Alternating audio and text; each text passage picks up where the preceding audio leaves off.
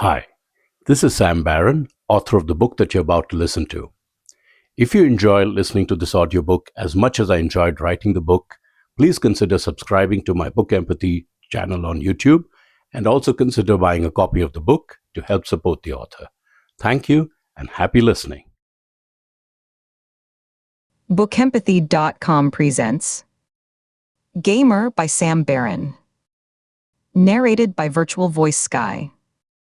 Visit BookEmpathy.com for free books every day. Chapter 1. The walk would have been peaceful if it didn't end with a 12-hour desk shift. Gemma Aldrich moved through the sleeping capital, her breath forming small, transient clouds that vanished almost as soon as they appeared.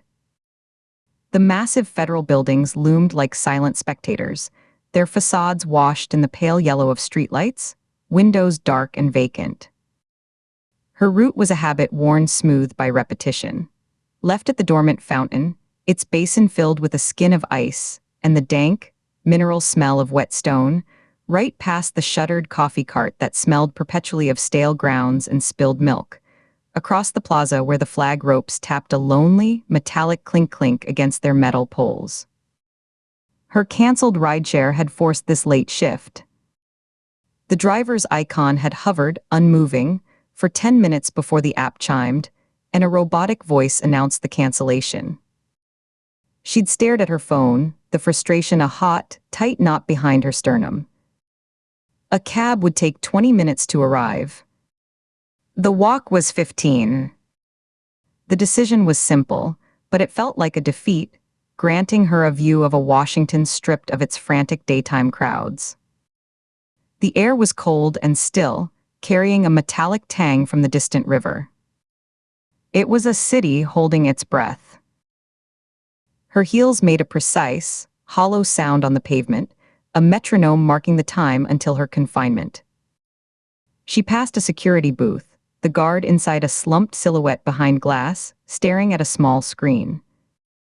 His face was a pale moon in the blue glow, his eyes fixed and unblinking. She met his reflection in the glass for a half-second, a woman in a practical coat, a worn leather bag slung across her body. He didn't look up, didn't register her passage. Her own reflection ghosted across the dark windows of a law firm, features set in the neutral mask of someone already mentally at her desk. She thought of the reports waiting for her, the endless streams of data to be logged and cross-referenced, work so granular it felt like building a mountain out of individual grains of sand. The silence around her was a vast, empty vessel, and her thoughts, usually a low hum of mundane worries. The credit card bill, the weird noise her refrigerator had started making, her mother's upcoming birthday, seemed to echo too loudly inside it, each one distinct and strangely amplified. The parking garage attached to her office building was a concrete cavern, its entrance a yawning mouth exhaling air several degrees colder than the night outside. She stepped in, the transition immediate.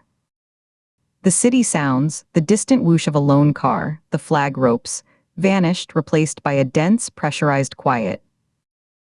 The fluorescent lights strung along the ceiling hummed a dull, persistent note, a sound that seemed to vibrate in her teeth and at the back of her skull.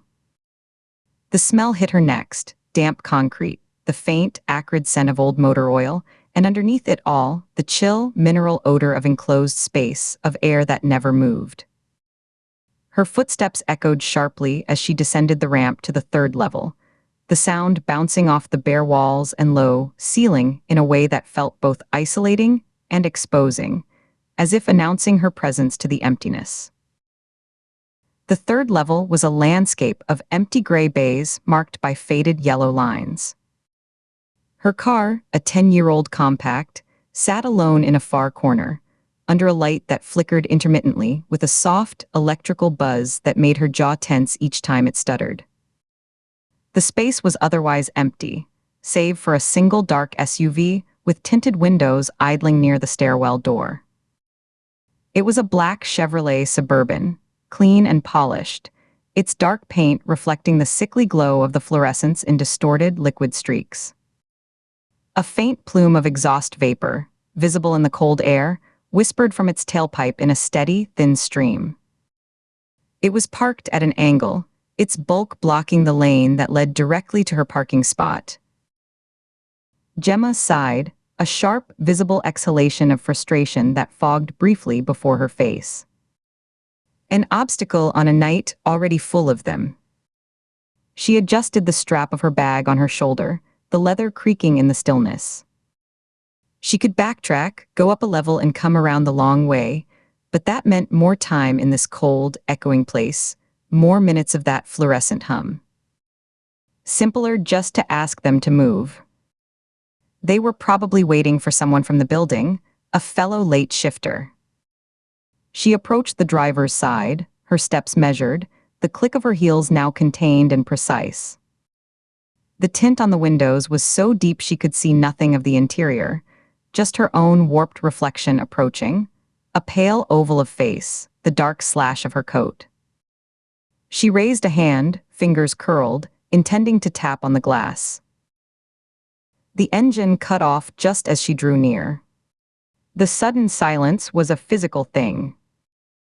It rushed in to fill the space left by the low rumble, amplifying the relentless hum of the lights overhead into a high-pitched whine in her ears.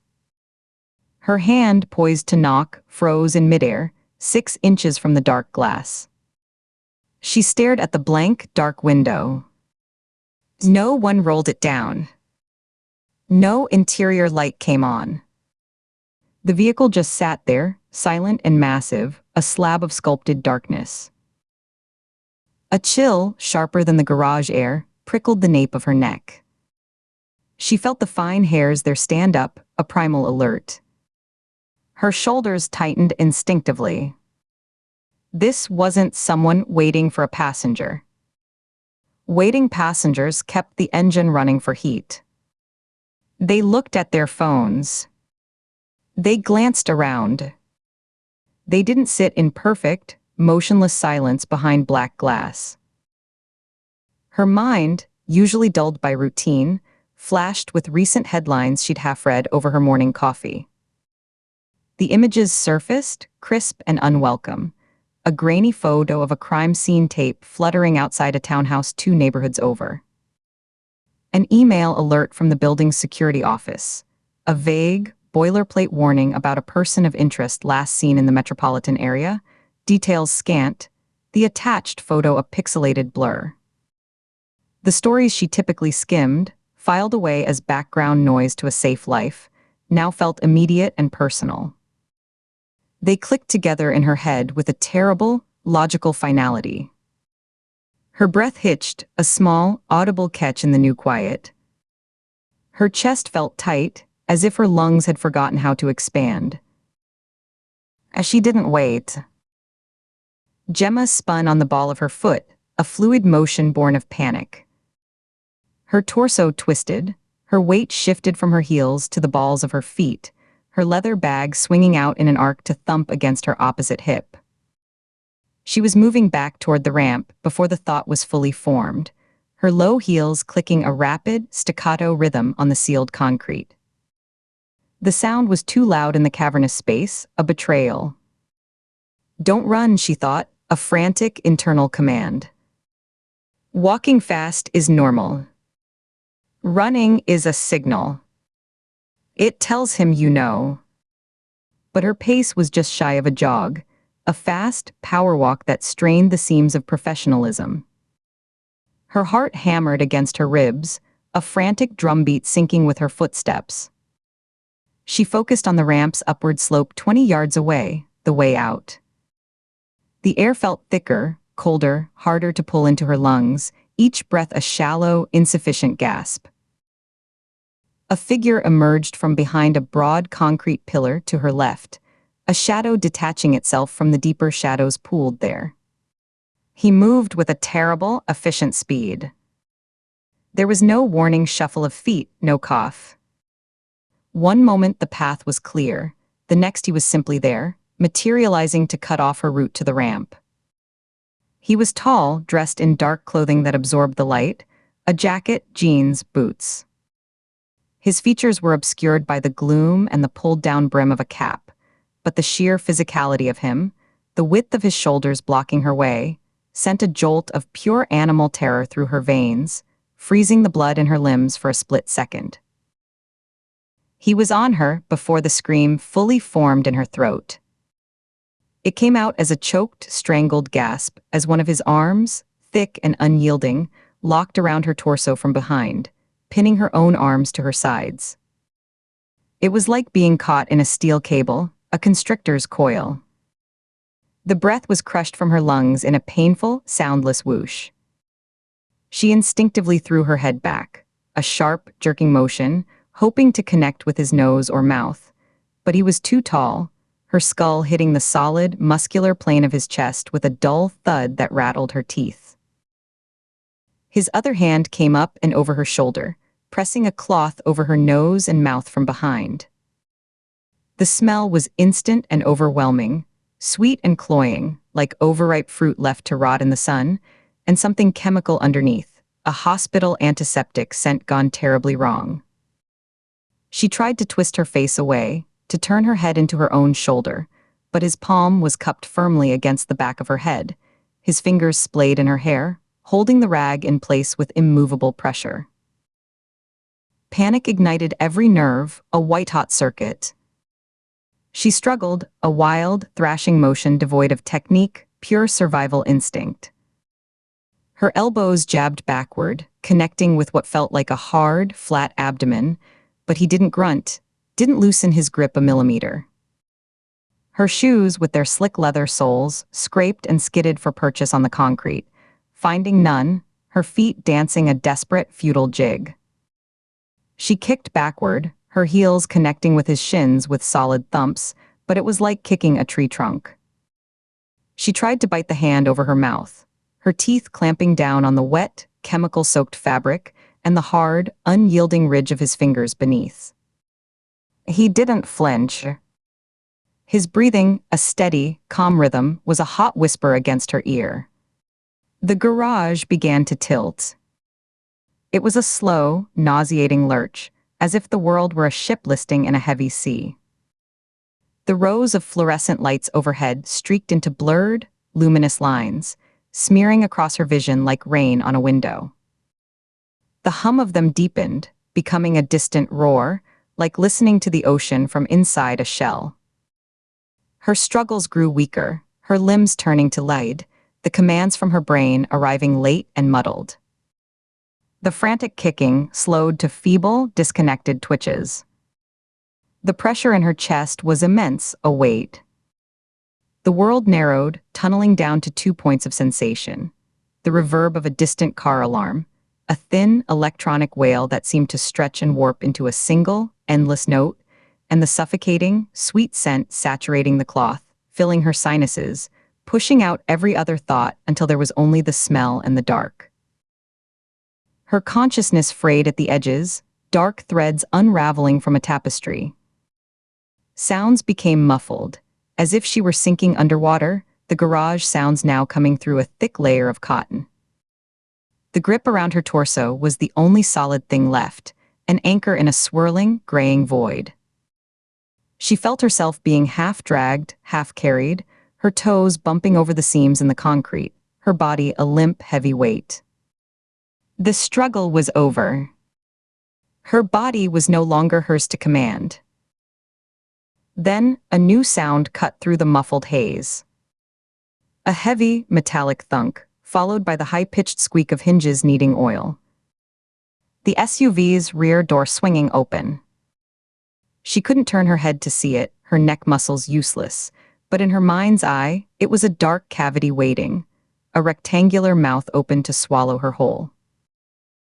Her consciousness, a thin fraying strand, finally snapped. The last coherent thing to surface from the drowning blackness wasn't an image or a sound. It was a thought, clear and terrible in its finality, rising like a cold stone from the depths. All her previous confrontations, the heated arguments with faceless bureaucracy, the quiet battles against daily exhaustion, the small fears of being late, of not being enough, The irritations of canceled rides and flickering lights had been rehearsals. Dry runs for a moment she never knew was coming. This was the final performance. And then there was nothing. In Chapter 2, Katie's back hit the edge of the counter, the impact a dull shock against her spine that traveled up into her skull. Her legs simply refused to hold her, the strength gone from her muscles as if the tendons had been severed. She slid down a few inches, the laminate edge catching her jacket, before she managed to lock her knees. The body on her sofa wasn't a stranger. It was Todd. What was left of him? The cream-colored fabric was a soaked, dark ruin beneath him, a deep burgundy that was still spreading at the edges, seeping into the cushions with a slow, thirsty pull. Bones shone wet and white where the knife had gone too deep, over and over, not just puncturing but gouging, tearing rents in the plaid of his shirt and the flesh beneath. The air in her small living room was thick, a coppery, meaty smell that coated the back of her throat and lay heavy on her tongue. As she went still, a cold, professional silence descended, sealing off the scream building in her chest. She felt the transition in her own body. Her breathing slowed, became shallow and deliberate through her nose. In, hold for 2, out. She consciously dried her eyes with a hard blink, forcing the burn of tears back into her ducts. Her vision sharpened, focusing like a camera lens. Her hands, which had been trembling at her sides, steadied themselves, palms pressing flat against the cool laminate countertop. Her fingers curled, finding purchase on the edge. Her profiler's mind worked involuntarily, a machine clicking on. Her eyes, dry and unblinking, tracked the wounds, jagged, furious tears in his shirt and flesh. They catalogued the blood spatter on the wall behind the sofa, a high-velocity arc of droplets already browning at the edges like old rust. They noted the deliberate positioning of the limbs, one arm flung over the side, fingers brushing the rug, the other twisted awkwardly beneath his torso, the wrist bent at an impossible angle. Angle of entry suggests a right-handed assailant standing over the victim. Overkill indicates rage, personal grievance, or a need to ensure death. The display on the primary living space furniture is a message. It's for the person who lives here. The analytical floodgate opened before the emotional shockwave could fully land. The horror wasn't just the carnage. It was the profound trespass. He'd been a toxic mess, but this butchery was a message left on her doorstep, written in a language of violence only she was fully trained to read. Her gaze swept the room, taking in the specific violations. A framed photo of them from a hiking trip in Shenandoah, a rare, genuine smile on her face, lay face down on the floor by the television stand, the glass cracked in a spiderweb.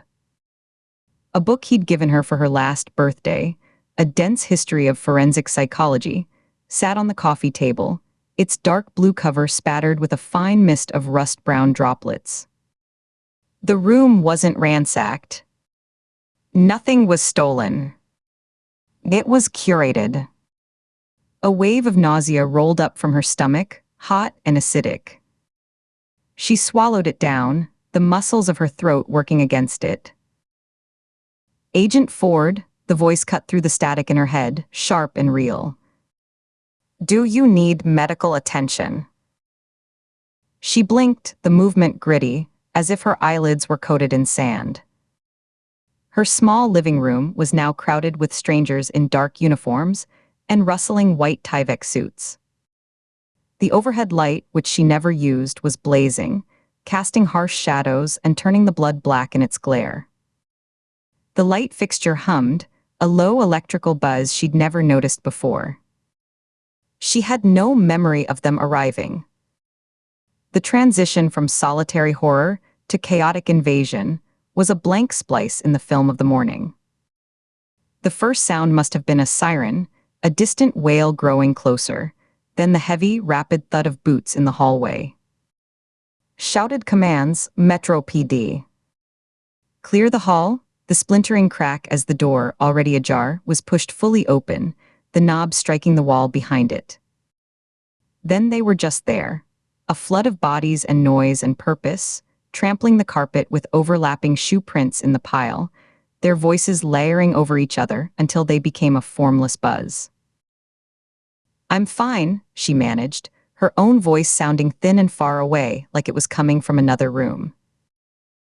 The officer, a young woman with a pinched, concerned face and a nameplate that read Vasquez, took a step closer. "Ma'am, you're very pale. You should step outside, get some air. Let us do our work here." Her tone was gentle but firm, the practiced cadence of someone used to dealing with the freshly traumatized. Katie shook her head, a tight, jerky motion. Her fingers curled against the laminate countertop until her knuckles were white and the edges bit into her palms. She was clinging to it, an anchor in the swirling room. "I'm fine right here," she repeated, her voice gaining a fraction of strength, the automatic response of an agent used to asserting control at a scene. Officer Vasquez's eyes flicked to the couch and back, her concern deepening into something more professional, more assessing. "You found him." Katie gave a single, stiff nod. "Did you touch anything? Move anything?" "No," the word was a dry scrape.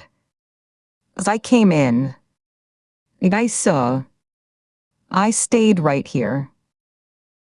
Her mind clawed backward through the blurred hours, past the terrible stillness of the present, to the violent noise of last night.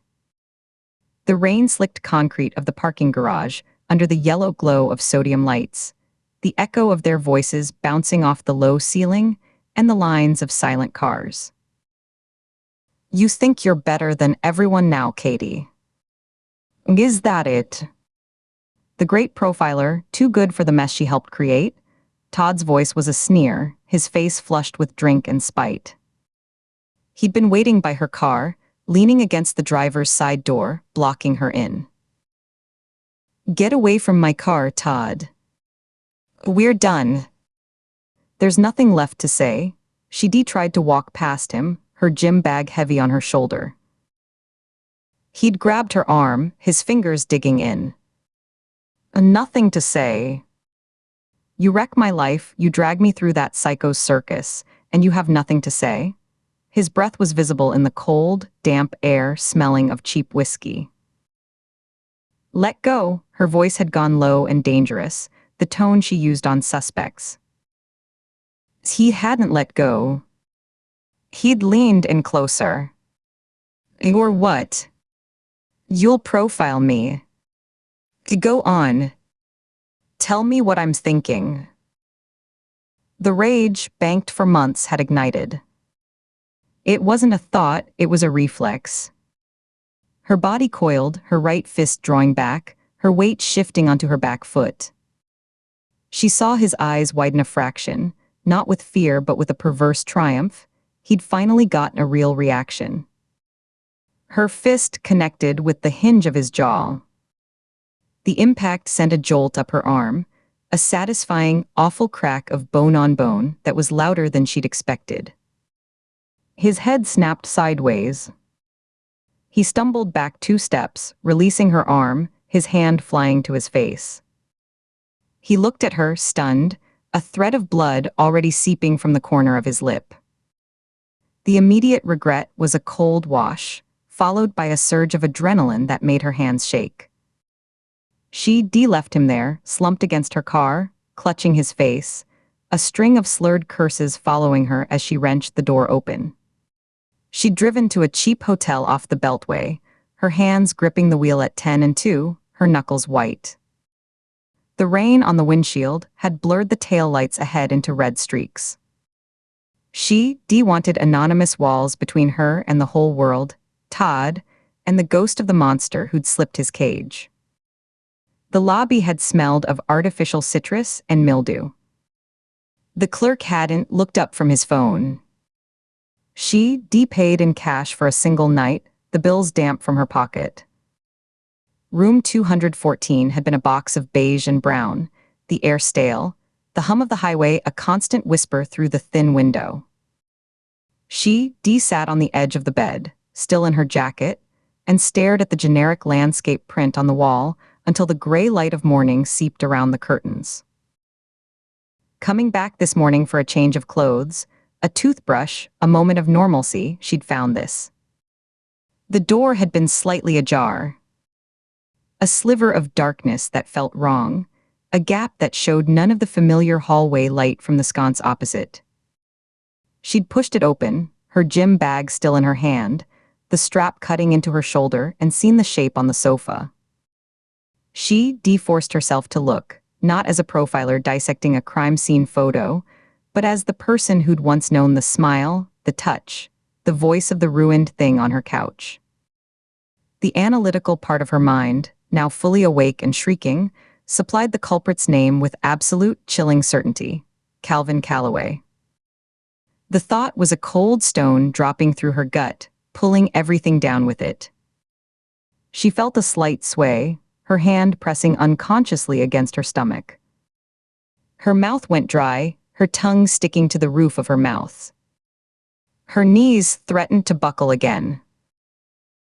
Movement flickered at her periphery. A man in a plaid bathrobe, his hair mussed from sleep, was peering in from the hallway with wide, uncomprehending eyes. He took in the uniforms, the white suits, the solemn faces, and his gaze drifted past them to the couch. His mouth fell open, a soft O shape. "Everything okay?" he stammered, his voice too loud in the hushed room.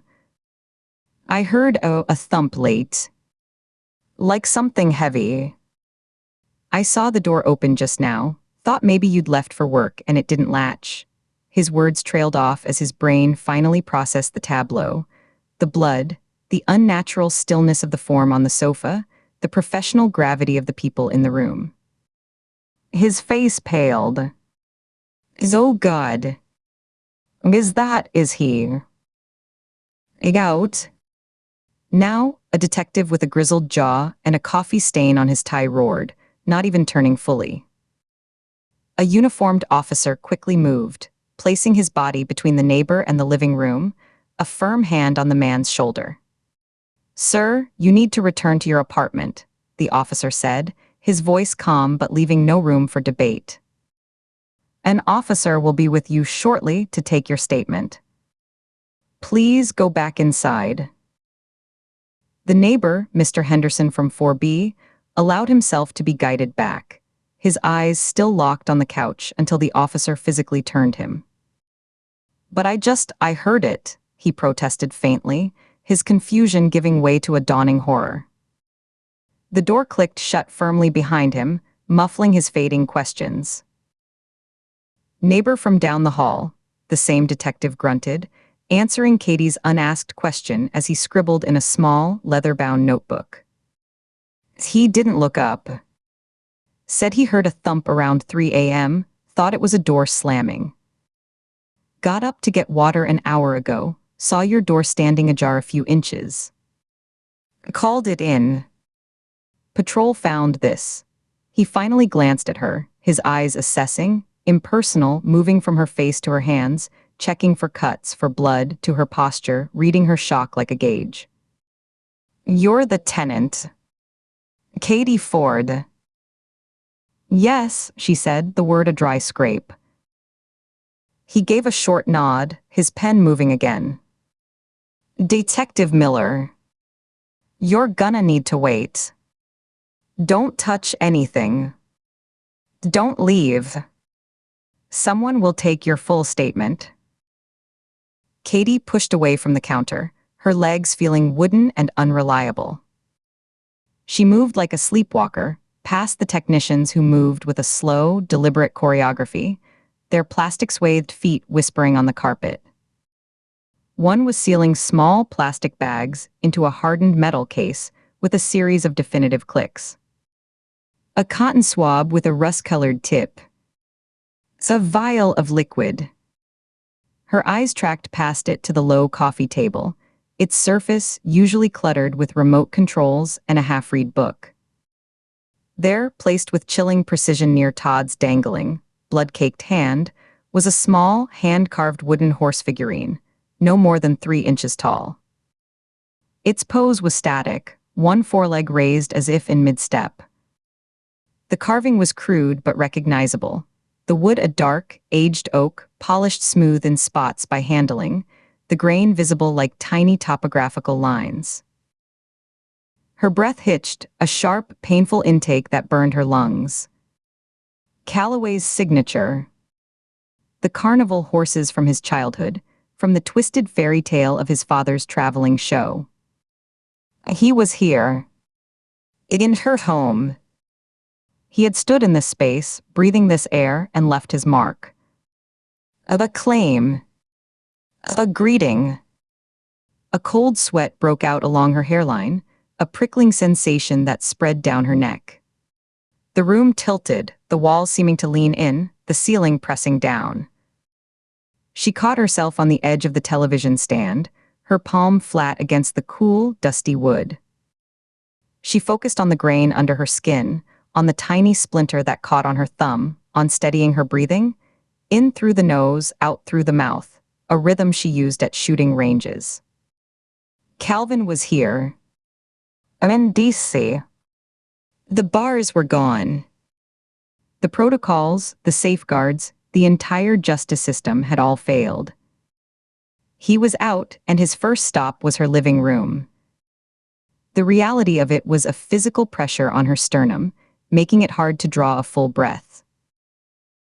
As the technicians focused on logging the larger evidence, photographing the body from every angle with the loud shutter click of a DSLR, the flash bursting white and leaving purple ghosts in her vision, measuring distances with a yellow tape that ZZ-zipped as it extended, Katie's hand moved quietly, automatically. She pulled her phone from her jacket pocket, her movements small, her body angled away from the room, presenting her back as if she were just bracing herself against the stand. She cradled it in her palm, thumb finding the camera icon. She angled it, her body shielding the screen from view, and took a single, clear photograph of the wooden horse, ensuring the bright yellow evidence marker with its bold 7 beside it was also in the frame. The phone made a soft, artificial shutter sound. She flinched, her shoulders tightening, but the other noises in the room, muttered conversations, the crinkle of plastic, the detective's radio spitting static, swallowed it. Proof. Private, professional proof that she could study, that wasn't subject to evidence lockup and chain of command delays. She slipped the phone back into her pocket, the weight of it suddenly feeling immense, just as a tech in white finally turned, holding a fresh evidence bag, and carefully used stainless steel tweezers to lift the figurine from the table. He held it up to the harsh light, squinting, turning it over to examine the underside, before lowering it into the bag and sealing it with a rasp of the zipper.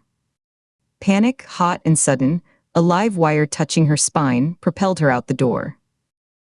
She needed air that didn't smell of death and violation, air that wasn't shared with the ghost of Calvin Calloway. She stumbled into the hallway, which was now a gauntlet of uniforms, detectives in rumpled suits smelling of stale coffee and cigarette smoke, and the lingering, curious faces of other apartment doors cracked open, backlit by the weak morning light from windows at the end of the hall. The noise hit her, a wall of muttered conversations, bursts of radio static, the squeak of shoes on the worn industrial carpet that was a faded, muddy green.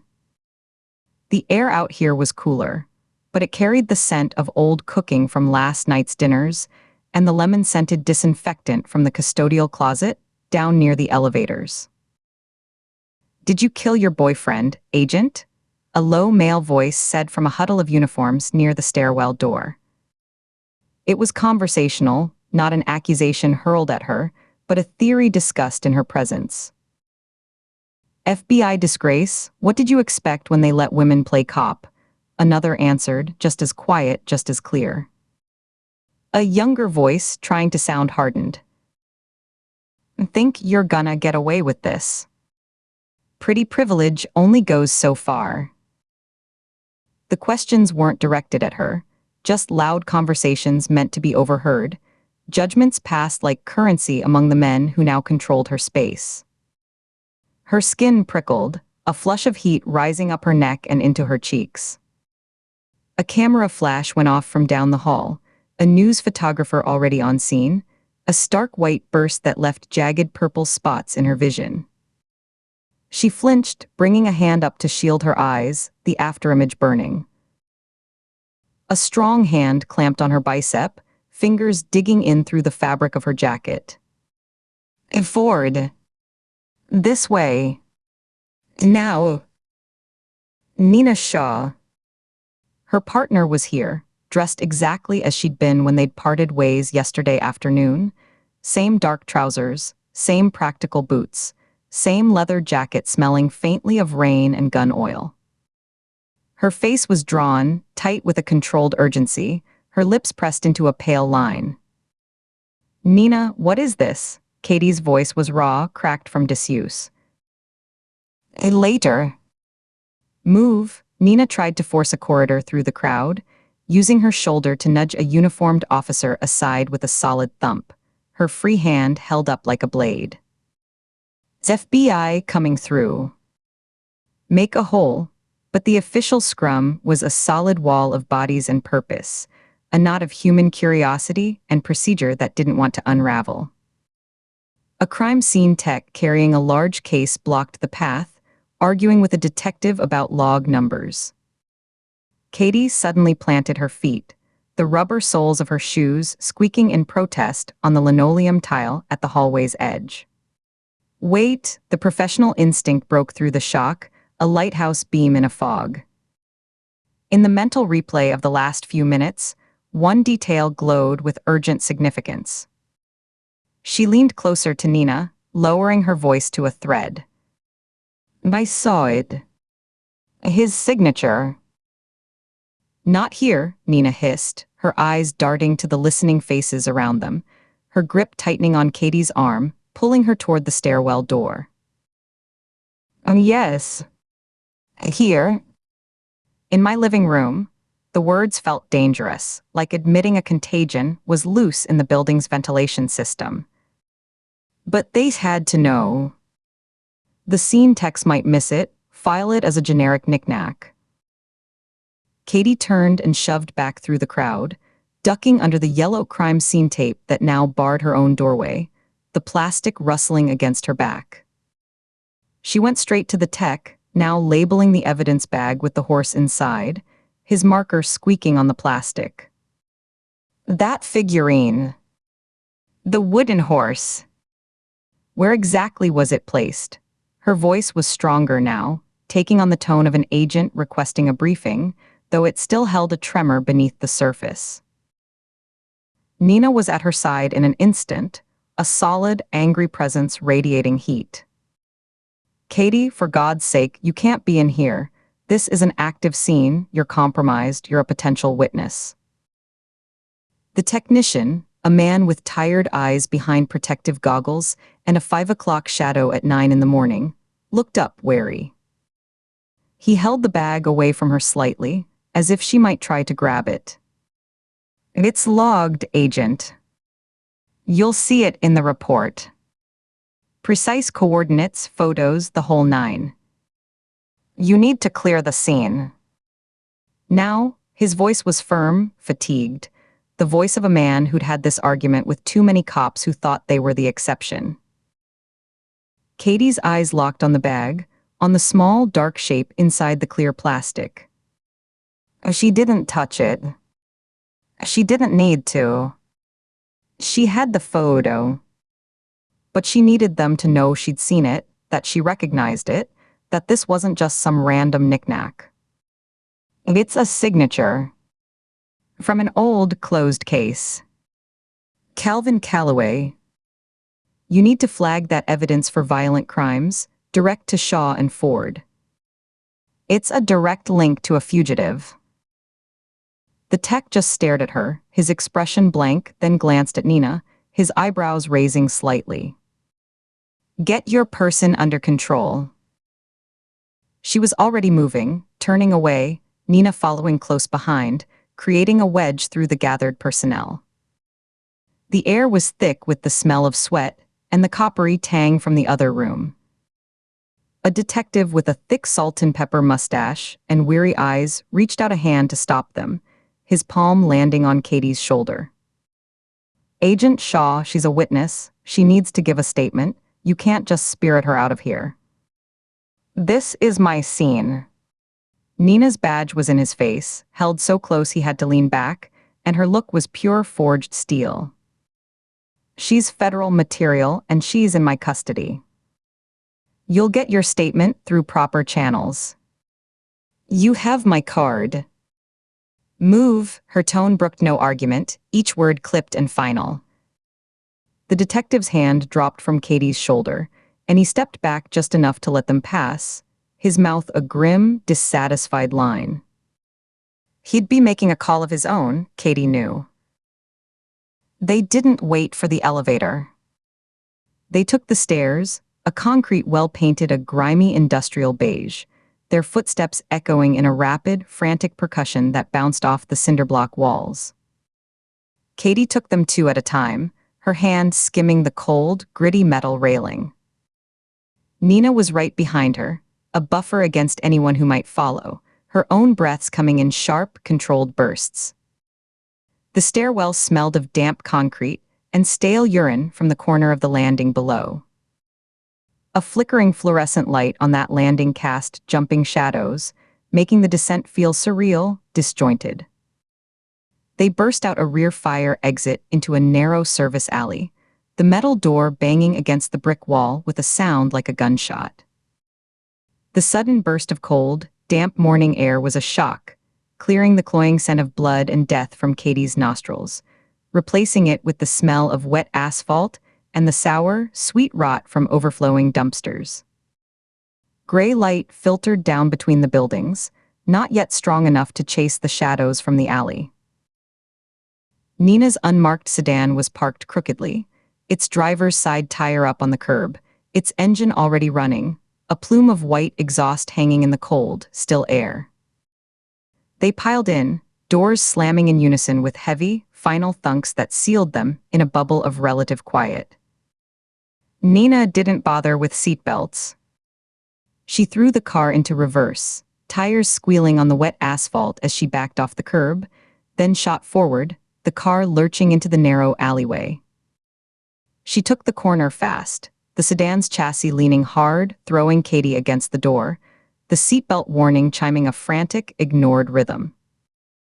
They left the scene, the building, the nightmare behind in a roar of acceleration, the world outside the windows blurring into streaks of gray brick and brown dumpsters, then the brighter colors of early morning storefronts.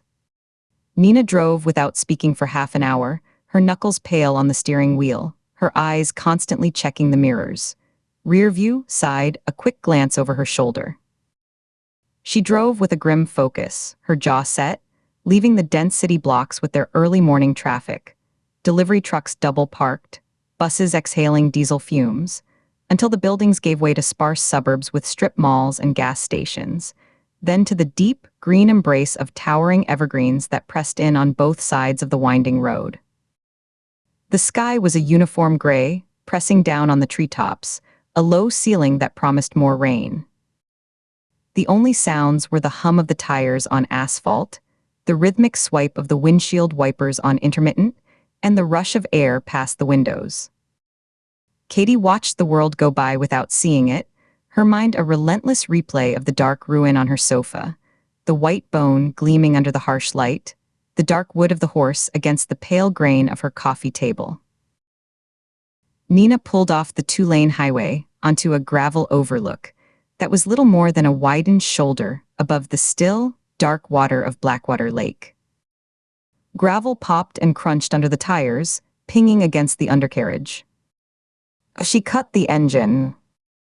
The silence that followed was immense, broken only by the distant, lonely cry of a bird and the faint, rhythmic lap of water against a rocky shore far below. The smell of pine and damp earth seeped into the car, clean and cold. Droplets of condensation began to form on the outside of the windshield, blurring the view of the gray expanse merging with the gray sky at a blurred horizon. "You're staying with me," Nina stated, not asking. She stared straight ahead through the glass, her hand still resting on the wheel.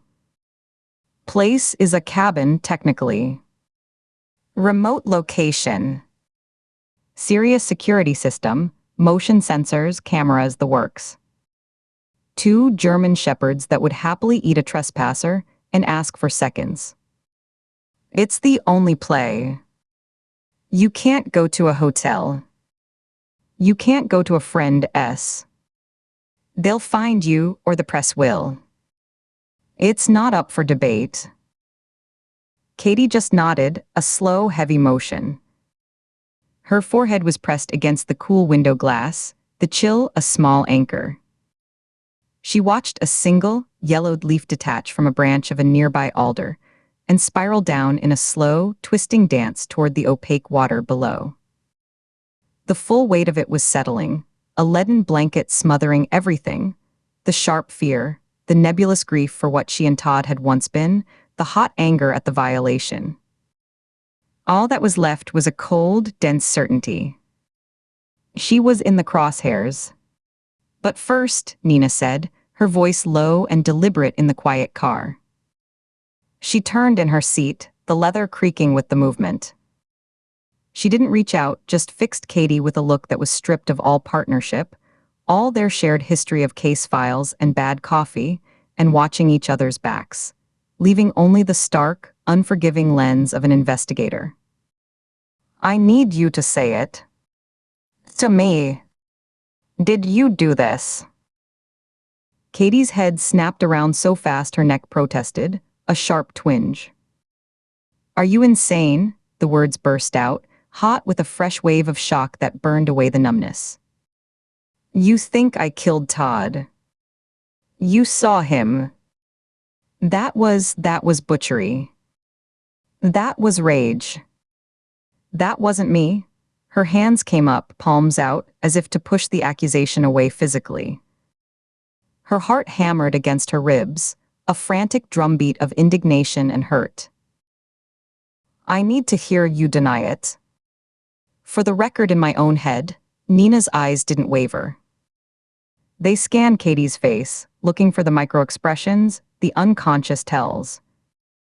Because what I'm looking at is a crime scene that screams personal. Deeply, violently personal. And you have a very personal, very public history with the victim that ended in a physical altercation last night, witnessed by half the garage security cameras. So I'm asking, did you go back? After the hotel? Did you go back to talk, to finish it, and did it go wrong? "I didn't kill him." Katie forced the words out, clear and hard, looking directly into Nina's searching eyes, refusing to blink, to look away, to show any hint of guilt that wasn't there. "I fought him. I hit him once. I left him in the garage, alive and swearing at me. I got in my car and I drove to a hotel. The Marriott Courtyard off exit 17. I paid in cash. I was in room 214 from approximately 11 p.m. until 6:30 this morning. I came back for clothes. I found him dead. That's it. That's the sequence." She laid it out like evidence on a table, each fact a discrete, clean object, her voice flat and measured. Nina studied her, the scrutiny so intense Katie felt physically prodded. She knew what Nina was looking for. The dilation of her pupils, a flicker of the gaze to the left, the creative side, where lies are constructed, a slight, unconscious swallow, a tremor in the hands. Katie kept her hands still in her lap, her breathing even. She was telling the truth, and she needed every fiber of her being to broadcast that signal. Then Nina's eyes dropped, and she looked away, out at the gray expanse of the lake. She let out a long, slow breath that fogged the window beside her. "It looks bad. You were the last person seen with him, and it was a violent encounter. The press will have the story by noon if they don't already. Jealous FBI agent, toxic ex-boyfriend, blood in the apartment. It's a cable news producer's wet dream. They'll be digging up your service record, your commendations, turning them into motives. Ambition. Ruthlessness. They'll paint you as the ice queen who finally snapped. I know what it looks like, Katie whispered, the words barely audible over the sound of a light rain beginning to patter on the car roof, a soft, steady percussion. The full, grotesque architecture of the nightmare was becoming clear, room by terrible room. The public trial was already beginning. So who called it in? You didn't. Your phone records will show that. Katie checked her phone, her movements mechanical. The screen was cold and bright in the dim car. The call log showed no outgoing calls since yesterday afternoon, a check-in with Glenn, a missed call from her sister. Nothing to 911, nothing to the precinct. No digital footprint to corroborate her timeline of discovery. She showed the screen to Nina, the list of calls glaringly short, a testament to her isolation. And nothing. An anonymous tip to the neighbor, maybe. Or a call directly to the Metro PD switchboard from a blocked number. And who do we know who loves to orchestrate, to puppet master from the shadows, who gets off on watching the chaos unfold?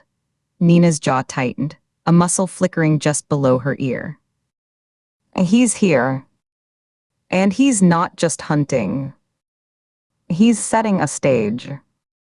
With you as the star. The fallen agent. The murderer. He's trying to frame me. The words tasted like ash. They were logical, professional.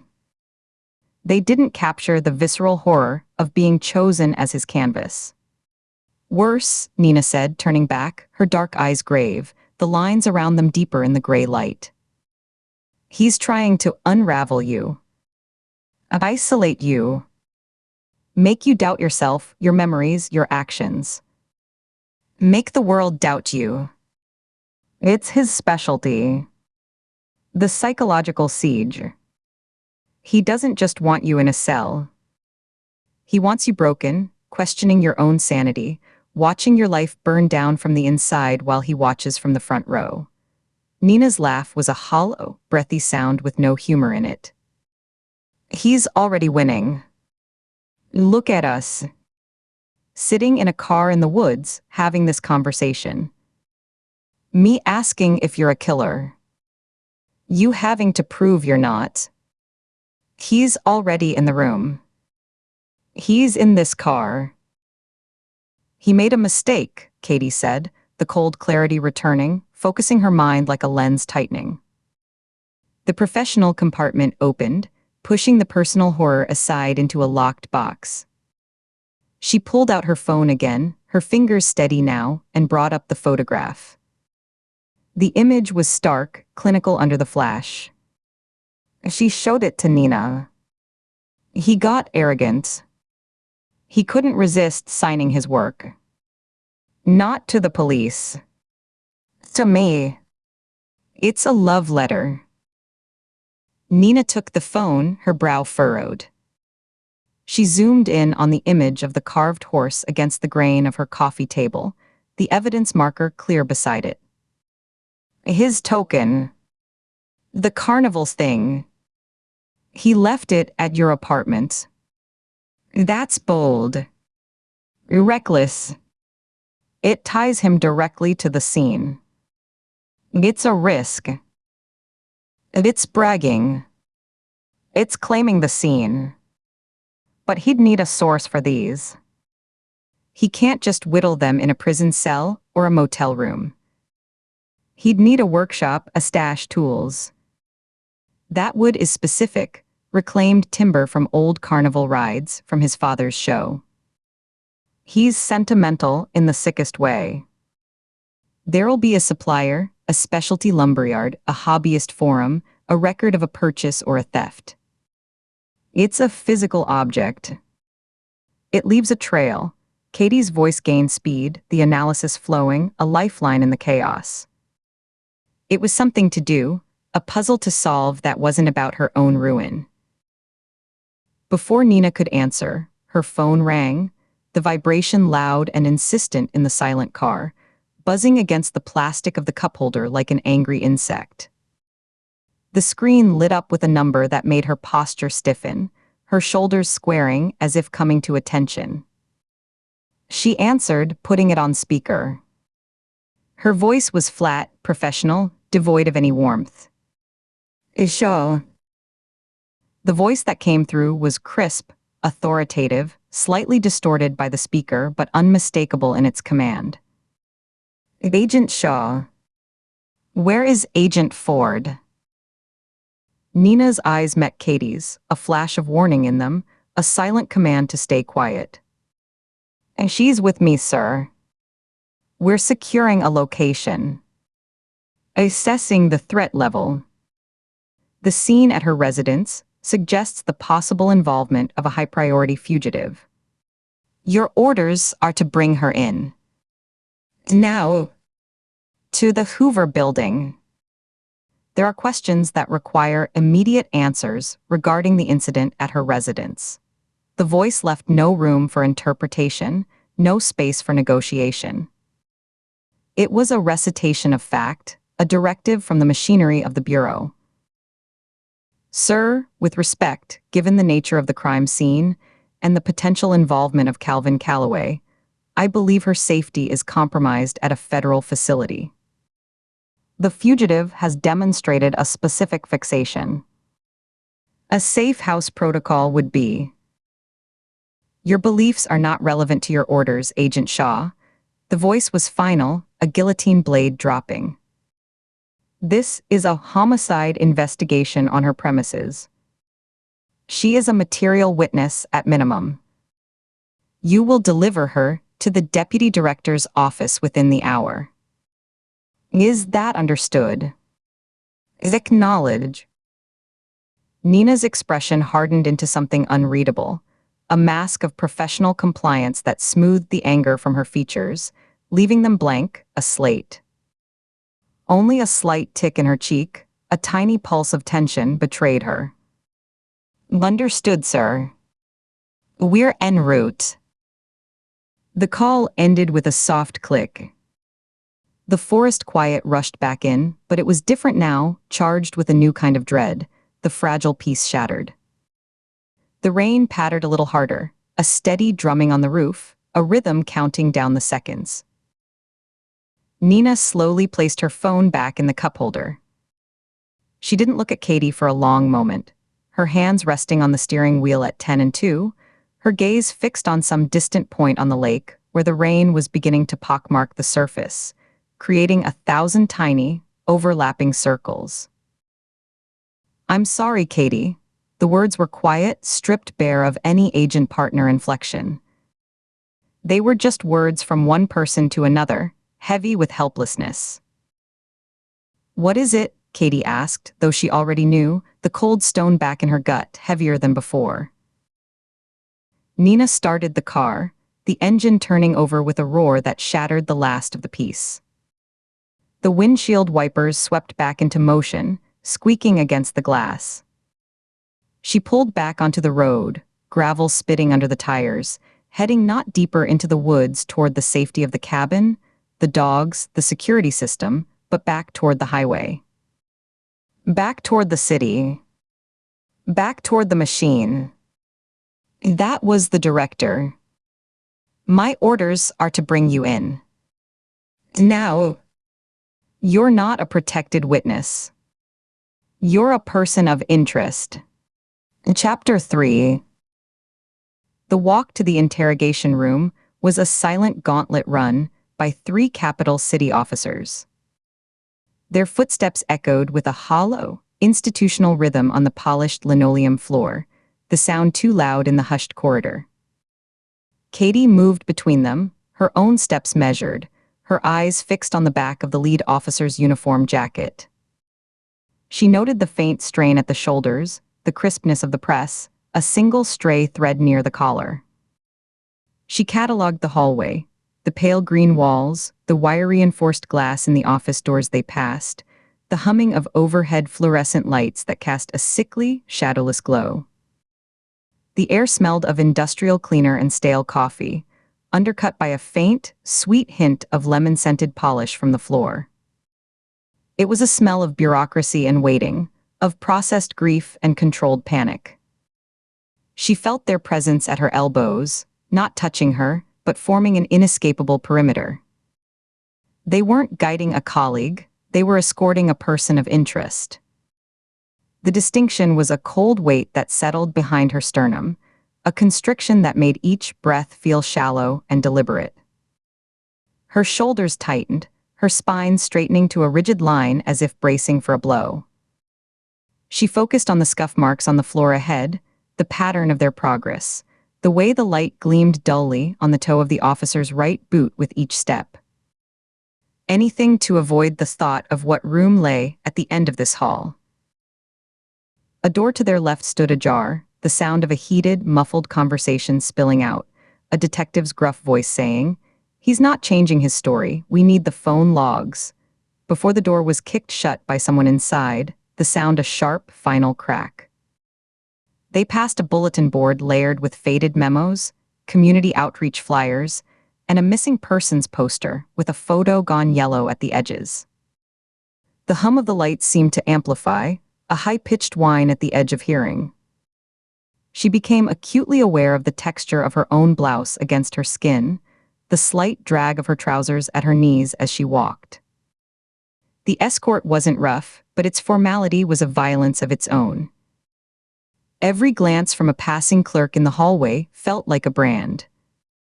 She kept her chin level, her gaze forward, but her peripheral vision caught the subtle shifts as people noticed the procession, and then quickly looked away.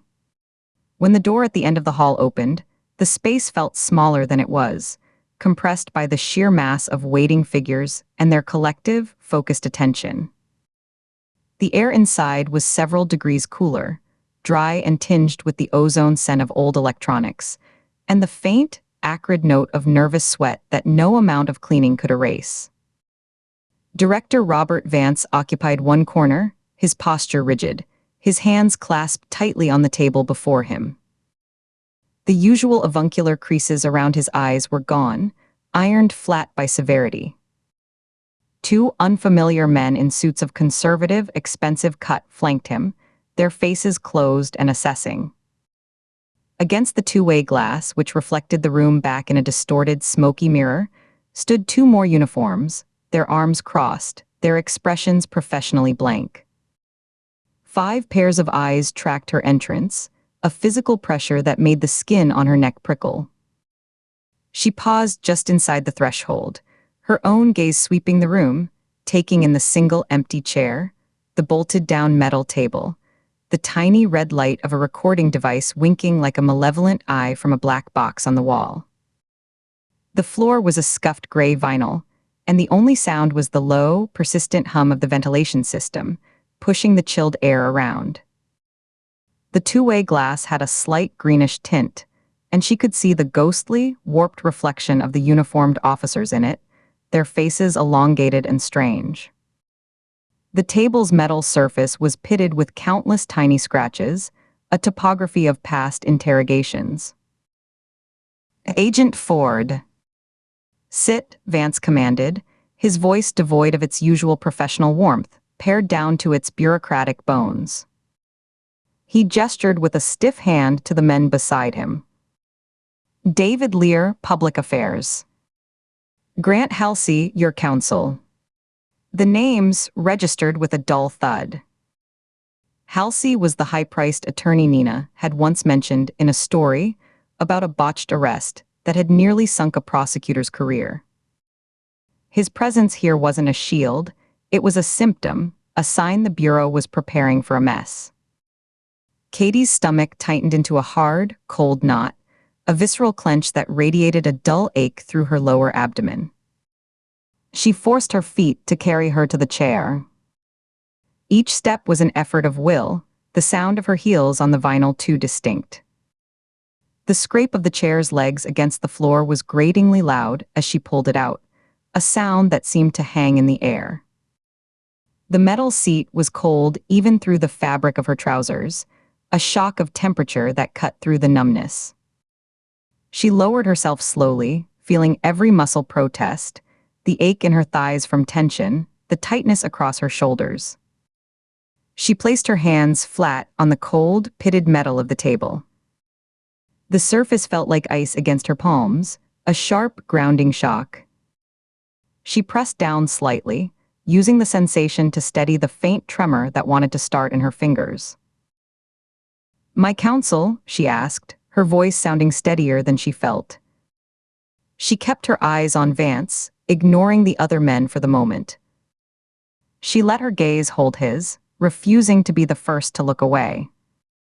The public affairs man, Lear, had a bland, forgettable face, but his eyes were active, darting from her to Vance and back, cataloging. Halsey looked bored, but it was a practiced, expensive boredom. "Given the severity," Vance said, his tone implying the word encompassed more than just Todd's death. He let the phrase hang, a cloud of unspoken accusations. He nodded toward the other men. "It's procedural.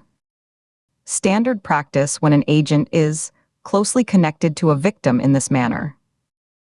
Officers Denton and Chief Dutton are also observing." He indicated the uniforms by the glass with a slight tilt of his head, a minimal movement that somehow conveyed immense weight. "And now, please. We need to begin." She felt exposed, a specimen under a lens. The light from the fixture directly above felt too bright, bleaching color from the room, and highlighting every tremor she fought to suppress in her hands. It cast hard shadows under Vance's eyes and Lear's chin. She was aware of her own breathing, the slight rise and fall of her shoulders, the way her blouse stuck to the small of her back with a damp patch of stress. The air from the vent brushed the nape of her neck, raising goosebumps. Nina's warning echoed in her head with the force of a physical blow. "Don't mention the punch." Katie kept her hands flat, fingers splayed, a conscious effort to project calm. She could feel the grain of the metal table, a faint texture of minute scratches and wear, and focused on tracing an invisible line with her thumb, a tiny, hidden motion. Vance began, his voice a low, steady drumbeat in the sterile room. "You're aware of the situation. Agent Todd Osgood was found deceased in your apartment this morning. A homicide. The weapon matches a set you own. Were you involved?" "No, sir." "Never." The words came out clear, but they sounded small and brittle in the dense, sound-absorbing air of the room. She made sure to hold the "sir" a fraction longer than normal, a gesture of respect she hoped would register, a tiny anchor to protocol. "You were the last to see him alive?" Vance asked, his eyes never leaving hers. He didn't blink. "I was." She held his gaze, refusing to look at the two-way glass, though she could feel the imagined observers behind it, watching her every micro-expression, every blink. She imagined them leaning forward, studying the monitor, a room full of strangers dissecting her face. "Detail that encounter." It wasn't a request. It was a command, flat and expectant. Katie drew a steadying breath, feeling it catch slightly in her throat. She could feel the eyes of Lear and Halsey on her, the attorneys particularly sharp, like a scalpel waiting for an incision. Lear had a pad of paper before him, but hadn't written a word. Halsey simply watched, his hands steepled under his chin, his index fingers pressed to his lips. "We were involved. It ended. Yesterday, around 5, I found him outside my building when I got back to town. He wanted to reconcile. I didn't. We argued. I walked away." She delivered the facts in a clipped, professional cadence, mirroring a report, each phrase a discrete block of information. Vance studied her, his expression skeptical, his lips pressed into a thin, pale line. He let the silence stretch for a 5 count, the hum of the vent filling the space, becoming the only sound in the universe. "That's the entirety of it?" he finally asked, his voice dripping with doubt. He leaned back a centimeter, a posture of disbelief. "Yes," she didn't elaborate.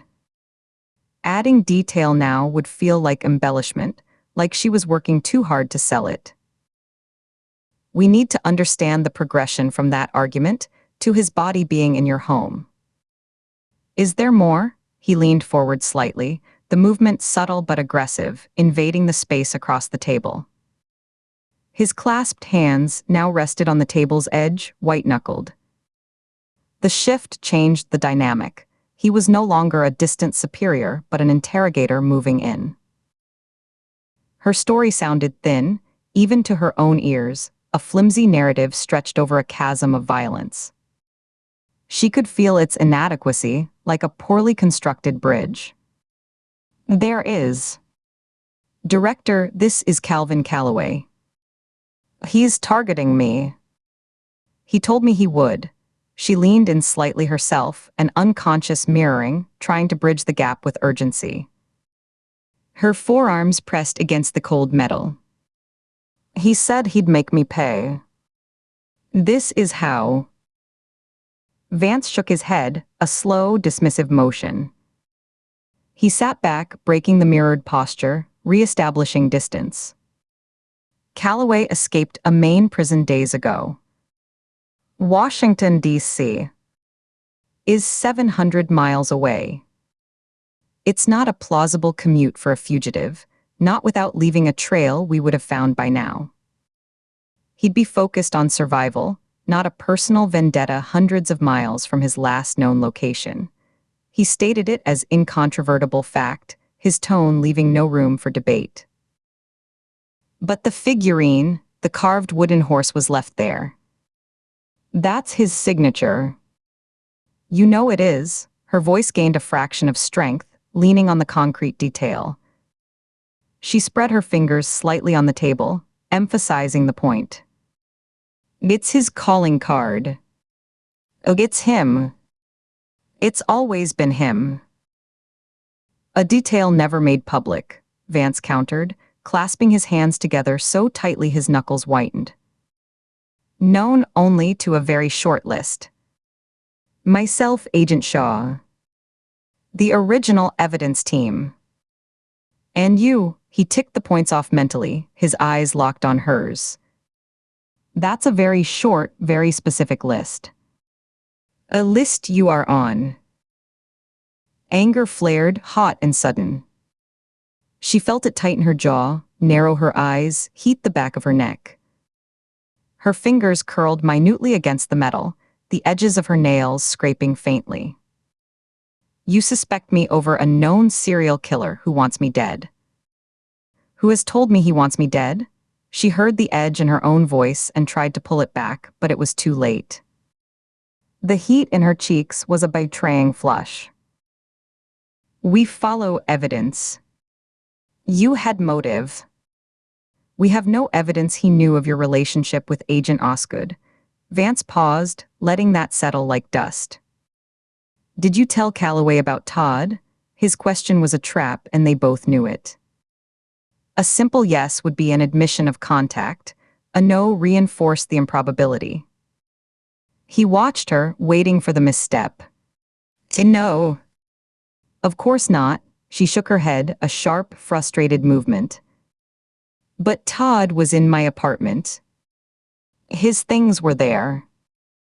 How would I even get one of those figurines? They were evidence. They were locked away in property." She appealed to procedure, to the chain of custody, to the sanctity of the evidence locker. It was a safe harbor, a bureaucratic truth. "They're hand-carved, but from a common pattern using common wood," Grant Halsey interjected flatly, speaking for the first time. His voice was dry, devoid of inflection, as if reading from a technical manual. Pine birch. Sold at countless craft fairs, roadside stands, even online. Difficult, if not impossible, to trace to a specific source or carver. The presence of one is suggestive, not definitive. He delivered the statement without looking at her, his gaze fixed on a point on the wall behind her head, as if addressing the room at large. Without provenance linking it directly to the Callaway evidence locker, a serial number, a unique tool mark we documented and can match, it's just a wooden horse. Katie turned her head to stare at him. His face was impassive, a mask of legal neutrality that offered no reassurance. He was stating facts for the record, not building a defense. The message was clear. The figurine was not the get-out-of-jail-free card she hoped it was. It was, in this room, just another piece of ambiguous clutter. Her stomach sank further. "We're examining all possibilities," Vance said, reclaiming control of the conversation. He adjusted his cuff, a small, fussy movement that seemed at odds with the tension. "But there's another matter." He glanced at Lear, a silent cue. The public affairs director, David Lear, stepped forward from his position against the wall. He had a bureaucrat's careful posture, everything held in check. He consulted a small notebook, flipping a page with a precise thumb. "You returned to Apollo House around 9 this morning?" he asked, his tone suggesting he already had the exact timestamp from building security, that this was a test of her veracity, a first gentle probe for cracks. "Approximately, yes. I got the call from dispatch and went straight there." She matched his flat tone, giving nothing extra. Vance leaned in again, his forearms on the table, his voice dropping into a lower, more confidential register that somehow felt more threatening than if he'd shouted. "At approximately 11:47 last night, a secure login was made to the Bureau's classified threat assessment database. The Orion system. The login was authenticated using Agent Osgood's biometric credentials, his thumbprint. The access point was triangulated to a mobile device within 1 block of your apartment building." Katie stared at him, the words landing one by one with the precision of hammer blows. The cold certainty settled in her gut, a leaden weight. Her mind raced, reassembling the night. The texts, the desperate calls, the argument in the garage, all of it recontextualized in an instant. It hadn't been about her, not really. It had been about proximity. About getting Todd close, vulnerable and alone.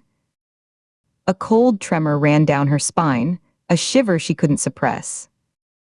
She felt the blood drain from her face, a lightheaded sensation that made the edges of the room seem to pulse. "Your neighborhood," Vance stated, making the connection explicit, his eyes boring into hers. "Your block." "It's a frame," Katie said, her voice low but vibrating with intensity. She leaned forward now too, mirroring his posture, the table a no man's land between them. "Callaway told me he'd do this. He said he'd make it so no one would believe me. He took the fingers for access, not just for show. He used Todd's thumb. He must have forced him to unlock a device. Or," she trailed off, the image of Todd being compelled, the violence of it, silencing her for a second. She saw it, Todd pinned somewhere dark, a blade at his hand, the demand. "Unlock it. Now." She blinked, pushing the image away, focusing on the pitted surface of the table between them. He needed a thumb that would pass the biometric scan. He planned this. Vance folded his arms, a barrier going up.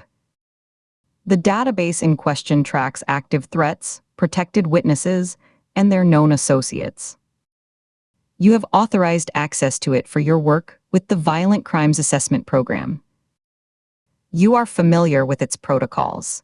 He was reminding her, and everyone in the room, of her unique relationship to the system that had been breached. It was an insider's tool, and she was an insider. David Lear added, stepping closer to the table, "We're keeping the specific accessed files confidential for now." Operational security. His voice was smooth, practiced, the voice of a man used to saying nothing with great authority. "What was he looking for?" Katie demanded, shifting her gaze to Lear. Her heart was pounding against her ribs, a frantic drumbeat she was sure was visible at the base of her throat. "If you know he accessed it, you must have a log." What was the query? A name. A location, she was thinking out loud, the profiler taking over despite the circumstances. Was it a search on me? On Nina's? On Calloway himself? Vance met her gaze, his own unyielding. "We don't know." The session was brief, under 90 seconds, and the logs were wiped remotely from the accessing device immediately after. A sophisticated purge. Only the initial authentication ping and the location metadata remain. "We know someone with Todd Osgood's thumbprint accessed Orion from your block last night. We don't know what they saw. He let the implication hang, or what they now know." The not knowing was worse than a specific revelation. It was a void filled with every terrible possibility. Katie dropped her forehead into her hands, her elbows jarring against the hard table. The cool metal against her skin was a minor, grounding shock. A bitter, helpless laugh escaped her, muffled by her palms. And of course, it was elegant in its cruelty. The texts, the arguments, the emotional chaos, all pretext, all theater to get Todd to her door, to get his biometrics, to place the activity in her geographic orbit. She lifted her head, her eyes finding Vance's again. The fatigue and frustration were plain on her face now. She didn't have the energy to hide them. "The fingers," she murmured, the pieces clicking into a horrifying whole. He didn't just take them for show or to unlock a phone. He needed the print for system access. The others were misdirection. To make it look like his old pattern, to muddy the water, and to horrify, to desecrate. But that part didn't need saying. The room seemed to grow colder, the vents hum more insistent. The room fell into a heavy, thick quiet. The ventilation system hummed. One of the officers by the glass shifted his weight, his boots squeaking slightly on the vinyl. The men exchanged a series of unreadable glances. Vance to Lear, a slight tightening around the eyes, Lear to Halsey, an almost imperceptible shrug, Halsey back to Vance, a slow blink. A silent conversation of eyebrows and slight tilts of the head.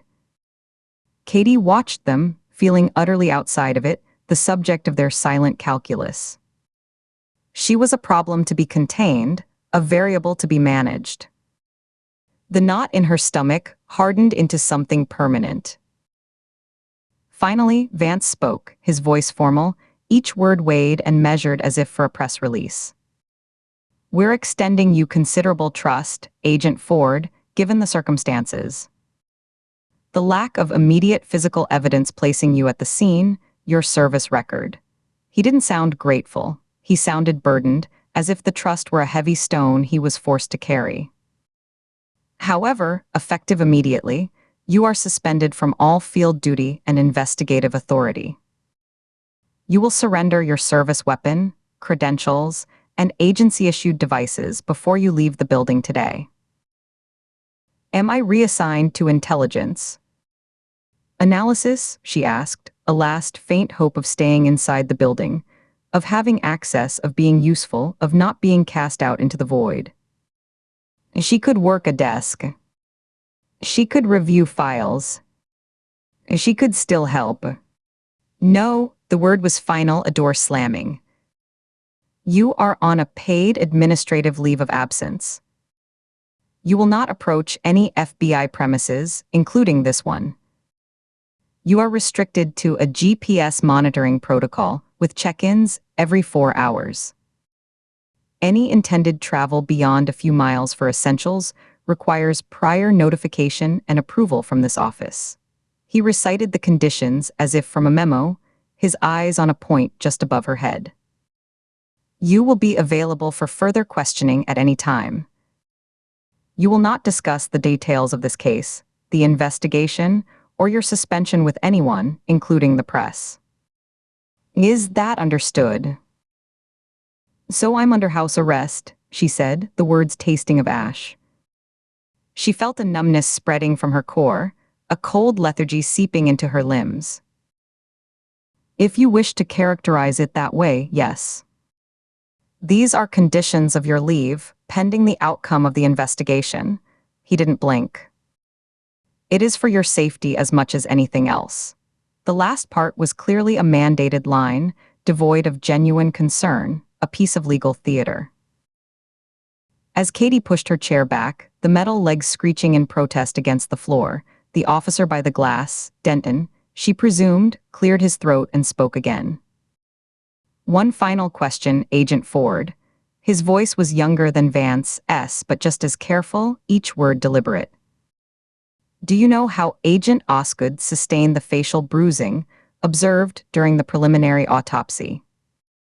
Contusions on the left cheek and orbital bone. Her fingers, which had been resting on the chair's cold metal frame, clenched around it, the edge biting into her palm. A sharp, clean pain. Don't tell them. The warning was a scream in her skull. She forced her grip to relax, willed her face into a mask of confused inquiry, raising her eyebrows slightly. She let her head tilt to the side, a gesture of innocent puzzlement. Could the assailant have done it? The scene was violent. She avoided the specific words, overkill frenzy. She gestured vaguely with her free hand, a flutter of fingers. In the struggle. Forensics suggests otherwise. The bruising was older, approximately 24 to 36 hours in development. Consistent with an injury sustained during the time frame of your last encounter. Denton's voice was neutral, but the timeline was a laser pointer aimed directly at her. He took a half step forward, his hands now at his sides. The medical examiner is confident on the timing. The bruising was fully formed, not fresh. She shook her head slowly, keeping her eyes slightly wide, selling the search for an explanation.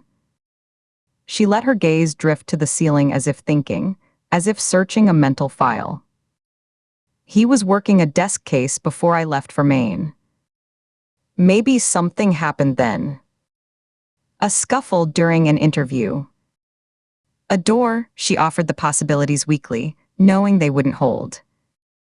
Her voice sounded thin, unconvincing even to herself. He was strictly administrative during that period, Vance said, shutting down that avenue, his voice firm. No field activity. No reported incidents. No paperwork for any altercation. His calendar shows back-to-back budget meetings and personnel reviews. Then I have no idea. The lie left her mouth cleanly, but it felt like swallowing glass. It coated her throat, a gritty, awful feeling. We argued. He was upset. But there was no physical altercation. She held Vance's gaze, praying her eyes didn't betray the memory. The parking garage, the shove, the crack of her fist against his jaw, the shock in his eyes that mirrored her own. She kept her breathing even, in and out, fighting the urge to swallow again, knowing the motion would be tracked, analyzed. A corrosive guilt burned behind her eyes, a sharp, acidic pressure. She felt a sudden, fierce heat in her cheeks. To hide it, she tilted her head back, her gaze fixed on a water stain on the acoustic tile ceiling, following its brown, feathery edges as it spread from a corner. She studied it as if it were the most fascinating thing in the world, counting the tiles it touched, tracing the pattern of its spread, until the heat in her face receded, until she could swallow against the tightness in her throat without it seeming like a tell. Calloway had forced her into this lie, had made her complicit in her own framing, by exploiting a moment of anger she wished she could erase. The manipulation was perfect. He had turned her own actions into a weapon against her. "You're dismissed," Vance said after a beat of silence that felt endless, filled only by the hum and the sound of her own pulse in her ears. "Remember the restrictions. Halsey will be in touch regarding the formal paperwork. You'll coordinate with Officer Denton for the surrender of your equipment." 30 miles, she repeated, a flat acknowledgement. She stood, her legs feeling unsteady, the blood rushing from her head for a dizzying second. She placed a hand on the table to steady herself, the metal now warm from her earlier contact. She turned without another word, her movements stiff, robotic. The walk to the door seemed longer than the walk in. She was aware of every step, the sound of her shoes on the vinyl, the eyes on her back like physical weights, the oppressive, judgmental silence she left in her wake. She could feel Lear's and Halsey's gazes following her, could sense Vance's unwavering stare. She reached for the handle, a cold, brushed steel lever, and pulled.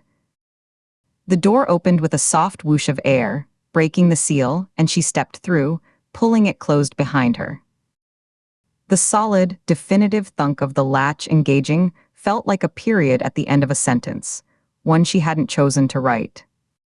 Outside, the hallway air felt different, warmer, less charged, but also empty and strangely loud after the muffled interrogation room.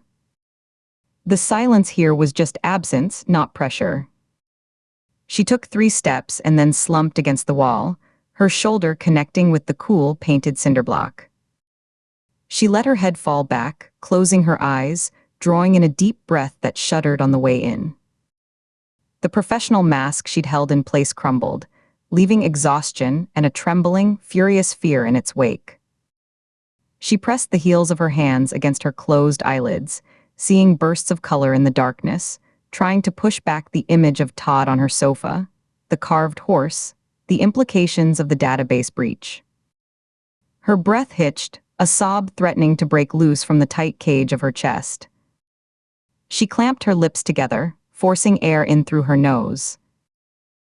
Nina Shaw materialized beside her, silent as a shadow. She didn't touch Katie, just stood close, a solid presence, blocking the view from anyone who might come down the hall. Her posture was casual, but her eyes were scanning the corridor. "You handled that," she said, her voice low, almost a murmur, meant only for Katie's ear. Katie dropped her hands, opening her eyes to the fluorescent glare. The familiar face of her friend, lined with concern and a shared understanding of the nightmare, was a small anchor in a sea of hostility. Nina's expression was tight, her own fear for Katie barely held in check. "I shouldn't have lied about she began, her voice thick with unshed tears and self-loathing. "Not here," Nina whispered, cutting her off sharply. Her eyes darted meaningfully toward the interrogation room door, then up at the corners of the ceiling, where cameras were undoubtedly housed in small, dark domes. "Walls have ears. Every corner. We'll talk at my place." Her tone was insistent, urgent. She gave a minute's shake of her head, a warning to stop talking. "My place is sealed. It's a crime scene." The words were surreal to say aloud, a fact from someone else's life. Her home was now a box of evidence, a place of death. "I mean mine. Let's go." Now, Nina's tone brooked no argument. She gave a slight nod down the hall, away from the interrogation wing, toward a staff exit marked by a glowing red sign. "My car is out back. Don't look at anyone. Just walk. Keep your eyes forward, like you're reading the signs on the doors." "Moved." Katie pushed herself off the wall, her legs obeying on instinct. She felt the rough texture of the cinderblock snag on the silk of her blouse. She fell into step beside Nina, focusing on the back of her friend's jacket, just as she had with the officers earlier. But this was different. This was a lifeline. They walked past closed doors with numbered plaques. Homicide Annex, Interview 3, Evidence Log, past a janitor pushing a cart loaded with cleaning supplies who averted his eyes, the squeak of its wheel the only other sound. Their footsteps, now in sync, were the only sound in the now empty corridor. The normal sounds of the building, distant phones, murmured conversations from behind doors, seemed to have faded away, leaving them in an isolated bubble of tense quiet. Nina led her through a heavy fire door marked Staff Only, its push bar cold and stiff under her palm. It opened onto a narrow, concrete stairwell that smelled of damp and disinfectant, their footsteps echoing sharply in the enclosed space, a rapid clack-clack-clack on the metal-edged steps. A single bare bulb lit each landing, casting long, jumping shadows. At the bottom, another door, and Nina pushed it open, holding it for Katie with her shoulder. They stepped out into a loading bay at the back of the building. The sudden blast of natural light, gray and diffuse under an overcast sky, made Katie blink rapidly. The air was cool and damp, carrying the distant, muted sounds of city traffic. A bus hissing, a horn, the general rumble of a world moving on, oblivious. The asphalt was stained with oil and rain, and a dumpster overflowed with shredded paper. Nina's sedan was parked in a reserved spot, nondescript and clean. She clicked the unlocks and they got in, the doors closing with a solid, muffled thud that sealed them in a sudden, profound quiet, cutting off the outside world. The interior smelled faintly of Nina's coffee and the pine scent of the car's air freshener. Nina started the engine, but didn't immediately put the car in gear. She just sat for a moment, her hands on the wheel at 10 and 2, staring straight ahead through the windshield at the brick wall of the adjacent building. Katie looked at her own hands, lying limp in her lap.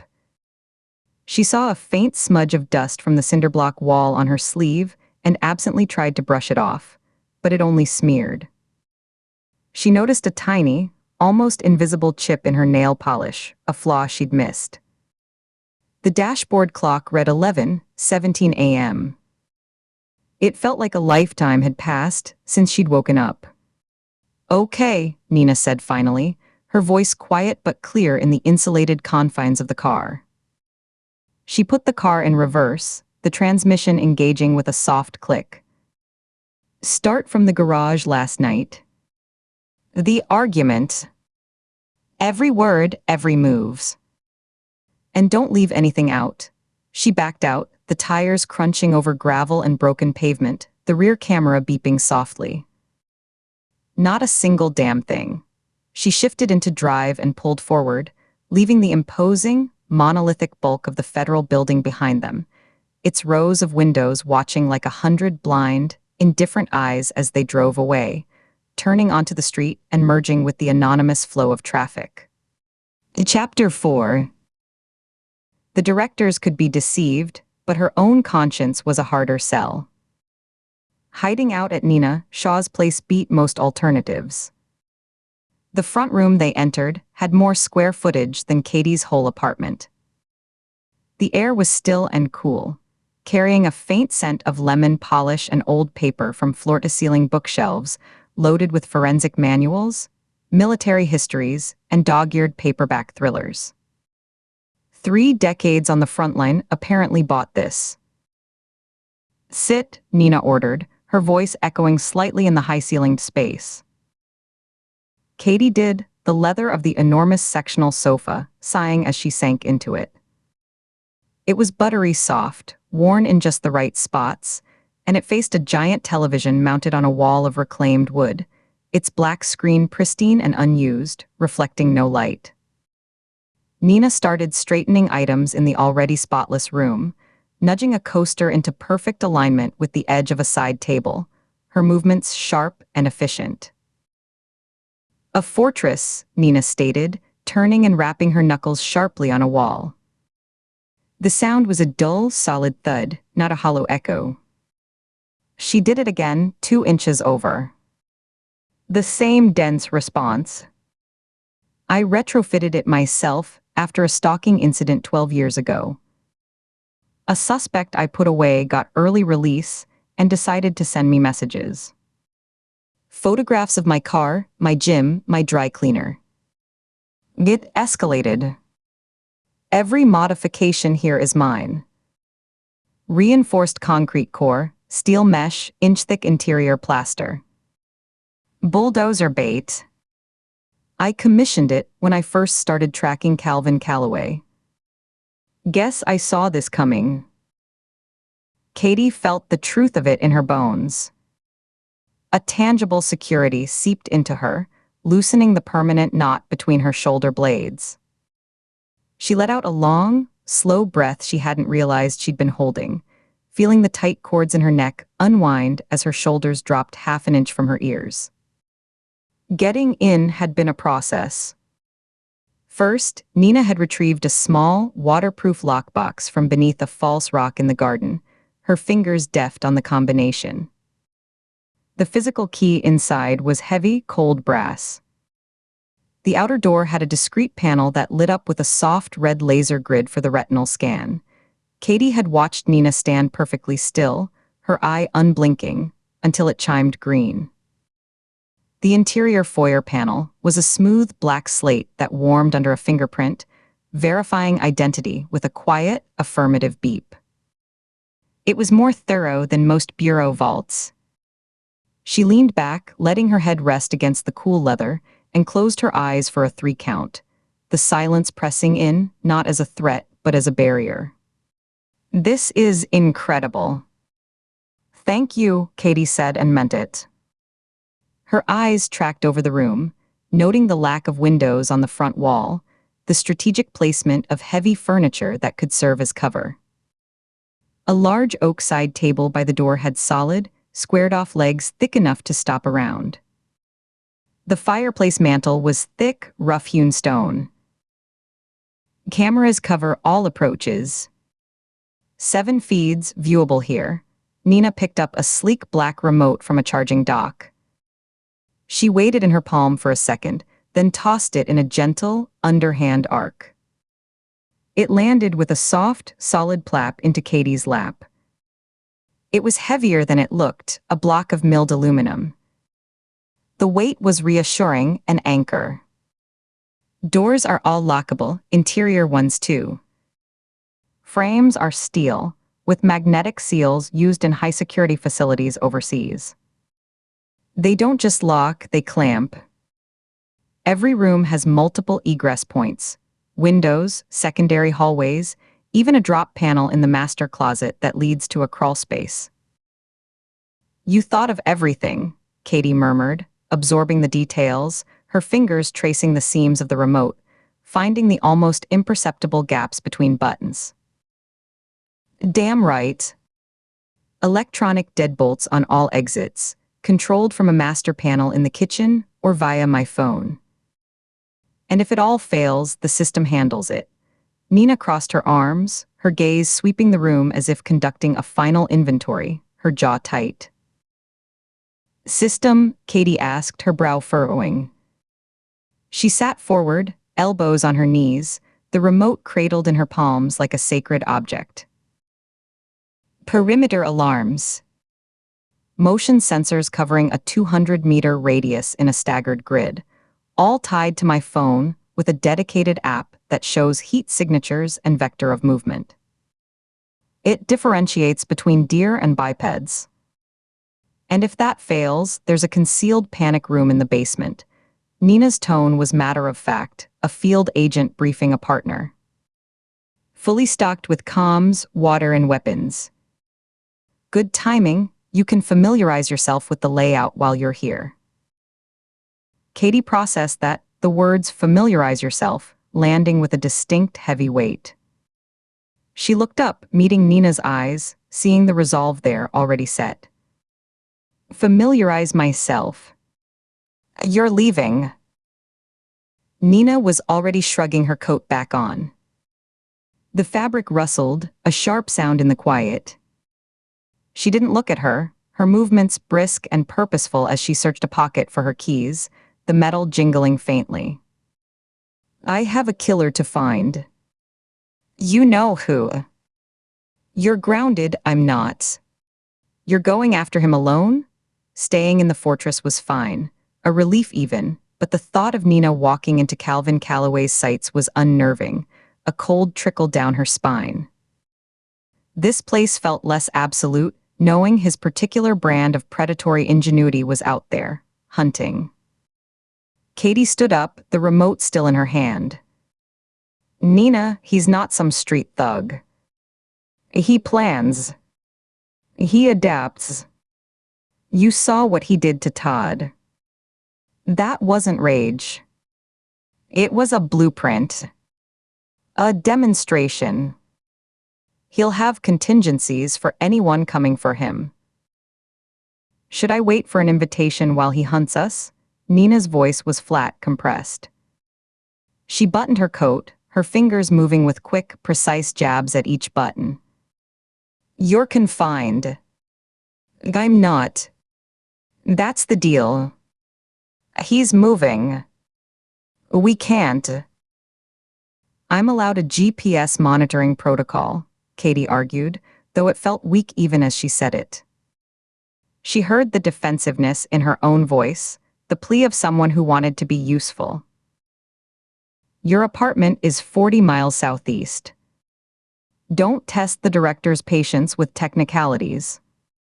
Stay put until they clear you. You're still on payroll, presumably?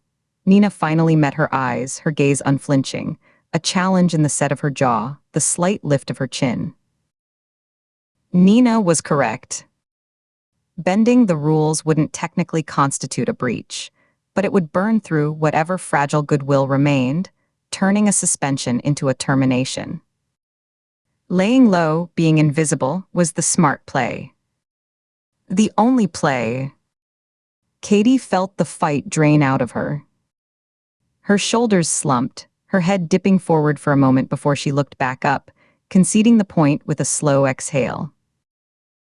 I assume I'm getting paid. They didn't specify, Katie admitted, rubbing her thumb over the cool, brushed metal of the remote. The action was soothing, a tiny, repetitive point of focus in the storm. Collecting a special agent's salary to babysit a couch isn't a bad deal, Nina said, a ghost of something that wasn't quite humor touching the corners of her mouth, not quite reaching her eyes. It was a gesture, an attempt to lighten a moment that had no lightness in it. Katie smiled faintly, the expression feeling strange and stiff on her face, like muscles she hadn't used in days. Analyst's salary, but point taken.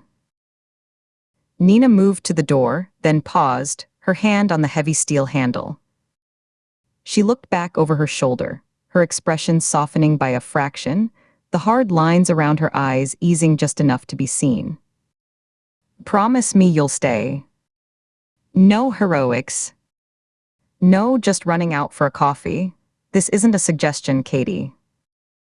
It's the condition of sanctuary.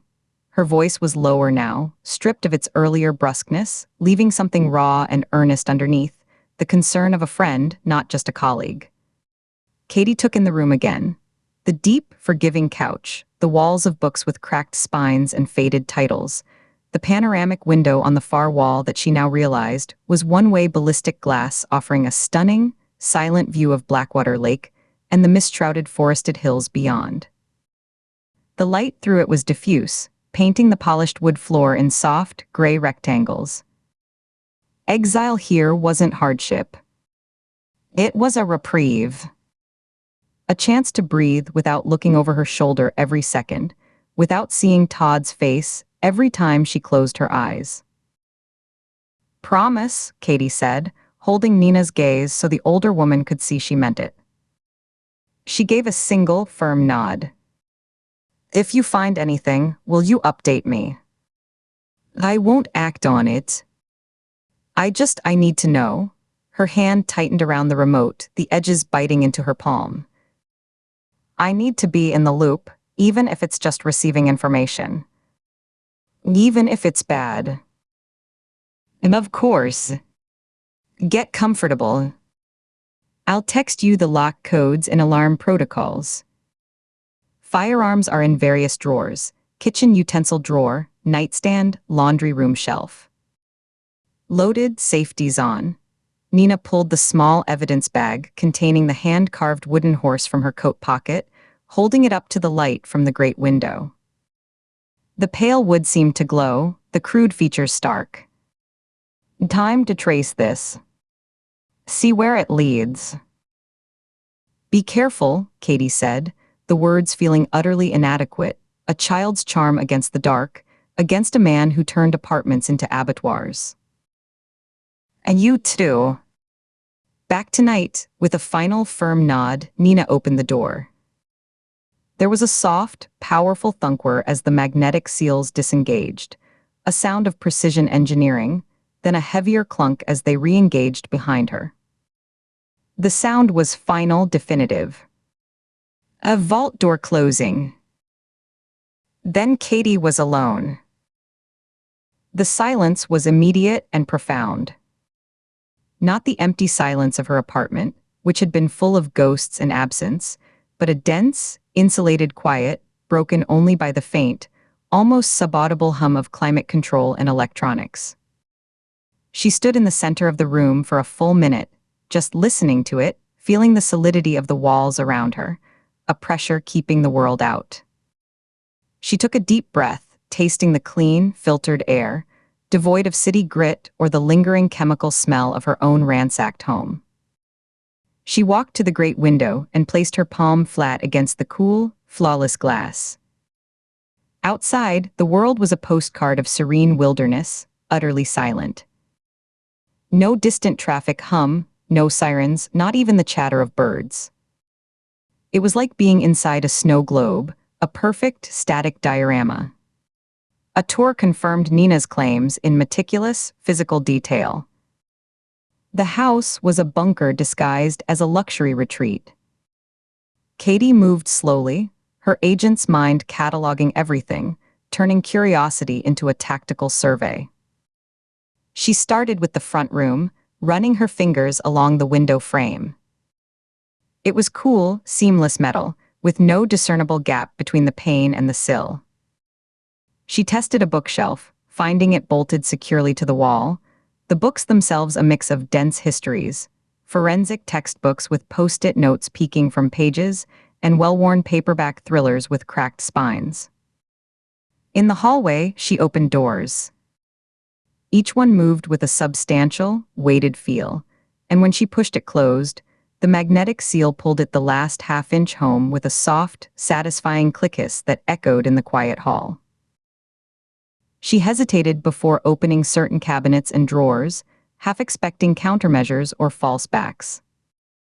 In the kitchen, which smelled faintly of disinfectant and coffee grounds, a drawer that should have held spatulas and whisks instead contained a Glock 19, 2 spare magazines, and a box of 9 rounds, all nestled neatly in custom-cut foam. The granite countertops were cold under her palms.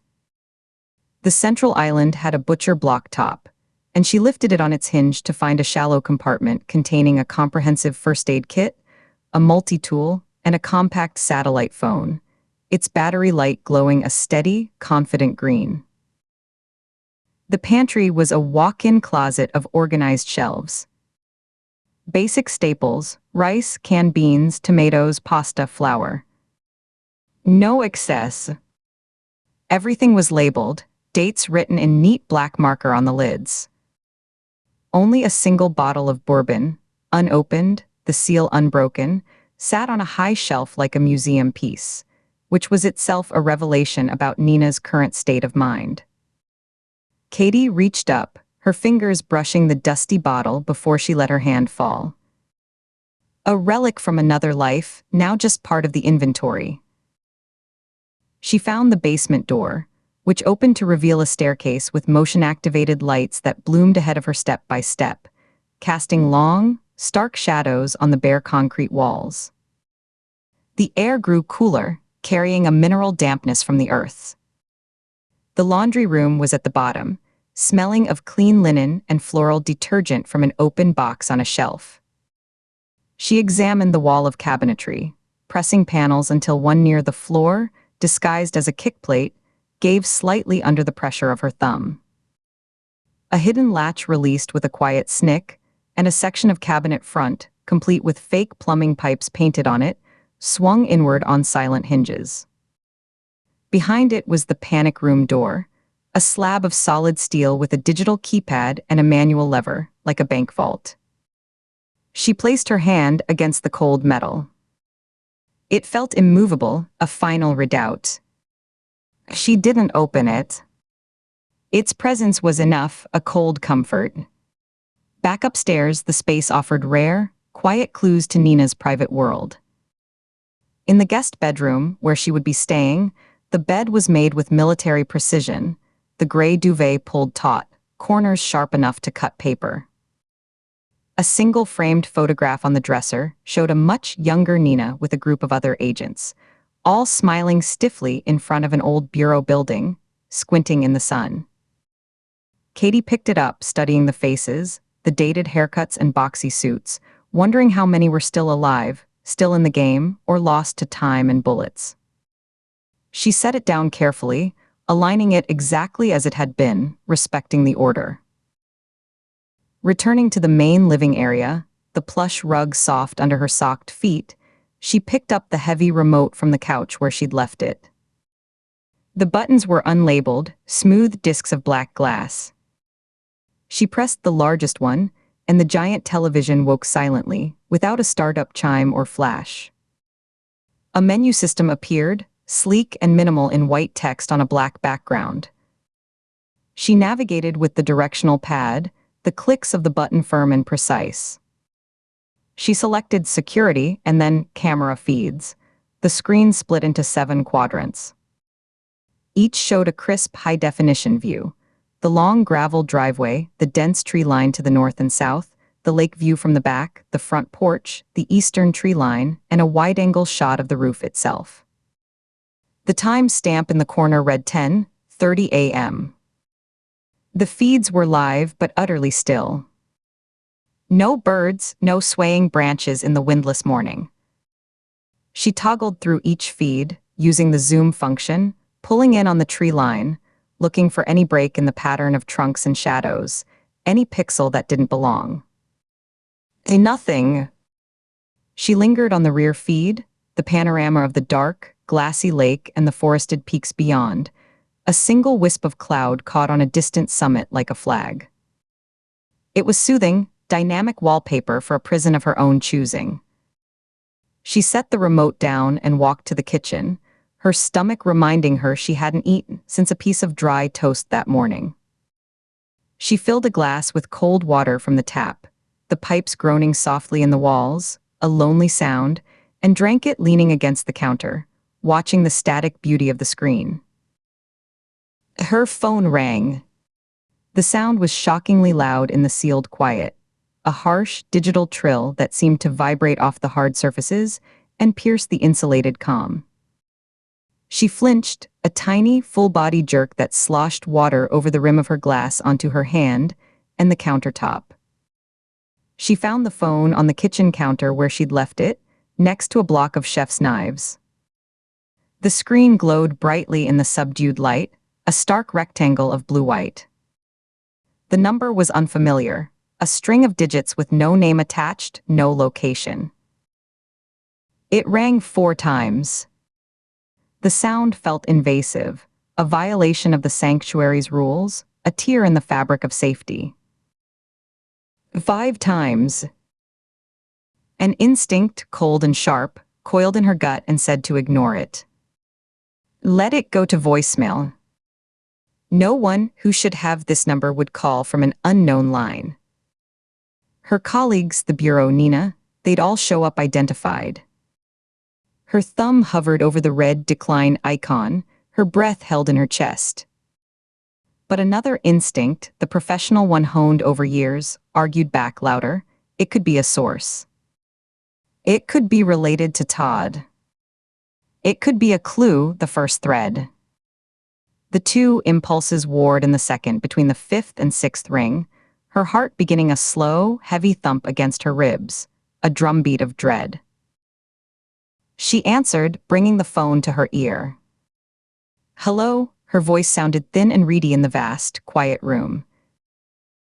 For a moment, there was only the hollow, open silence of a live connection, a faint digital hum underlying the void. No background noise. No breathing. Just dead air humming on the line, waiting. She pressed the phone tighter to her ear, her other hand coming up to cradle her elbow, a self-protective gesture.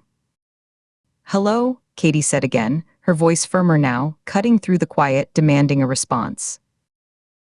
Listen closely, the voice was wrong. It was synthesized, mechanical, stripped of all humanity. A flat, genderless monotone that seemed to grind each word into identical, emotionless pellets.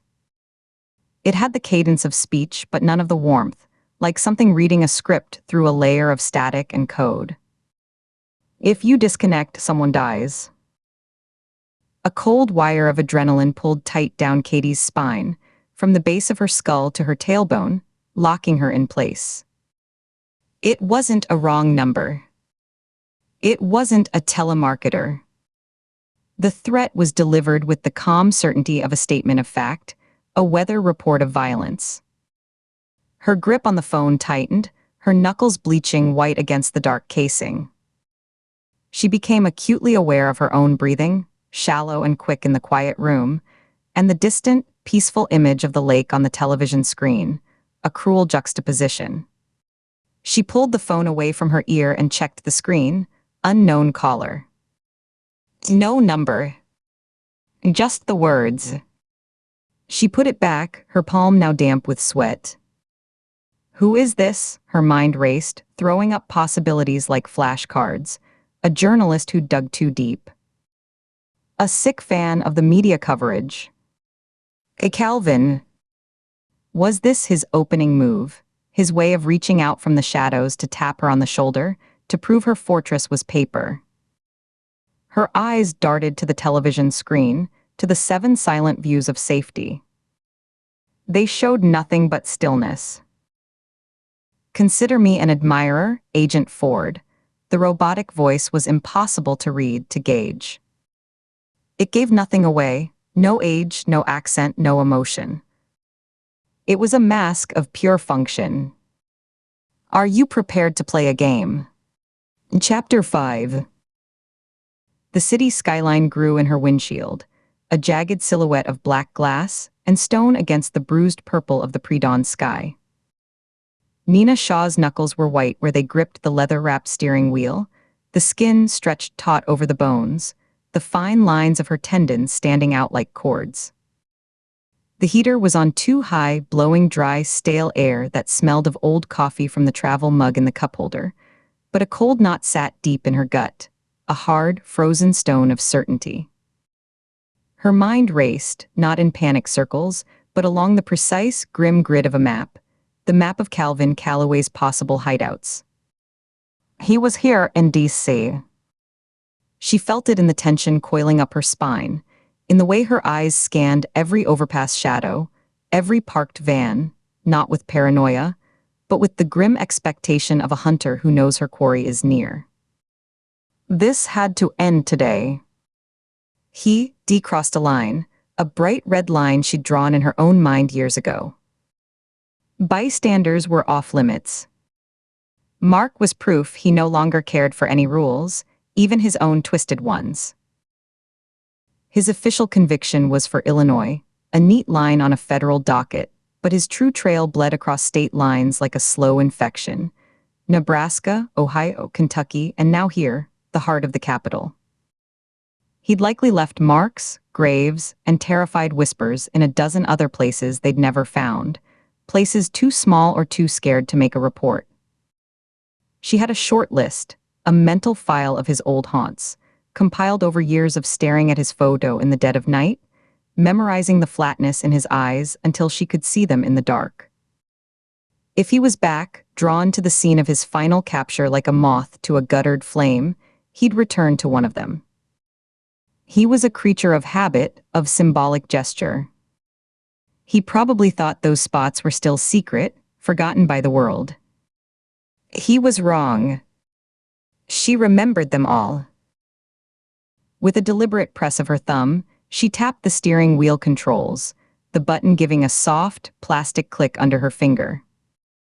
She checked her blind spot, saw a gap, and guided the sedan into the next lane with a smooth turn of her wrists. The tires hummed over the seam in the asphalt with a rhythmic thump-thump. Her eyes flicked between the road and the green glow of the dashboard display as it connected a call to Quantico. The numbers blurred, then resolved. Calling. The soft dial tone filled the car, a sterile electronic purr that was quickly replaced by ringing. Agent Shaw, a familiar, slightly nasal male voice, answered on the second ring. For a split second, her brain misfired, the professional greeting sparking a neural pathway that expected to hear the deeper, warmer timbre of Mark Balzano. The sharp, sudden ache of his loss was a physical punch to her diaphragm. Her breath hitched in a short, sharp gasp. She felt her ribs contract. Her left hand flew from the wheel, pressing hard against her stomach just below her sternum, as if she could push the pain back down. She squeezed the wheel with her right until the leather creaked, pushing the grief down, swallowing hard against the lump in her throat, forcing her next breath to be slow and even through her nose.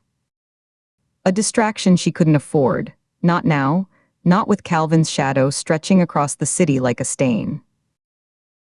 "It's Shaw," she said, her voice coming out flatter than she intended, stripped of all inflection, a dull blade of sound. A soft chuckle came through the speakers, a dry, papery sound. "For you. Always. You're the only one who calls before 6 a.m. Without an apology." "What's the play?" She could hear him shifting in his chair, the faint squeak of springs, and in the background, the ever-present low hum of climate control and servers. "I need a trace on a piece of evidence. A small, hand-carved wooden horse figurine. I need a full forensic materials analysis, species, age, tool marks, any treatment or weathering. The works. Priority ones." "The one from Ford's apartment?" The analyst's tone shifted, the levity gone, replaced by the crisp efficiency of a professional switching gears. She heard the rapid tap of a keyboard, the clack of keys more pronounced as he leaned into the microphone. "I heard about that through the grapevine. Nasty business. Okay, give me a second."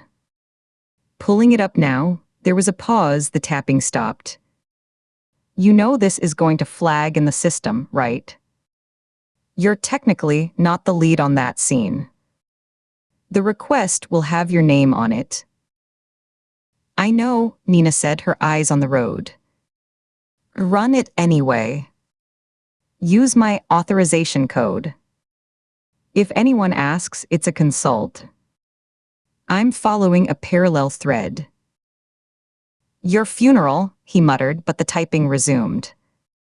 "All right, it's queued. The physical evidence is still in the DC. Metro property room. I'm initiating a digital transfer of the high-res scans and spectrography they took on site. Should have something preliminary in a few minutes." She heard the rapid, mechanical clicking of keys, a sound as familiar as her own heartbeat, followed by that low, omnipresent hum. This was a long shot, a needle in a continent-sized haystack. But if she could place the origin of the wood, the specific type and its history, it might whisper a location. It wouldn't just be a feeling, a pattern in the blood. It would be concrete, empirical proof Calvin was here, and it would be the first solid step in untangling Katie Ford from his web. She needed data, not just dread. The silence stretched, filled only by the rush of wind against her car and the distant, rhythmic click-clack from Quantico. She passed a semi-truck, easing into the left lane. The massive trailer loomed beside her, a wall of corrugated metal. As she pulled ahead, the blast of displaced air rocked her sedan slightly, the steering wheel vibrating in her hands with a brief, insistent tremor. The sound of the wind roared, then faded as the truck fell behind. Her fingers drummed a silent, impatient rhythm on the wheel, the pad of her thumb tapping against the smooth plastic of the cruise control stalk. "Initial scan is back," the voice said after a long minute, making her jump slightly, her shoulders tightening. "And it's white oak. Definitely hand-carved, not machined. The tool marks are consistent with a small, very sharp blade, probably a detail knife, like a hobbyist would use. The cuts are confident. Single strokes. No hesitation, more typing, a thoughtful hum. Whoever made this knew what they were doing. The grain direction is respected. It's not art, but it's competent." Another pause, the sound of a mouse clicking. "The interesting part is the age and the weathering pattern. The wood itself is old. It shows clear signs of having been structural timber, exposed to the elements for decades before someone carved it. There's a specific patina, a combination of oxidization and embedded particulate, pollen, industrial fallout, that sort of thing, that's consistent with old, painted carnival installations. You know, the kind that sat out in the sun and rain for 50 seasons. The funhouse walls, the ticket booth siding." Nina's pulse quickened, a hard, steady thump in her throat she could feel against her collar. Her mouth went dry, her tongue sticking slightly to the roof of her mouth. Carnival installations, she didn't ask it as a question. It was a statement, a piece of the puzzle clicking into place with an almost audible snap that echoed in her skull. "Yeah. Mid-20th century, best guess. The paint traces are lead-based, which dates it pre-1970s. More typing, faster now, a staccato burst." Nina could picture him, leaning forward in his ergonomic chair, his glasses reflecting the glow of dual monitors, his brow furrowed in concentration as data scrolled. A low, appreciative whistle came through the speaker, sharp and clear. "Got a hit. Running the particulate composition against geographic databases."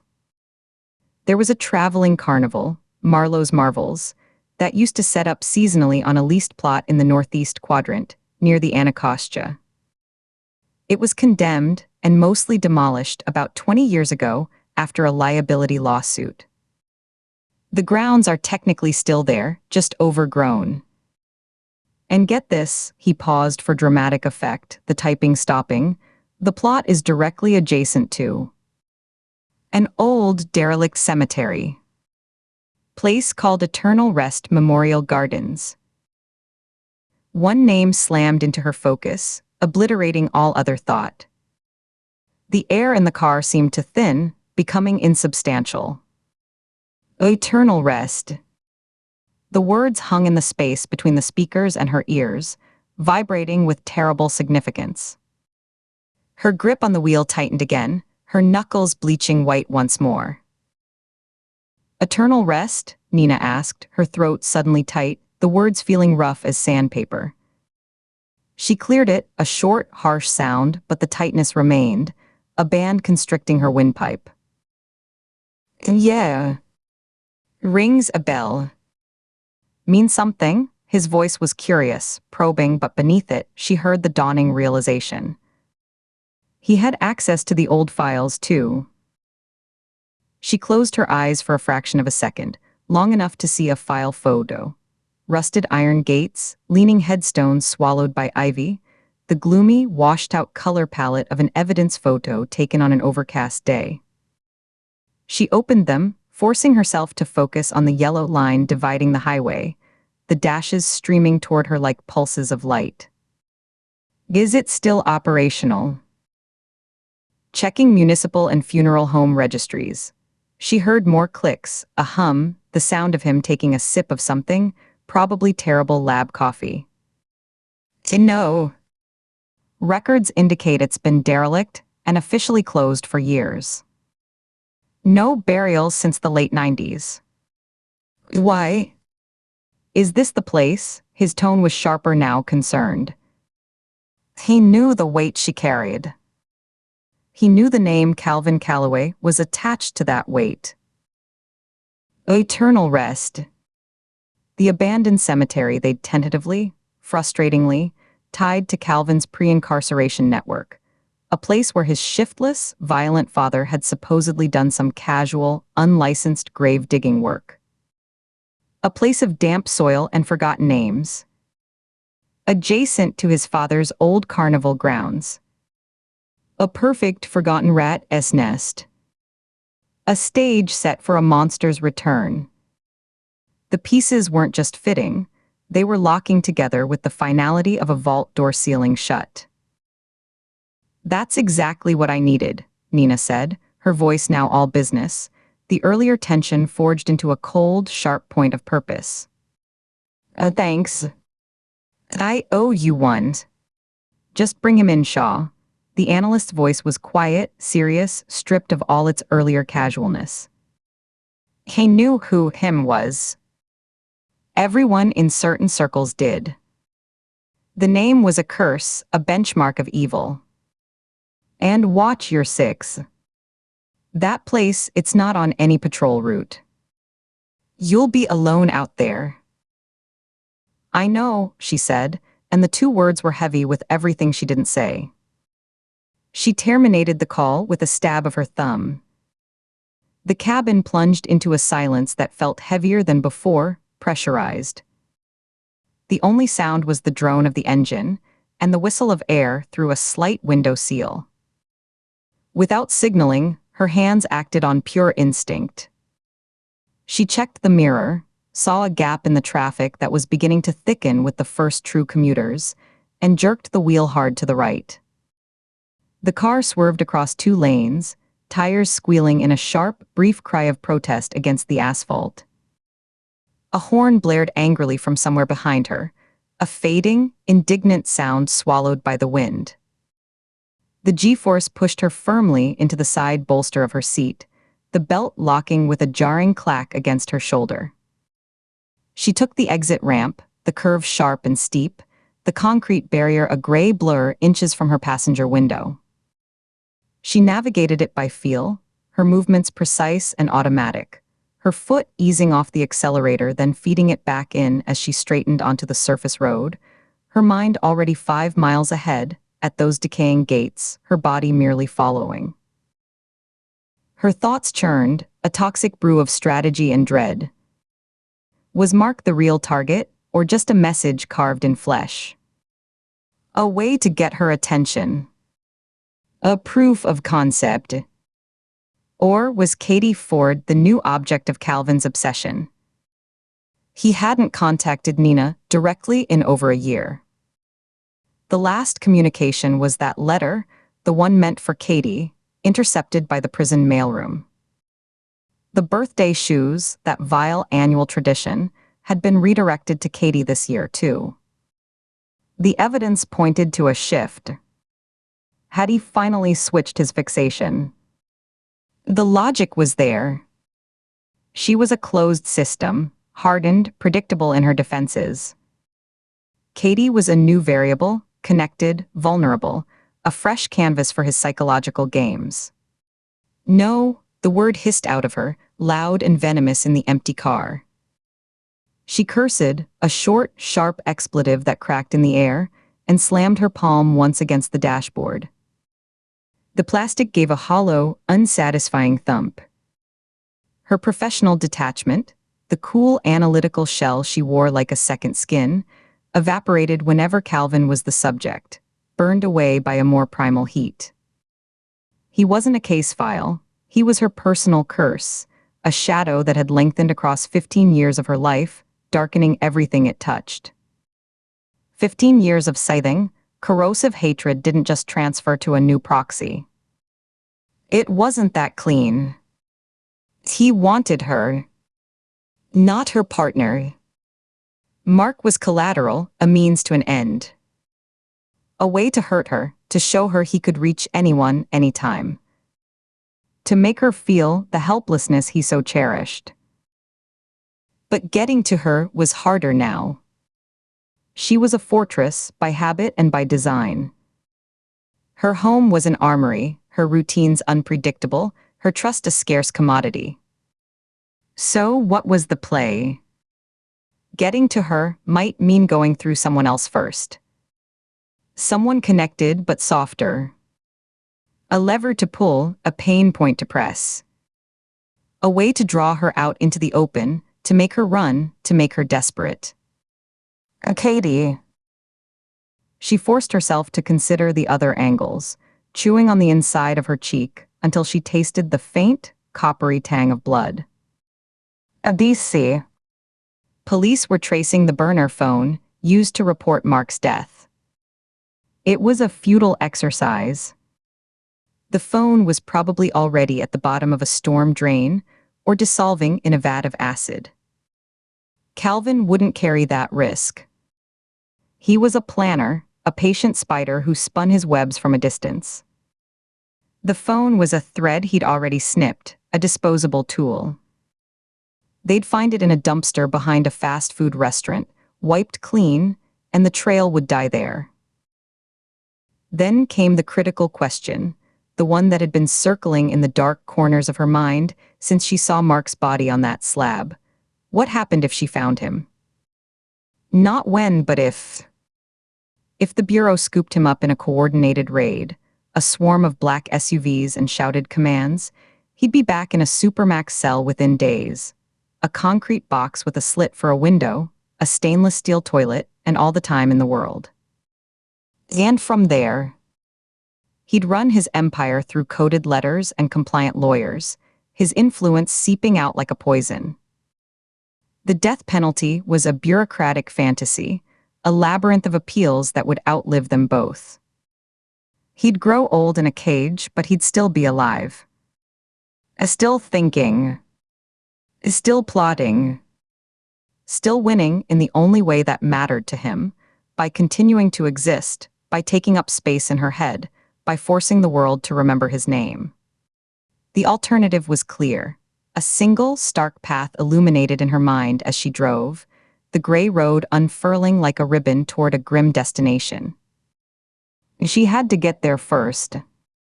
Alone. One bullet. That's all it would take. One properly placed round to erase 15 years of ghosts, of victims, faces that visited her in dreams, of the constant, low-grade hum of vigilance that never switched off. One bullet to silence the voice that still sometimes whispered in her memory, the voice from the interrogation room that said, "I'll see you soon, Nina." Not a threat. A promise. Suspension, dismissal, jail time, the consequences lined up in her mind like targets on a range. She examined each one dispassionately. The loss of her badge. The courtroom with its sealed windows and murmuring gallery. The cell, small and smelling of bleach and despair. None of them mattered. Not when measured against the finality of his grave. She'd trade her freedom, her career, every last shred of her former life for the certainty of his end. It was a simple, terrible equation, and she had solved it miles back. The answer was written in the set of her jaw, in the cold resolve that had settled in her gut like ballast. The urban sprawl began to fray at the edges. Brick row houses with barred windows and concrete stoops gave way to fenced-in industrial lots littered with pallets and rusting machinery. Then to scrubby, untended fields choked with last year's dead weeds, their stalks pale and brittle. The morning light, weak and gray, did little to soften the landscape of decay. It merely revealed it in all its muted, depressing detail. She followed the directions her memory supplied, turns becoming less frequent, the road narrowing from 4 lanes to 2, its surface growing pocked and patched with black asphalt that shone dully in the flat light. The smell through the vents changed. Less exhaust, more damp earth, the sweet rotten scent of a distant landfill, and underneath it all, the faint, acrid tang of something burning. She saw it then, ahead on the left, materializing through the grimy windshield like a bad memory conjured from fog, the decaying gates of Eternal Rest Memorial Gardens. They were wrought iron, or had been, now a skeleton of rust and peeling black paint. One hung crookedly from a single stubborn hinge, ajar at a 45-degree angle like a broken jaw. The other lay half submerged in a ditch of muddy water and tall, brown weeds, nearly invisible. The stone pillars they were attached to were cracked, stained with green moss and lurid spray-painted graffiti that had itself begun to fade and bleed in the weather. A chain, thick and orange with rust, was draped loosely across the opening, more a symbol than a barrier, its ends not even fastened, just dropped in the dirt as an afterthought.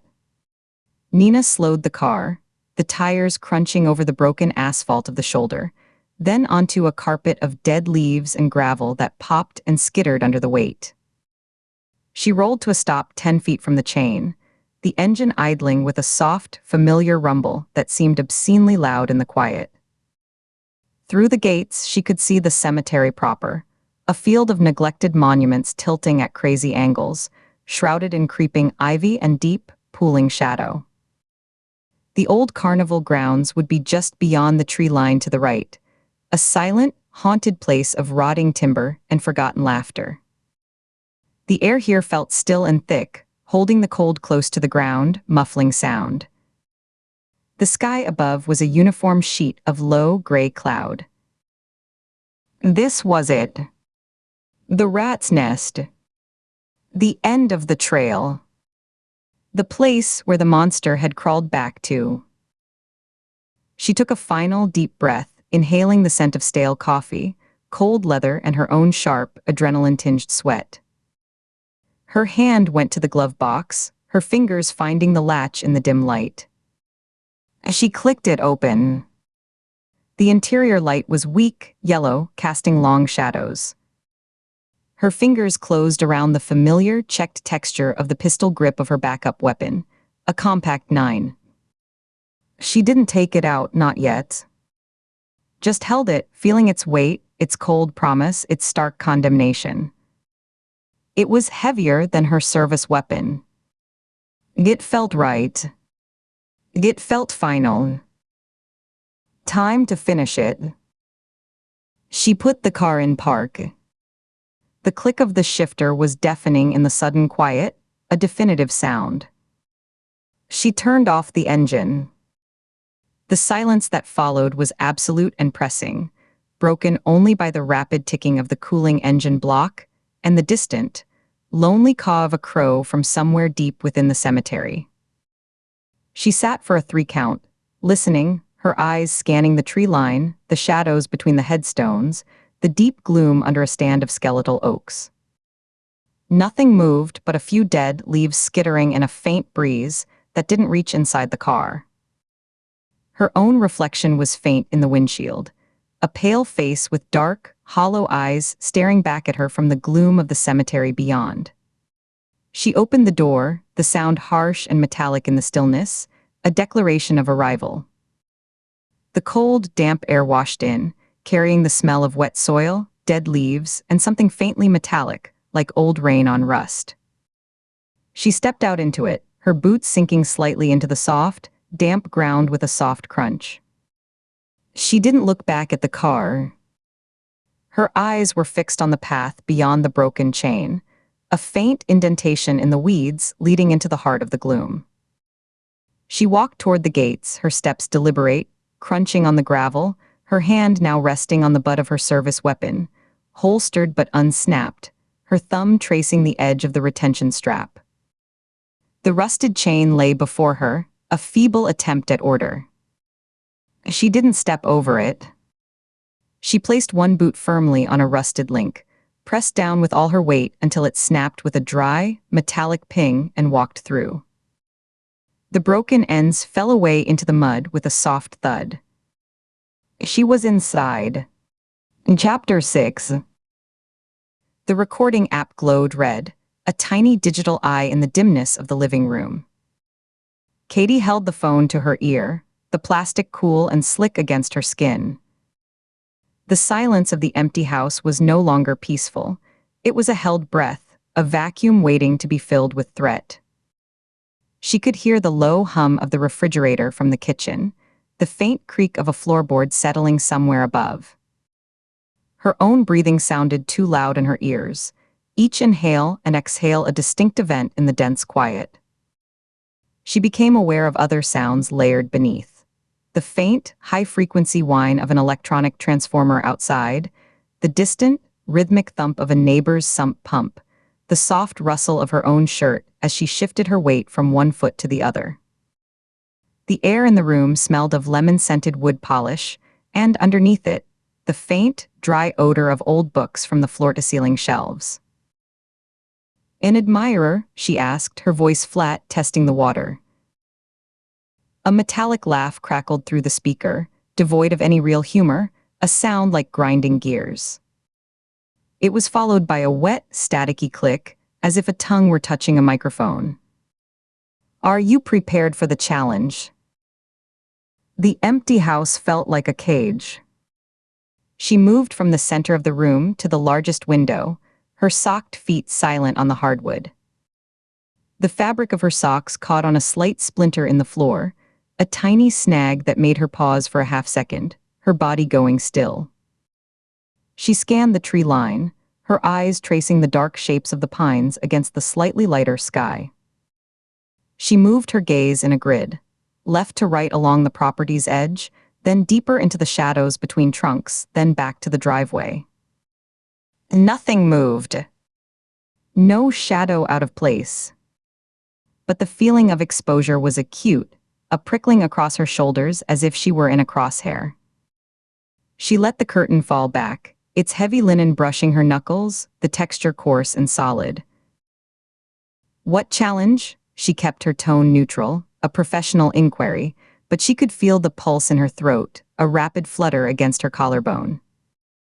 She pressed 2 fingers to the spot, feeling the frantic beat there, a tiny trapped bird. "An evaluation of your particular expertise." "Keep him talking." Every word was data. She leaned a shoulder against the cold window pane, the contact a minor anchor. The chills seeped through her shirt, a sharp contrast to the warmth of her skin. She could feel the individual pores of the glass against her cotton sleeve. "Explain. Be specific."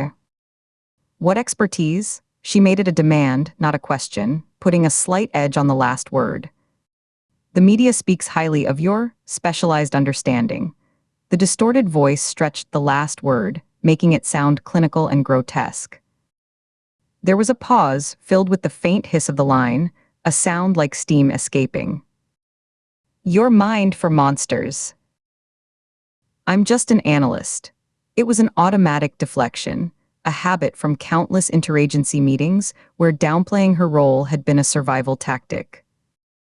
She said it while turning from the window, her eyes sweeping the room, cataloging potential weapons. A heavy bookend on the shelf, a chunk of polished marble shaped like a wave, a fire poker by the hearth, its iron tip blackened from use, the base of a standing lamp, its column solid brass. Her mind assigned each a value, a weight, a reach. "Here is the proposition, Agent Ford."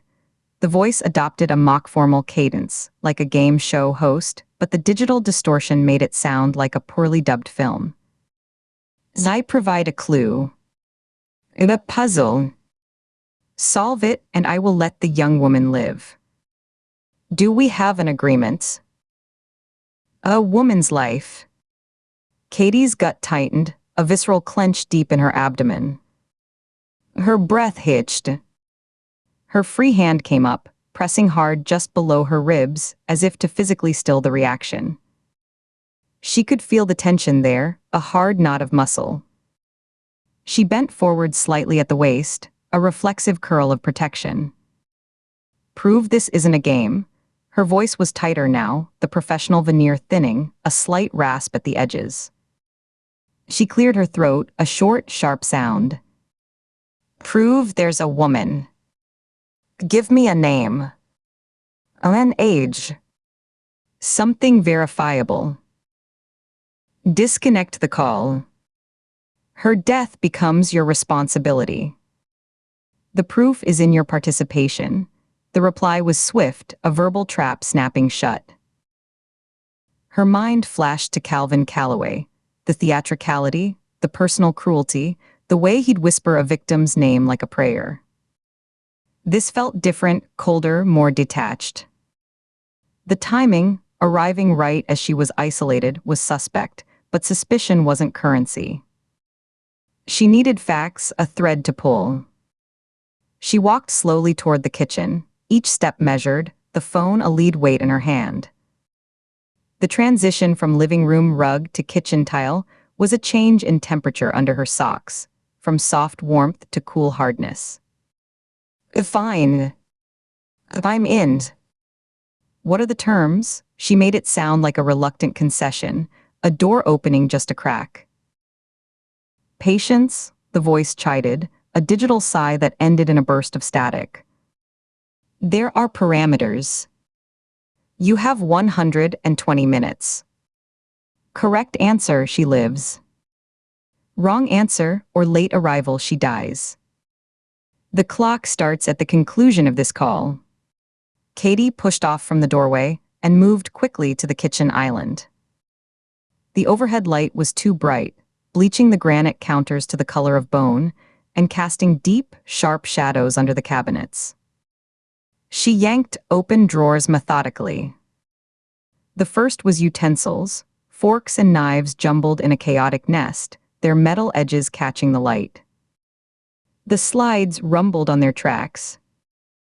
The second held tea towels, folded with military precision, and a stack of takeout menus.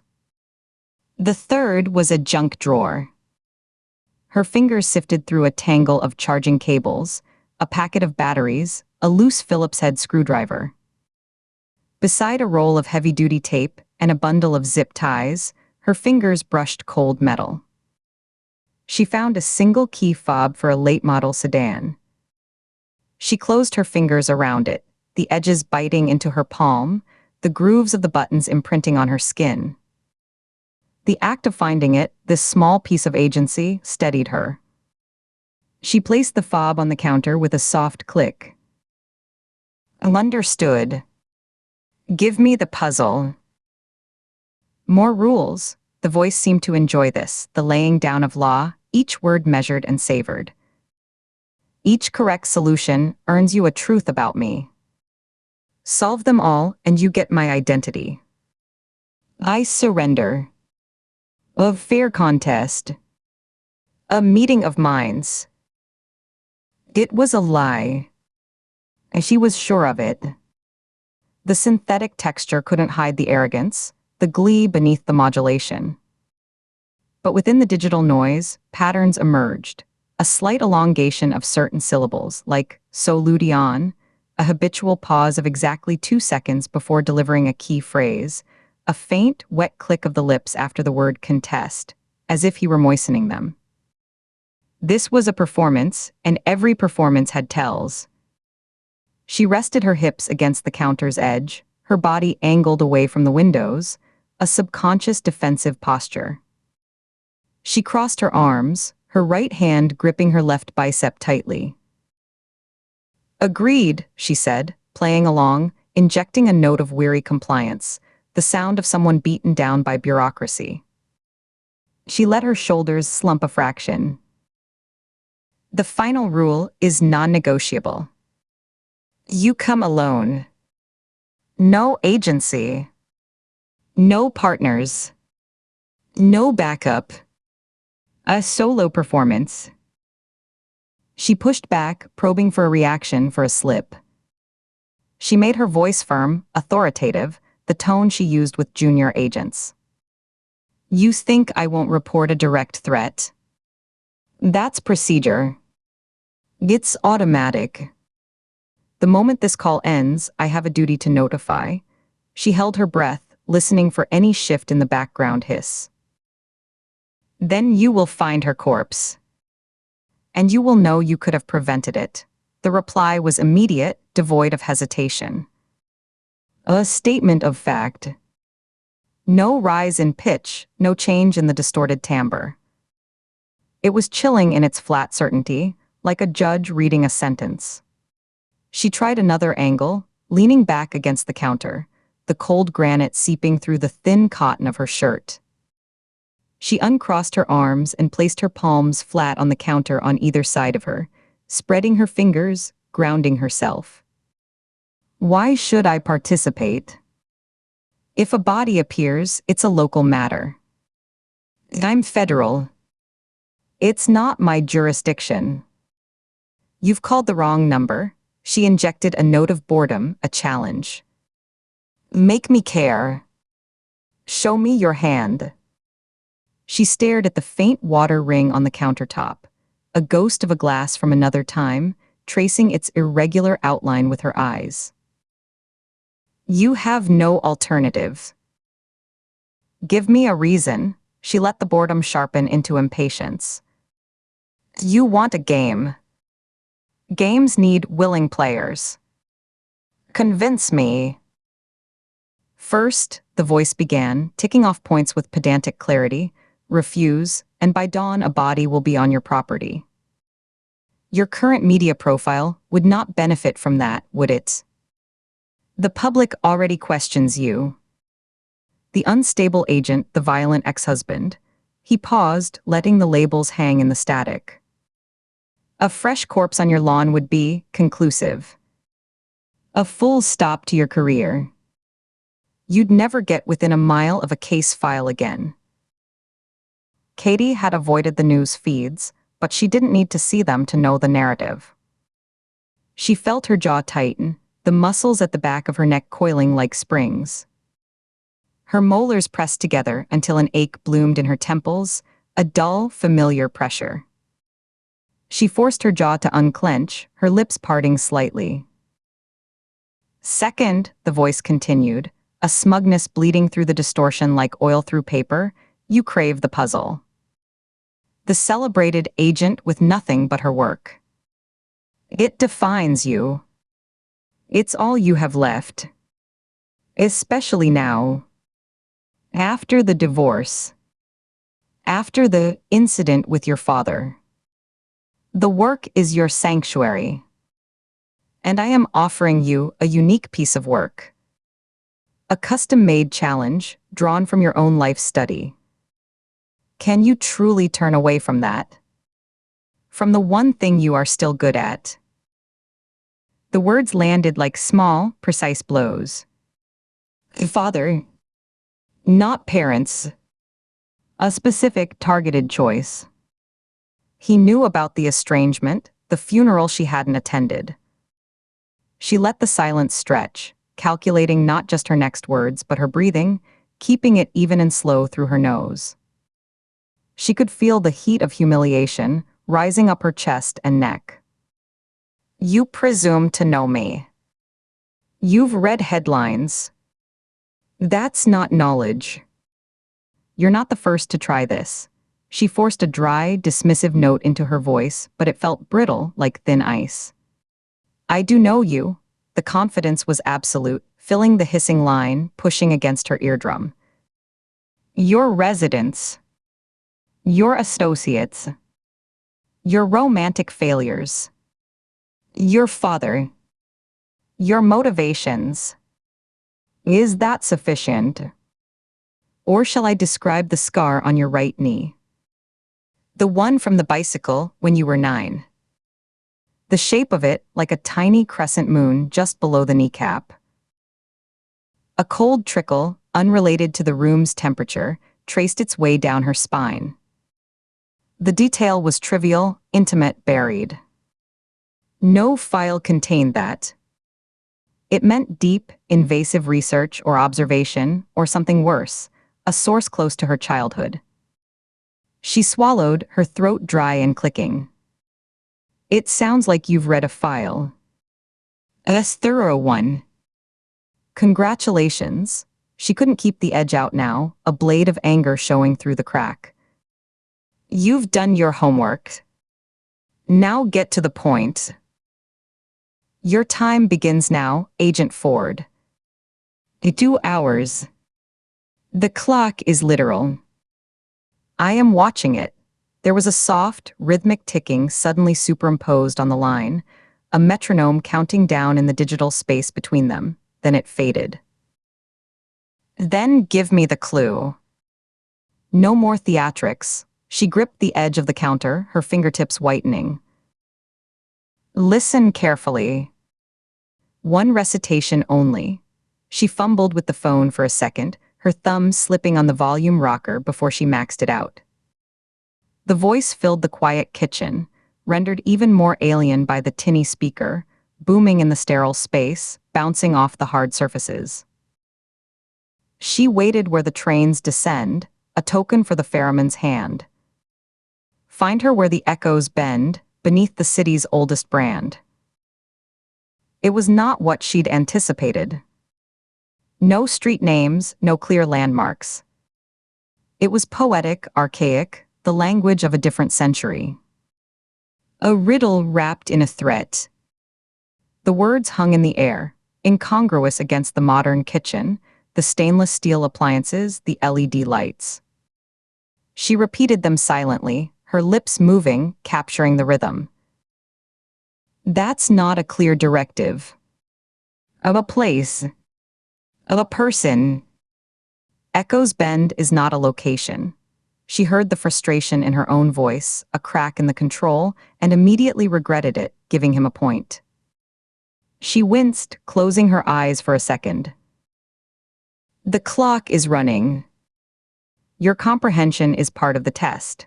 The voice was almost gentle, a teacher disappointed by a slow student. The line went silent, not with a click, but with the sudden, absolute void of a dead connection. The ambient room sounds rushed back in, the hum of the fridge cycling to a higher pitch, the faint, insistent tick of a clock from the living room, the creak of the house settling, as if a vacuum seal had broken. The silence was now deafening, a roar in her ears. She lowered the phone, her thumb stabbing the screen to stop the recording. The red light vanished, leaving her in the kitchen's sterile brightness. For a long moment, she just stood there, the silence now a physical pressure in her ears.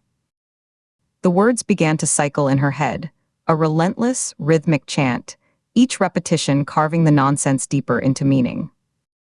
She spoke them aloud, her voice a low murmur in the empty room.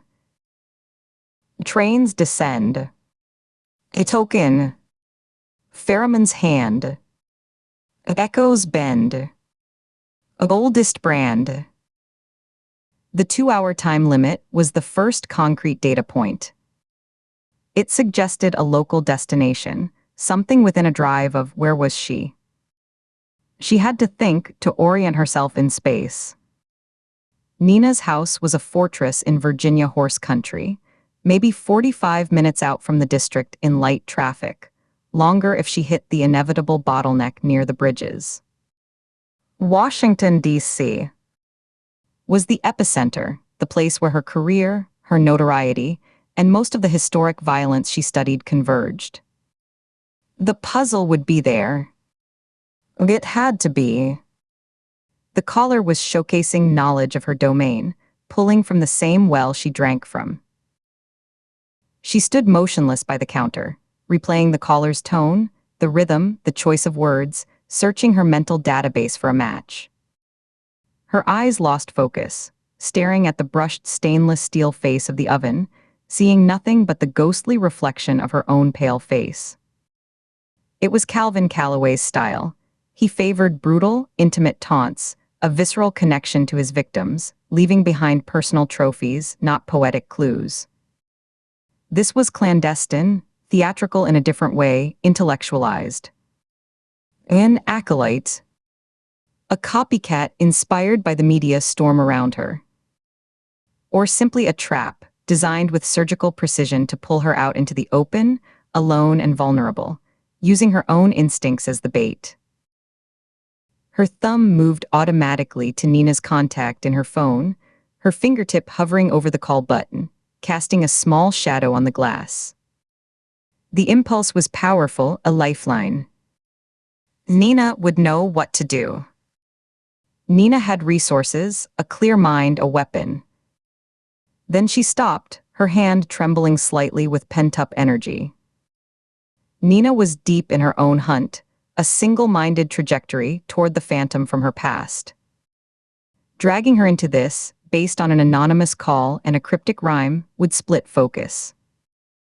It would force explanations, debates, logistical delays.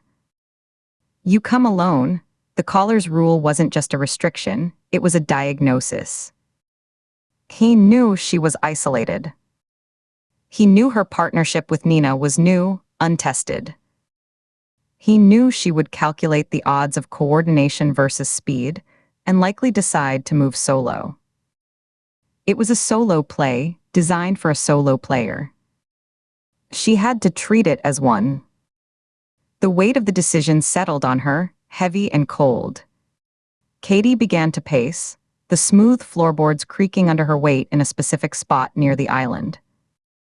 She forced her mind to work, to shift from reaction to analysis, to become the tool she was reputed to be. The caller had referenced her expertise. Her public notoriety, the thing the media latched onto, stemmed from one thing: her encyclopedic archive of violent criminal history, her ability to see patterns across decades, to connect cold cases to active ones. The puzzle, therefore, had to connect to that. It was a test drawn from her own life's work, a perverse final exam. He was saying, "Show me what you know. Prove you're worth my time." A token for the ferryman's hand. The phrase resonated, a dull chime in the back of her skull that grew louder, more insistent. It connected to a fragment of a case, a file she'd reviewed during her early days at Quantico, a deep dive into local unsolveds meant to build historical context. She stopped pacing in the middle of the living room, closing her eyes, trying to visualize the page, the feel of the cheap paper in the three-ring binder, the smell of old ink and dust, the cool air of the record's basement. The cold case web began to knit together in her memory, threads connecting across decades, names and dates floating to the surface. The Union Station crier. The name given by tabloids. Active 1979 to 1982. Never identified. He had targeted women, travelers, waitresses, cleaners, in the old rail yards and the dim, marble waiting areas near the original train terminals. The MO was consistent: manual strangulation, ligature marks from what was believed to be a leather strap. And with each victim, he had placed a single, obsolete railroad baggage claim token, made of tarnished brass, clutched in the victim's right hand. The press, hungry for a hook, had dubbed it the ferryman's fare, a coin for the journey to the underworld. The case had gone officially cold when the abduction stopped abruptly in '82, the killer presumed dead, incarcerated on other charges, or moved. It was a footnote, a ghost in the machine of DC. Crime, a story told to new agents, as an example of pre-DNA investigative limits. Her eyes snapped open. She stared out the kitchen window into the black mirror of the night, but she wasn't seeing the dark yard.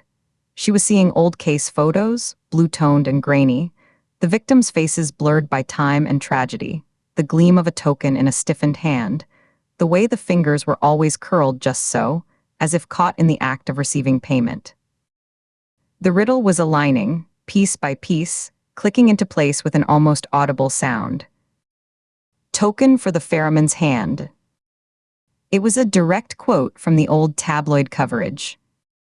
He was using her own archive against her. Where the trains descend, that could be a subterranean rail platform, a place where tracks dipped below street level into a cut or a tunnel. Union Station had extensive lower-level tracks for Amtrak and commuter lines, descending from the main concourse. But that was too active, too modern. Where the echoes bend, a curved, enclosed space with hard surfaces. A vaulted tunnel, a brick archway, a rotunda. Sound would behave strangely there, warping and carrying, creating whispers from footsteps. Beneath the city's oldest brand, the original ornate station seal. The first major rail terminal's identity, its foundational insignia. Not the modern logo, but the historic crest laid in tile or carved in stone, marking the birthplace of DC's rail travel. But the main Union Station was still in use, bustling, public, lit and patrolled. It didn't fit the isolation the riddle implied, the sense of a forgotten tomb. Her mind kept digging, sifting through layers of DC. History she'd absorbed like geology. There was an earlier station. The original Grand Central Station for the city, built before Union Station, a magnificent Beaux Arts structure that had been the pride of the capital in the late 1800s. It had been largely demolished, built over by government buildings and new infrastructure. But parts of it remained, buried beneath the city like a ghost limb. Forgotten platforms, sealed tunnels, spaces where the city had simply grown a new skin over the old bones. She rushed into the living room, where her laptop sat closed on the coffee table, a smudge of dust on its lid. She opened it, the screen flaring to life, illuminating her intent face in the dark room, casting long shadows up the wall behind her. Her fingers flew over the keys, the clicks rapid and sharp, a staccato counterpoint to her racing thoughts. A search, original Washington, D.C. Central Station, sealed mail platform 1958. She scanned results, her heart beginning to drum a faster, harder rhythm against her ribs, a visceral knocking that she felt in her throat. There it was. A niche urban exploration forum, a grainy, flash photo from the 1990s. A caption, forgotten mail platform, original Central Station, sealed since 1958.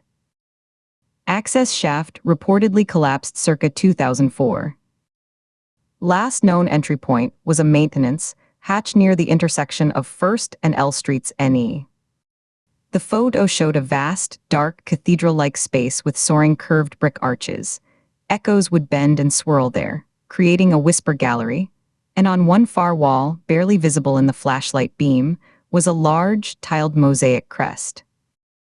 The original railroad company's emblem, a heraldic shield with a steam locomotive. The city's oldest railroad brand. The platform had been used for sorting mail directly from trains that descended into a deep cut below the city streets, an engineering feat of its time. It was a perfect, forgotten tomb, a time capsule of brick and dust, a place where a body could lie undiscovered for weeks. A place only someone with her specific, arcane knowledge would think to look. A fierce, cold certainty settled over her, hardening her expression, erasing the last traces of doubt. Her shoulders squared, her spine straightening. This was it. The puzzle wasn't arbitrary. It was a direct pull from the depths of her professional memory, a test only she, with her specific, morbid scholarship, was likely to pass. He wasn't just testing her. He was displaying his knowledge of her, proving his access to the same dark archives, establishing a perverse intimacy. He was saying, I am in your world. I know what you know. Got you, she whispered, the words a soft exhalation of focused triumph in the silent room. She followed it with a muttered, sharper clarification to the empty air, Union Station crier. 1979 to 82. Baggage token in the right hand. Ferryman's Fare, naming it, speaking the old tabloid poetry, solidified the link, made it real. It was no longer a ghost story, it was a map. Action was the only outlet for the adrenaline now coursing through her, making her fingers tingle and her vision sharpen. She moved to the hall closet, Nina had pointed out earlier. The door opened with a soft sigh of compressed air, releasing a wave of cedar scent. Inside, beside winter coats that smelled faintly of mothballs and old perfume, was a small, gray biometric safe bolted to the wall studs. Nina had given her the code. 9/11, the month and day Mark had died. Katie's throat tightened briefly as she punched the numbers, each beep from the keypad sounding obscenely loud in the hallway's quiet. The lock gave a solid, satisfying thunk, a sound of release and commitment. Inside, nestled in custom-cut black foam, was a compact Glock 43, a spare loaded magazine beside it like a sleeping companion. The metal was cool and blued in the closet's dim light, smelling of grease and cold steel. She lifted it out, the weight familiar and comforting in all the wrong ways, a heavy truth in her palm. She checked the chamber with efficient, practiced motions.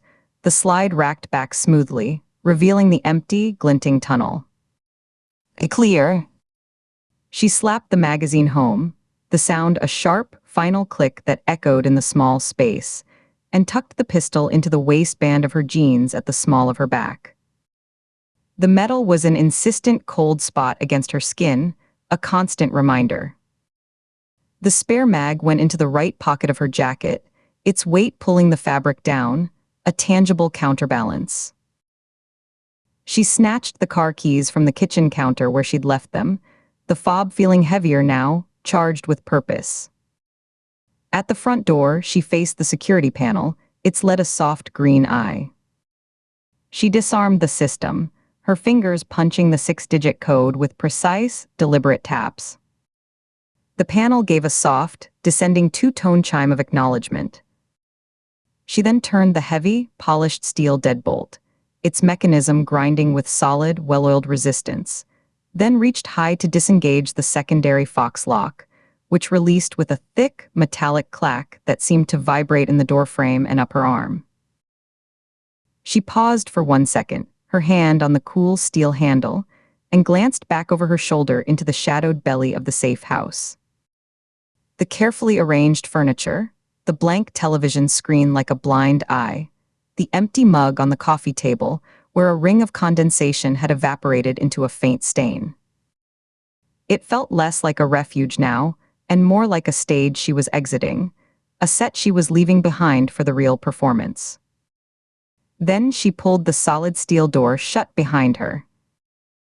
It closed with a deep, airtight thud that echoed in the bare concrete vestibule, a sound of finality, sealing the quiet, lit world inside.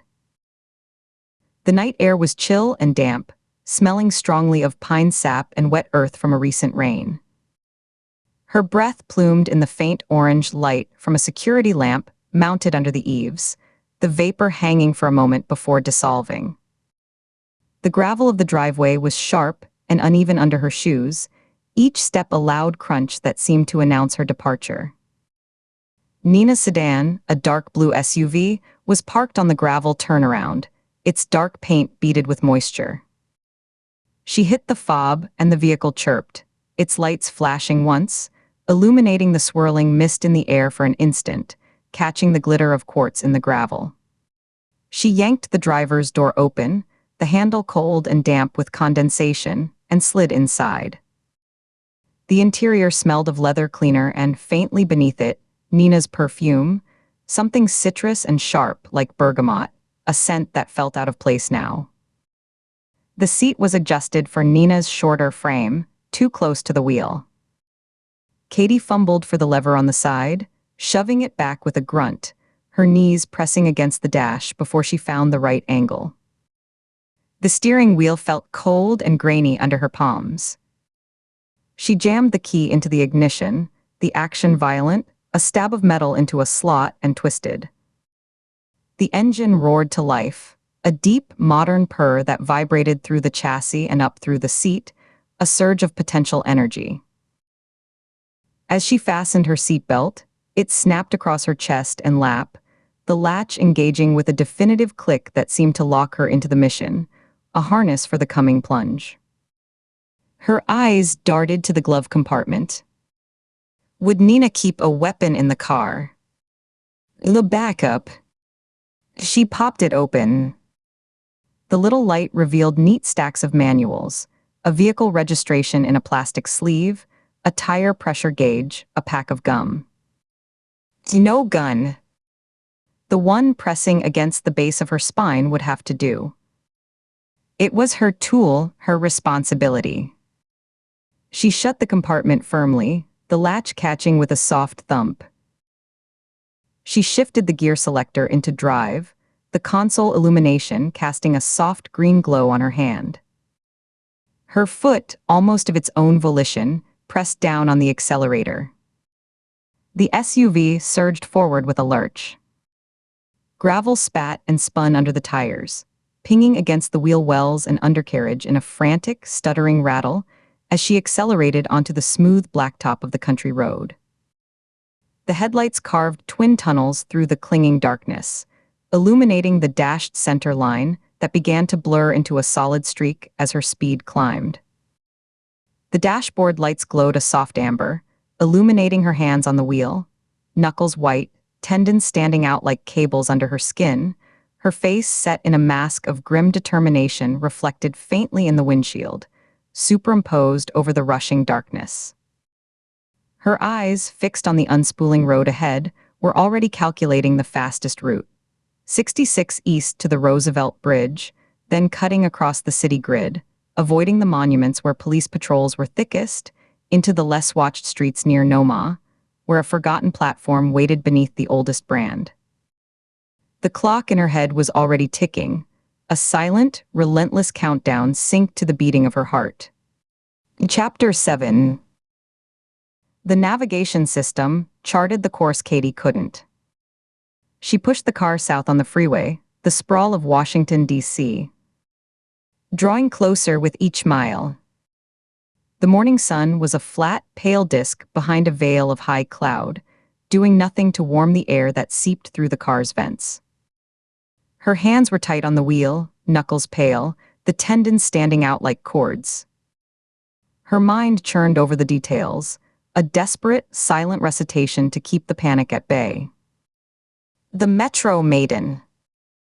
3 women in the late 90s, all found near decommissioned transit stops. The third one was different. Her transit card was tucked into her shoe, and a perfect lipstick kiss was stamped on her collar. She could see the crime scene photos in her head, the stark black and white prints from the case file. The unnatural angles of the bodies, the eerie neatness of the staging. The way the third victim's head had been tilted just so, as if listening for a train that would never come. Her target was the old dump site, a pedestrian underpass near a long-shuttered station. The GPS knew the street, a bland digital voice calling out turns, but it didn't know the history. It didn't know about the stains that never fully washed out of the concrete, or the way the neighborhood had turned its back on that shadowed place. A sudden, solid wall of brake lights halted her progress 2 miles out from the coordinates. Traffic congealed into an unmoving river of steel and glass. A horn blared somewhere ahead, answered by another. Katie's heart hammered against her ribs, a frantic drumbeat against her sternum. The time. He's counting the time. The digital clock on the dash seemed to pulse. She leaned forward, peering through the windshield, but the line of cars stretched into a curve, motionless. The GPS recalculated, the estimated arrival time climbing, 12 minutes. 14 minutes. A cold sweat broke out along her hairline. She didn't hesitate. Wrenching the wheel hard to the right, she swerved onto a narrow side street, the tires bumping over the curb with a jarring thud that rattled her teeth. The car lurched, suspension groaning. She stamped on the accelerator, flying past dumpsters and delivery vans, her eyes scanning for a space. Half a block down, she saw it, a gap in front of a shuttered bodega, its grate plastered with faded flyers. She braked hard, the seatbelt locking across her chest.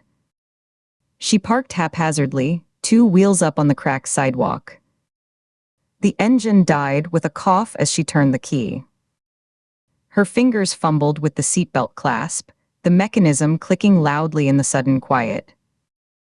She shoved the door open, the sound a sharp report in the narrow street, and was out of the car in one fluid motion, breaking into a jog before the door had fully swung shut. Her phone was a cold, hard rectangle in her palm, already lit with the map. Her badge was clipped to her belt, the worn leather case flipped open to display the shield. It was a prop now, a shield against questions she didn't have time to answer, but the weight of it felt like a lie. The city swallowed her. She moved against the tide of morning commuters, a woman in dark jeans and a jacket, her expression set in a mask of urgent purpose that dared anyone to stop her. Pedestrians flowed around her like water around a stone, a blur of briefcases and coffee cups and distracted faces lit by phone screens. She didn't make eye contact. She kept her head down, her stride eating up the pavement, her breath starting to come in short, sharp clouds in the chill air. The sounds were a cacophony, the hiss of bus brakes, the tinny beat of music escaping headphones, a vendor shouting about hot pretzels, the rumble of a garbage truck. The smell was layered: exhaust fumes, greasy food from a cart, the damp wool of a passing coat, a whiff of perfume from a woman who brushed her shoulder. Her sneakers slapped the concrete, each impact traveling up her shins. She wove through a cluster of tourists staring at a map, sidestepped a delivery bike that cut across her path, her body moving on pure, adrenalized instinct. Her phone chirped, the map app updating. 50 feet. The street had changed. New condos with glass facades where warehouses once stood, trendy cafes with chalkboard menus advertising $7 lattes, but the bones were the same. The slope of the land, the way the buildings crowded in as if trying to hide something. She turned a final corner, and the concrete underpass yawned before her, a deep gash of shadow beneath the raised road. It was a forgotten space, the air within it several degrees colder, flowing out to meet her like a chill breath. Graffiti scrawled across the walls in layered, chaotic tags, a history of neglect painted in spray paint. The ground was littered with broken glass that glittered in the weak light from the street, crushed food wrappers, and the sour, damp smell of urine, wet concrete, and something else. The sweet rotten odor of decaying garbage from a torn black bag slumped in a corner. The echo of traffic from above was a distant, hollow rumble that seemed to vibrate in the pit of her stomach. It rang. The sound was shockingly loud in the confined space, a sharp, digital trill that bounced off the grimy walls. She fumbled the phone, her cold fingers clumsy, nearly dropping it. She caught it, her grip too tight. "I'm here," she answered, breathless, the word bouncing back at her in a faint, mocking echo. The distorted voice replied, a digital gargle that held no humanity, no breath, no life. "I see that." Her skin prickled, a wave of goosebumps rising on her arms and the back of her neck. The fine hairs on her forearms stood erect. She couldn't stop a full-body shudder that made her shoulders jerk. He was watching. Right now. Her head snapped up, her eyes scanning, methodical, desperate. The blank, dark windows of the apartments overlooking the underpass, some with blinds drawn, others reflecting only sky. The flat rooftops lined with HVAC units like silent sentinels. The shifting crowd at the mouth of the tunnel, a man in a suit talking on his phone, a woman with a stroller paused to adjust a blanket, a teenager with a backpack slung over one shoulder. Anyone could be him. A man on a phone. A woman pretending to read a sign. Nothing gave him away, and that was the most terrifying part. His anonymity was absolute, a vacuum where a face should be. The game isn't over. Bonus round. We had a deal, Katie snapped, the anger in her voice a thin, brittle veneer over a bottomless well of fear. It cracked on the last word. She took a step back, pressing her shoulder blades against the cold, rough concrete of the tunnel wall, as if it could protect her from his gaze. The texture scraped through her jacket. "Where is she? Do you always keep your deals, Agent Ford?" The taunt was familiar, a twisted echo of another monster from another case, a man who had loved word games just like this. The memory was a knife twist, a phantom pain in an old scar. "The riddle. I have a million eyes but cannot see. I have a million ears but cannot hear. I swallow the city, but I am not a beast." Her mind, trained for patterns, for connections, fired instantly. Surveillance cameras. Traffic monitors. No, too modern for the era he's mimicking. It was too obvious. A trap within the trap. But the clock was ticking in her head, a frantic, silent metronome. She saw the grimy tiles of a station platform, the dark mouths of tunnels. "The metro," she said, the words leaving her mouth almost before the thought was fully formed. 5 minutes. Stay on the line. He didn't need to tell her twice. She was already running, bursting from the gloom of the underpass into the weak daylight, the sudden brightness making her blink. She cut through side streets she knew too well from 100 different cases, her feet carrying her on a path of muscle memory, past landmarks she registered only as blurs of color and shape. Past a community garden with its winter-bare plots and skeletal trellises, across a 4-lane road in a gap between cars, earning a furious, elongated blast from a taxi's horn that Dopplered away behind her. Her lungs burned, each breath a sharp scrape in her chest. The air was cold, but it felt hot in her throat. Her legs pumped, muscles protesting the sudden, sustained sprint. The old congressional cemetery rose ahead, its low stone wall and ancient, leaning headstones forming a silent city of the dead amidst the living one. "I'm at the cemetery," she panted into the phone, the words broken by her gasping breaths. She slowed to a fast walk at the iron main gate, her hand on the cold, flaking metal to steady herself. Her palm came away smudged with rust. "Good. Now walk." She pushed through the gate, the hinge groaning softly, a sound of age and disuse. The cemetery was vast and quiet, a sprawling park of grief under the gray sky. She moved past the main gatehouse, a small brick building with dark, empty windows, scanning the quiet, crushed gravel paths that wound between the monuments. Her gaze jumped from figure to figure, assessing threat in milliseconds. An old man in a worn coat carefully placing a small bouquet of carnations, too frail, movements too deliberate, a jogger with bright earbuds in, arms pumping rhythmically, wrong posture, too focused on his run, a couple leaning close together, studying a paper map, too engrossed in each other, no peripheral awareness. None of them looked back at her. None had the predatory stillness of a watcher. They were just ghosts among ghosts. "Where's the girl?" she demanded, her voice low, barely more than a breath into the phone. She kept walking, her eyes darting to every shadow cast by an obelisk, every stand of bare-limbed trees that could conceal a shape. "Down the hill. Toward the river."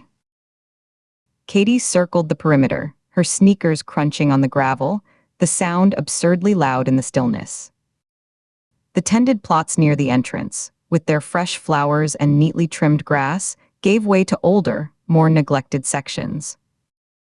The stones here were stained with green and white lichen, their inscriptions worn smooth by time and weather, the names of the dead reclaimed by nature.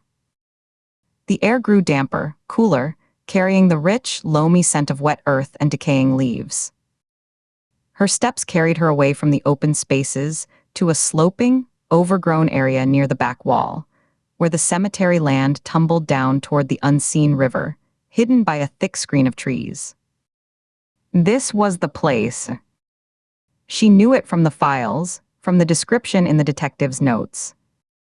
The maiden's third victim had been found here, decades ago, in this exact forgotten corner where the city's maintenance ended and the wilderness began. Go down, the voice instructed, a calm, almost bored command. Tell me she's safe. Katie's plea was raw, stripped of all professionalism, all guile. It was just fear, naked and desperate, the voice of someone who already knew the answer. See you soon, the line died with a soft, final click.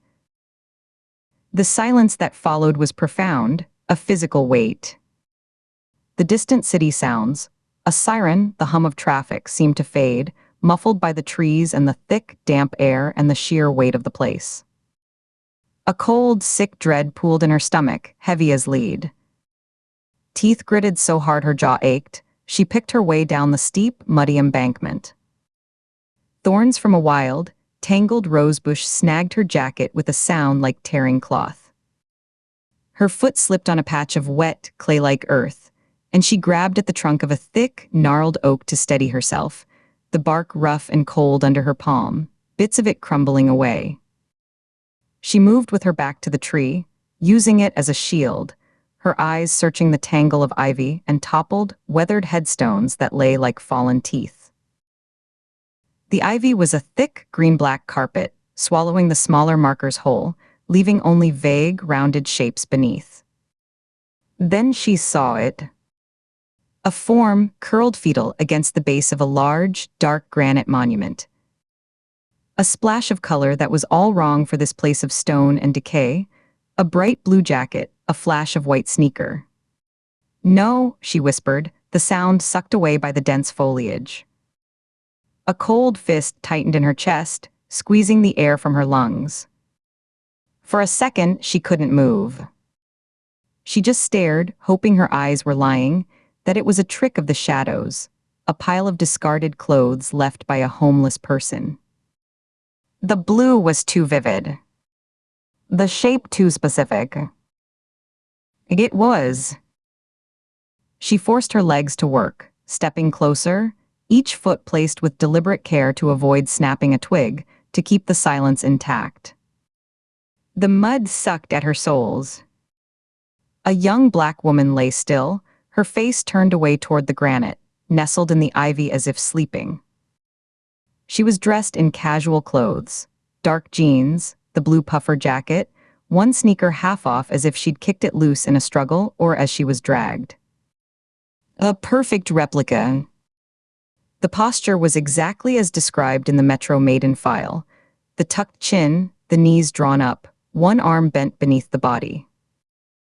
Katie's professional mind, that detached analytical engine, clicked on despite the horror, a survival mechanism. Early 20s. No blood on the clothes, no obvious trauma to the visible skin. Lividity consistent with the position. Suffocation, then. Manual or with a bag. A copycat's faithful, meticulous reproduction. This was a dump site, not the kill zone. He would have killed her somewhere controlled, private, where he could take his time. He brought her here to display her. To complete the scene. Which meant there should be signatures. The proof of the homage. Glancing around once more, seeing nothing but the silent stones and the shifting leaves in a faint breeze, she knelt. The damp from the ground immediately seeped through the knee of her jeans, a shocking cold. She used the cuff of her jacket to cover her hand, a makeshift barrier against leaving prints or disturbing evidence she shouldn't be touching. Her movements were slow, precise, a grotesque parody of care. She gently lifted the woman's foot. The limb was heavy, already settling into the rigidity of death, the muscle unyielding. The sneaker, a cheap canvas brand, was loose. Tucked inside, against the sole, was a faded, plastic transit card from the Washington Metropolitan Area Transit Authority. It was old, the font a style from the 90s, the magnetic strip worn. A collector's item, or a carefully preserved artifact stolen from an archive or a flea market. Her eyes moved to the collar of the woman's jacket, where it gaped slightly. There, on the light-colored nylon lining, was a smudge of bright, waxy red. She leaned closer, her breath catching in her throat. It wasn't a smudge. It was a distinct, perfect shape of lips, the Cupid's bow clearly defined, the lower lip full. The edges were crisp. It had been applied with care, with deliberation. It was identical, down to the slight asymmetry of the lower lip, to the photograph in the case file. A perfect match. He'd used the same shade, or found a vintage tube. The dedication was horrifying. Katie replaced the card with clumsy, reverent care, her fingers trembling now, making the plastic slip. She had to try twice to slide it back into the shoe. She lowered the foot back to the ground, arranging it as close as she could to its original position, the heel resting in a slight depression in the ivy. The finality of it hit her then, a wave that broke over the dam of her professionalism. This was a real person. Someone had brushed her hair this morning, had chosen this jacket from a closet, had maybe argued with a friend or smiled at a barista. Someone was waiting for her to come home, and that waiting would turn to dread, then to a grief that would never fully leave.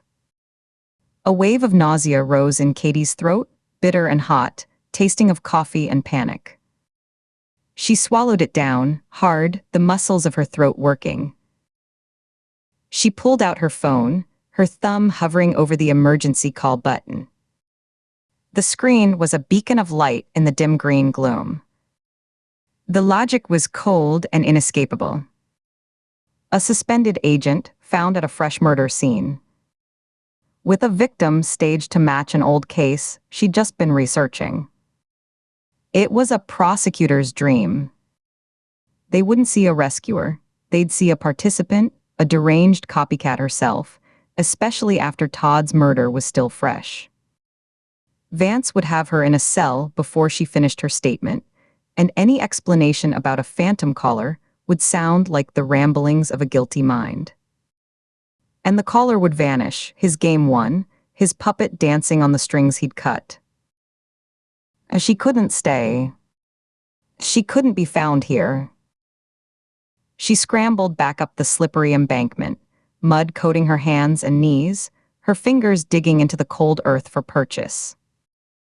Thorns ripped at her sleeves.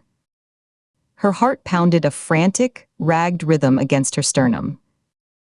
She burst onto the paved path, trying to smooth her hair, to wipe the worst of the dirt from her jeans with shaking hands. She was a mess. She looked exactly like someone who had just been crawling around a crime scene. Her breath came in ragged, visible puffs. A woman in a dark business suit and a beige trench coat was walking alone, several yards behind a chattering group of tourists pointing at a notable grave. She had a leather portfolio under one arm and was checking her watch with an impatient frown. Katie moved without conscious thought, intercepting her path, stepping into her line of sight. Excuse me. I need your help." The woman stopped, her eyes widening slightly at Katie's disheveled appearance. The mud, the wild eyes, the heaving chest. She took a subtle half-step back, her grip tightening on the portfolio. "What is it?" Her voice was cautious, clipped. "I'm with the FBI," Katie said, her voice low and urgent. She didn't flash the badge. The woman's eyes had already dropped to it, registered the shield clipped to her muddy waistband. Katie kept her hands visible, palms slightly out, non-threatening. "There's been an incident. I need you to call 911 for me. Right now." "What kind of incident?" the woman asked, her gaze flicking past Katie toward the overgrown hill, then back to her face, searching for truth or madness. Her eyes were a sharp, intelligent blue. "Please," Katie said, putting every ounce of strained authority, every shred of desperate sincerity she possessed into the word. It was all she had. Call 911. Tell them there's a 1055 in the bushes, near the back wall of Congressional Cemetery. A coroner's case. That's all. Just say an officer on the scene told you to report it. You don't know anything else. The woman hesitated, conflict plain on her face, the natural desire to avoid involvement warring with the authority of the badge and the raw, compelling intensity in Katie's eyes. She was a civilian, wanting no part of this, but the training of a lifetime to respect the badge won out. With a slow, reluctant nod, she pulled a sleek silver phone from her coat pocket. A 1055, she confirmed, her finger poised over the screen, her thumbprint unlocking it. Yes. Near the back wall. Coroner's case. The woman made the call, holding the phone to her ear, her other arm wrapped around herself. Katie watched her, every second an eternity, her own pulse loud in her ears. She heard the woman's voice, tight with nerves, repeating the information exactly as given. Yes, hello, I need to report. I was told by an officer, Congressional Cemetery, the back section, near the river wall, a 1055, they said a coroner's case. I don't know, I'm just passing by. An officer asked me to call it in. The woman listened, her eyes on Katie, and nodded at the phone. I'm okay. Thank you. She ended the call and looked at Katie, her expression now more fearful than suspicious, as if she'd just touched something contaminated. They're sending someone. What's a 1055? Thank you, Katie said, the words rushed, already pulling away. She was already moving, backward at first, keeping the woman in sight, putting distance between them. If the police ask, tell them exactly what happened. Just what you saw and what you did. Thank you, she turned then and walked, not ran, toward the main gate, forcing her stride to be long but measured.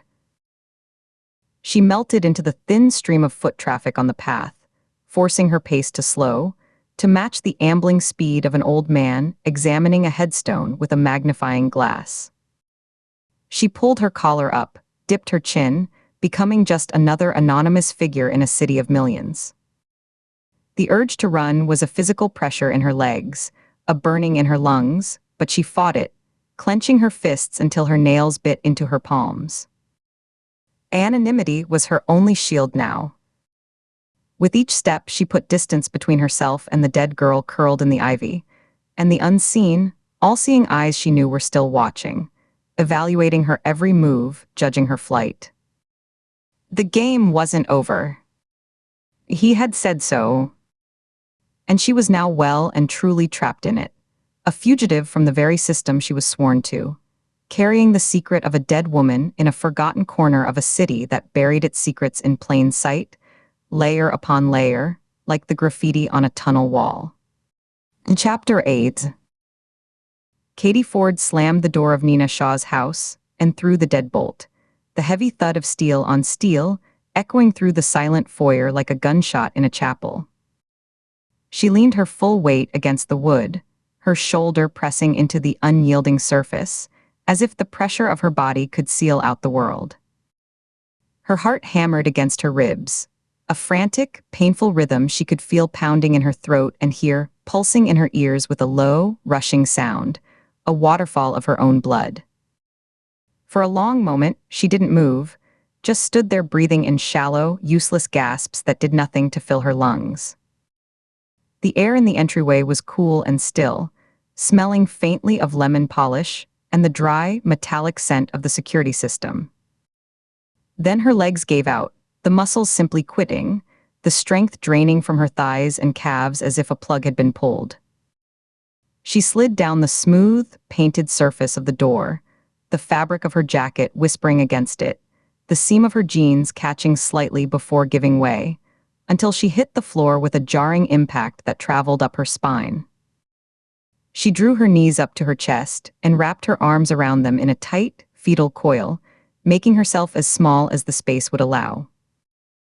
A fine, uncontrollable tremor started in her hands, a vibration in her fingertips that made her phone screen a blurry rectangle of light and worked its way up her arms into her shoulders, making her teeth want to chatter.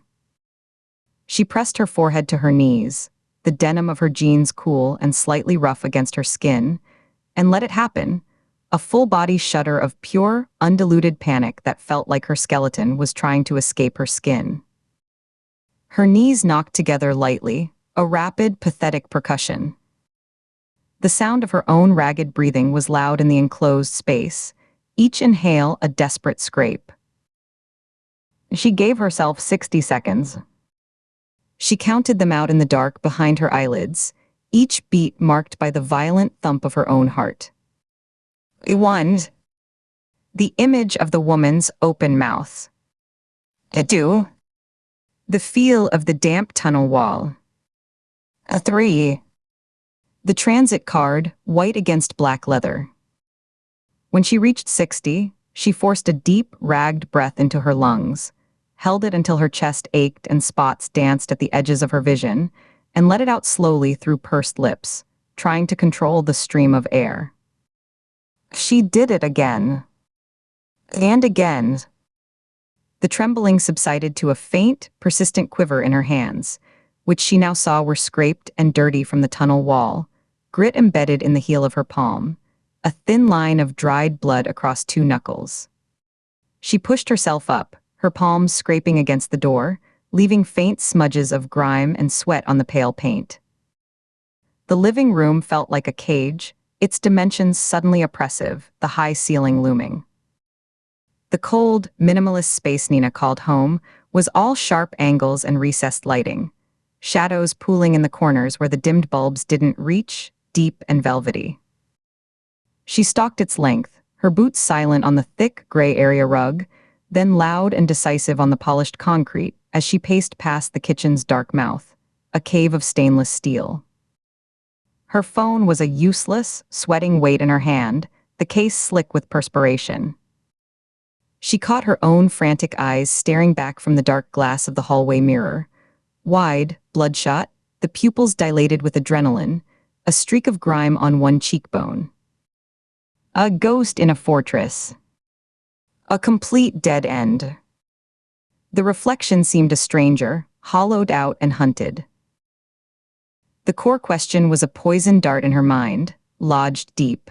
Was this Calvin Calloway's work? Her training screamed to profile, to compare, to match signatures. The timing was too perfect, a taunting anonymous call mere days after his prison break.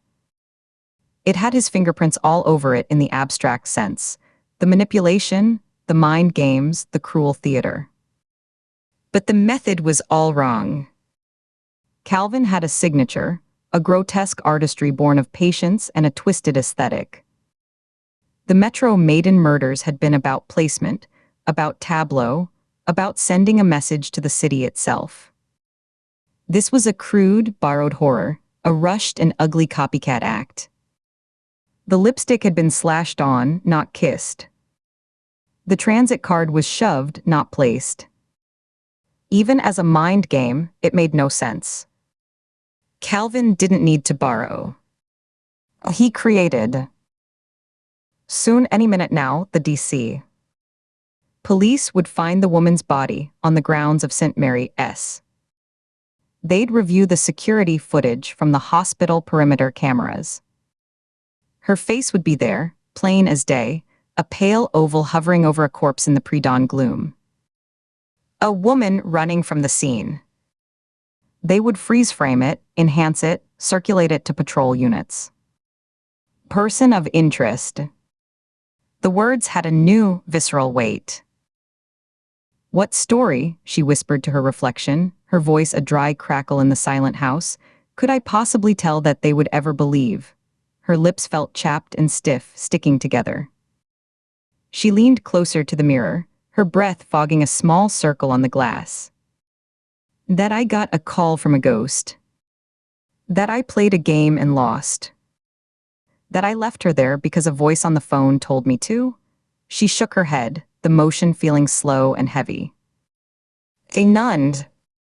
There isn't one. There's only the running. There's only the guilt. Calling the bureau was the logical move. The professional move. It was also suicide. It would paint a brighter official target on her own back, and the caller had been chillingly clear. Involve the FBI and more people die.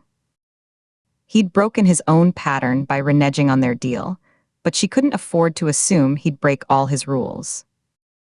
Obedience, however twisted the demand, was the only shield she could offer to any other potential victims out there. The math was brutal and simple. Saving lives was the job, even if the entire world now believed she ended them. Even if doing the job now meant betraying every protocol, every oath. She turned from the mirror and pressed her forehead to the cool, painted drywall of the living room. The smooth surface offered a faint anchor, a point of temperature difference against her feverish skin. She fought the urge to slam her skull against it, to feel a different, clearer kind of pain, something that would drown out the noise in her head. The familiar, choking sensation of powerlessness tightened its grip, a band of iron around her chest that made each breath a conscious effort, and a constriction in her throat that made swallowing difficult, as if a lump of clay were stuck there. Her hand rose unconsciously to her collar, fingers pulling at the fabric, trying to create space where there was none. The room itself seemed to shrink, the walls leaning in. Her home was a staged crime scene, crawling with forensic techs picking through the ruins of her life. Her career was in ruins, a smoking crater on the evening news. Nina was walking into a trap, armed with nothing but rage and grief, and Katie would be next, a convenient patsy in a narrative that was already written, the ink dry. Perception had solidified into an immutable fact. She couldn't change what people believed. She could only control her next move. One move. One step. That was all she had left. Waiting for another call or another body was not an option. It was surrender. It was sitting in this cold, beautiful cage until they came for her. She snatched her leather bag from where she dropped it by the door, the strap rough and familiar in her hand, the weight of it a small comfort. She marched to the low, modern coffee table, a slab of dark wood on a steel frame that felt as cold as everything else in the room. She didn't just dump the contents. She lifted the bag, felt the heft of the laptop in the tangle within, and with a single, violent twist of her wrist, she upended it over the table. The contents spilled out in a chaotic rush. Her laptop slid out, landing with a solid thump, followed by a snarl of charging cables that slithered like snakes, a worn notebook with its cover bent and pages dog-eared, and a handful of pens that scattered like pickup sticks, one rolling off the edge and hitting the concrete floor with a sharp tick. She dropped onto the stiff, angular sofa, the cushions offering no comfort, the fabric cool and slightly rough against the backs of her arms. The laptop lid opened with a soft, definitive click. The glow of the login screen bathed her face in a pale blue light, deepening the shadows under her eyes and etching harsh lines around her mouth. She typed in her credentials, her fingers moving by rote, the taps sounding abnormally loud in the quiet, like stones dropping in a well. The system accepted them. The desktop loaded, displaying the FBI seal. They hadn't locked her out yet. A small, dangerous window of access. She exhaled, a breath she hadn't realized she was holding. "Okay, Katie," she muttered, leaning forward until the screen's light was the only thing in her vision, her elbows digging into her thighs. "Oh, think. What can you find without triggering an alert?" Her own voice in the empty room was both a comfort and a reminder of her isolation, a scratchy sound that seemed to hang in the air, absorbed by the soft furnishings and the thick rug. They'll be watching the big stuff. The case files. The alerts. Look for the quiet corners. The back doors, she was talking to herself to stay grounded, to keep the panic at bay. The physical act of speaking, of hearing a plan, however nascent, made it feel more real. Researching the historic Metro Maiden case the killer mimicked was out. All that information was public record anyway, archived in newspaper databases and true crime forums. Accessing the internal case files from a flagged terminal would be a flashing neon sign of guilt, a digital scream for internal affairs to come running. She could almost see the red flag popping up on some duty officer's screen in the Hoover building. Ford, Catherine, access attempt, restricted file 1994-788. She could picture the duty officer leaning forward, frowning, picking up a phone. The caller knew her number. Calvin had Mark's phone. Another checkmark, however circumstantial, in the column for his involvement. Her name was public knowledge now, splashed across every news feed and crawl. Any half-competent stalker could have gotten it. She ran a hand through her hair, feeling the grit from the tunnel. But he knew the case, she whispered, tapping a fingernail against the laptop's casing, a rapid, nervous staccato. He knew the dump site. That's not public knowledge. Not the specific spot. That's file knowledge. The exact underpass, the drainage grate, that's in the scene photos. That's in the evidence log. She navigated through the internal portal, her mouse clicks precise and deliberate, the cursor gliding across the screen as if on ice. She avoided the major case files, the alert logs, the active investigation dashboards with their bright colors and flashing icons. She went instead to the missing persons database, a quieter section where general browsing by an agent wouldn't necessarily leave a distinct, suspicious trail, a place for routine checks, for tying up loose ends, for looking for a runaway teen or a confused elder. It was bureaucratic, mundane. She set the filters with careful clicks. Last 24 hours, Washington, D.C., female. She added an age range, 1830. Her finger hovered over the Enter key for a second, then pressed down. The page refreshed with a soft whir from the laptop's fan, a sound of effort. One result. A single line in a table. Renee Castillo, 23 years old. Reported missing by a roommate 8 hours ago. Last seen leaving a bar on H Street, NE. The physical description, height, weight, hair color, and length, matched the woman behind the hospital. The age was right. A cold certainty, heavy and slick, settled in Katie's stomach, a lump of ice. She stared at the name, at the bland, official typography, and saw the woman's empty eyes in the underpass, the way the light from her phone had glinted off the staring pupil. She saw the careful part in her dark hair.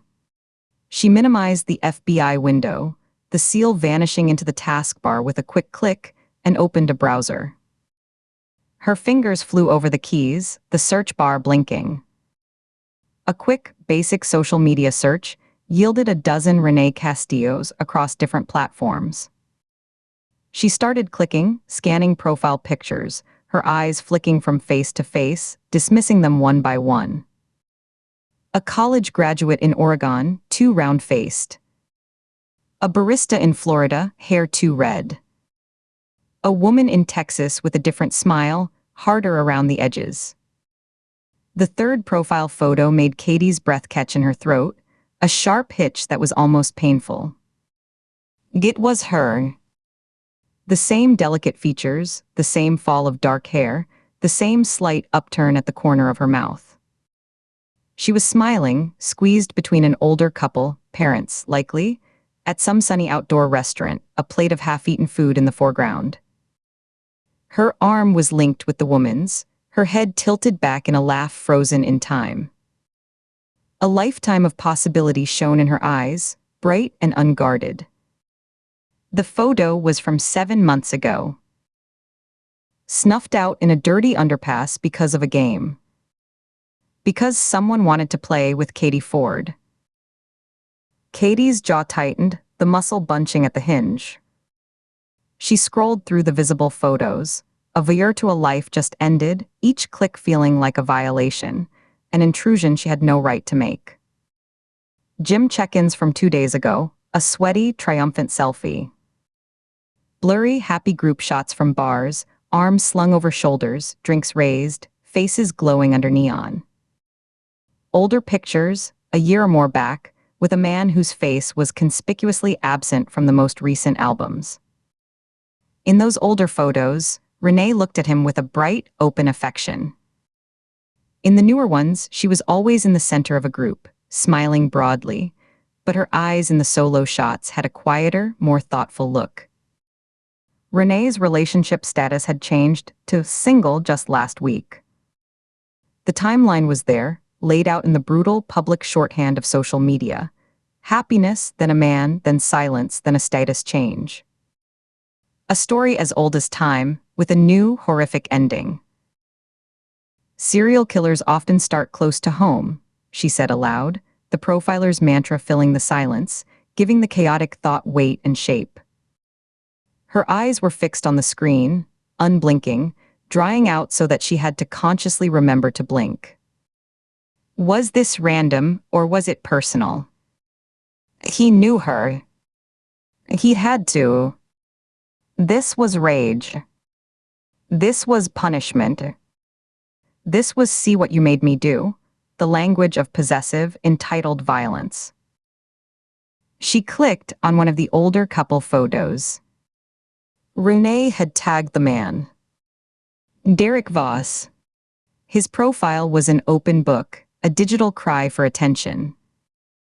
Poorly lit selfies taken in what looked like a basement apartment, all exposed brick and bad lighting, the camera angled to show off a scowling expression, a chin lifted in defiance. Aggressive, rambling status updates about respect and people who'd wronged him, peppered with misspellings and angry emojis. Fist, bomb, serpent. His profile picture showed a scrawny man in a tank top, muscles taut but lacking real substance, with a shaved and badly bleached scalp that looked patchy and irritated, like a chemical burn. He'd posted about being free and clear, and ready for new vibes, the same day Renee had changed her status. Under a friend's congratulatory comment, he'd written, "Good riddance to that trash."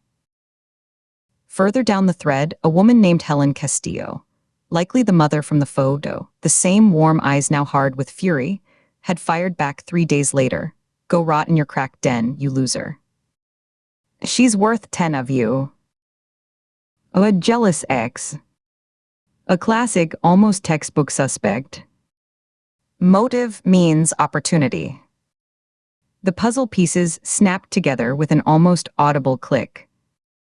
But why drag an FBI agent into it? Why the elaborate, high-risk charade with the historic case?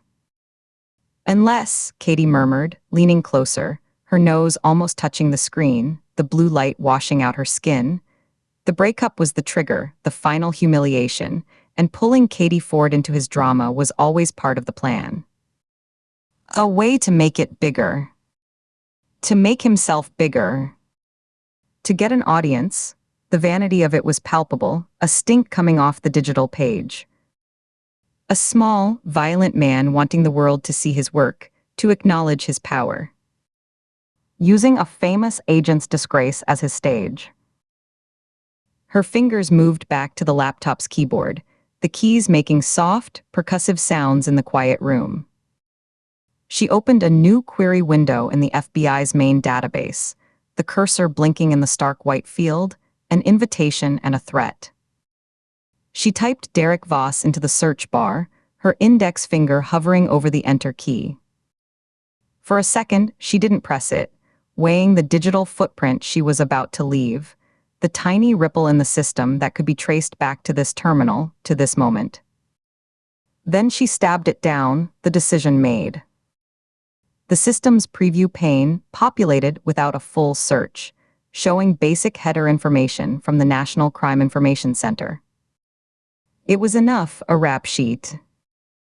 Possession with intent. A dropped trafficking charge for lack of evidence. Extortion, a plea deal that got him 18 months, served 10. Small time, violent and stupid. A blunt instrument.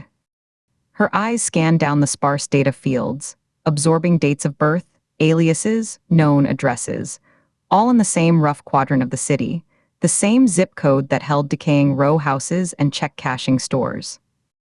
Then she saw it. A line near the bottom, often empty for adult records, a field most agents skimmed past, juvenile services records sealed.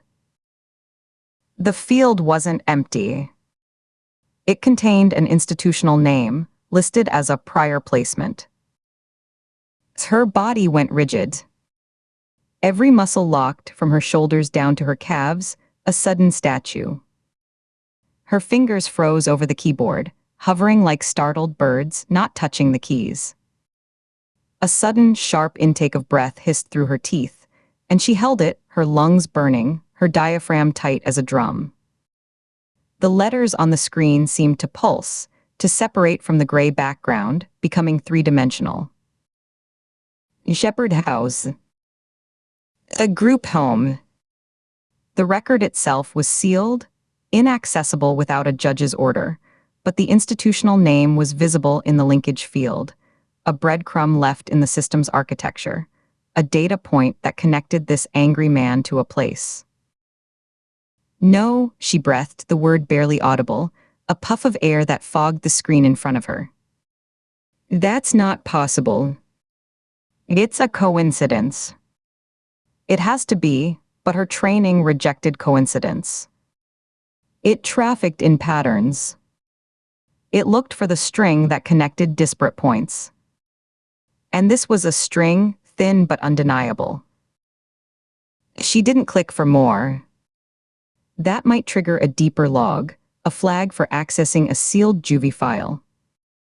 Instead, she opened another tab, her movements now hurried, her breathing shallow and quick. She navigated to a separate, older, and largely forgotten database, digitized volunteer logs from city outreach programs in the late 1990s and early 2000s. It was the kind of archive used for historical research or grant audits, not active investigations, its interface clunky and slow, the font a bland Times New Roman. Her search was clumsy, her fingers feeling thick and slow as she typed in the name, hitting the wrong key and having to backspace. Callaway Calvin. The search wheel spun, a tiny circle of cycling dots that seemed to take an eternity. The laptop's fan whirred again, a straining, worried sound. A single result appeared, a scanned index card from 1998, the edges of the card visible as a darker border on the screen. There it was. A log entry, the handwriting converted to uneven, blocky type. A young Calvin Callaway, age 19, had been a volunteer at Shepherd House for a 6-month period as part of a now-defunct community reintegration program for nonviolent offenders. The dates placed him there just a few years before he began his known killing spree. The supervisor's notes were bland, innocuous, the language of bureaucracy. Participant is engaged. Relates well to younger residents. A positive influence. A direct institutional link. Not a rumor, not a theory whispered in a briefing room over bad coffee. A documented point of intersection. Derek Voss had aged out of the same group home where Calvin Callaway once spent afternoons playing mentor, or whatever mask he wore at the time, relating well to vulnerable, angry boys. Teaching them what? Showing them what? The possibilities unspooled in her mind, dark and tangled. Her chair screeched against the concrete floor as she stood up so fast the world tilted, the blood rushing from her head in a dizzying wave. The force sent the wheeled chair skidding back, slamming into the side of the sofa with a dull, wooden thud. A loose pen rattled off the coffee table, clattered on the floor, and spun in a frantic circle before going still, pointing at the kitchen like an arrow. As she didn't notice, she paced away from the desk, 3 quick, stiff steps, her hands coming up to grip the sides of her head, fingers tangling in her hair, pulling slightly at the roots. The slight pain was a focus, a pinprick of the present to tether her to the room. "How deep?" she asked the empty room, her voice tight, strained, the words pushed out. "How deep does that connection run? Was it just a place, or was it a recruitment ground?" The thought was monstrous. A predator, not yet fully formed, testing his charms on the most malleable, the most wounded. She let her hands fall to her sides, clenching them into fists, feeling her nails bite into her palms, the crescents of pressure a grounding counterpoint to the chaos in her mind. Her mind raced, a torrent of connections and terrible possibilities, a cascade she couldn't stop. She tried to force the pieces into a coherent picture, laying them out on the mental table. Derek, the angry, discarded ex, stewing in his resentment, his small-time criminal record a resume of failure. Calvin, the master manipulator fresh out of prison, needing a tool, a pair of hands he could direct, a disciple already primed. Nana, hunting him, a laser-focused threat he would know was coming. The dead woman, Renee Castillo, the catalyst, the perfect victim to tie it all to Katie, a way to muddy the waters, to create noise, to punish the agent who had once profiled the master. It was a spider web, intricate and sticky, and she was stuck in the middle of it, feeling every tremor. Even if Derek's hands were dirty, and they almost certainly were, Calvin could be the puppeteer. He'd orchestrated crimes, manipulated followers, from a maximum security cell before. Freedom wouldn't change his methods, it would expand them. He needed resources. He needed loyal, violent hands. Who better than a bitter, unstable man from a place that held significance in Calvin's own formative history? A place where he could have first practiced the art of control on vulnerable boys, learning which levers to pull, which insecurities to press, which loyalties to forge. The group home wasn't just a coincidence, it was a workshop. The air in the living room felt too thin, too still, suffused with the sterile smell of a clean space that no one lived in. She couldn't think surrounded by Nina's sleek, impersonal furniture, under the flat, shadowless light that showed every flaw. She needed to move, to engage a different part of her brain, to break the static that was freezing her in place. She needed to do something, even if it was just crossing a room.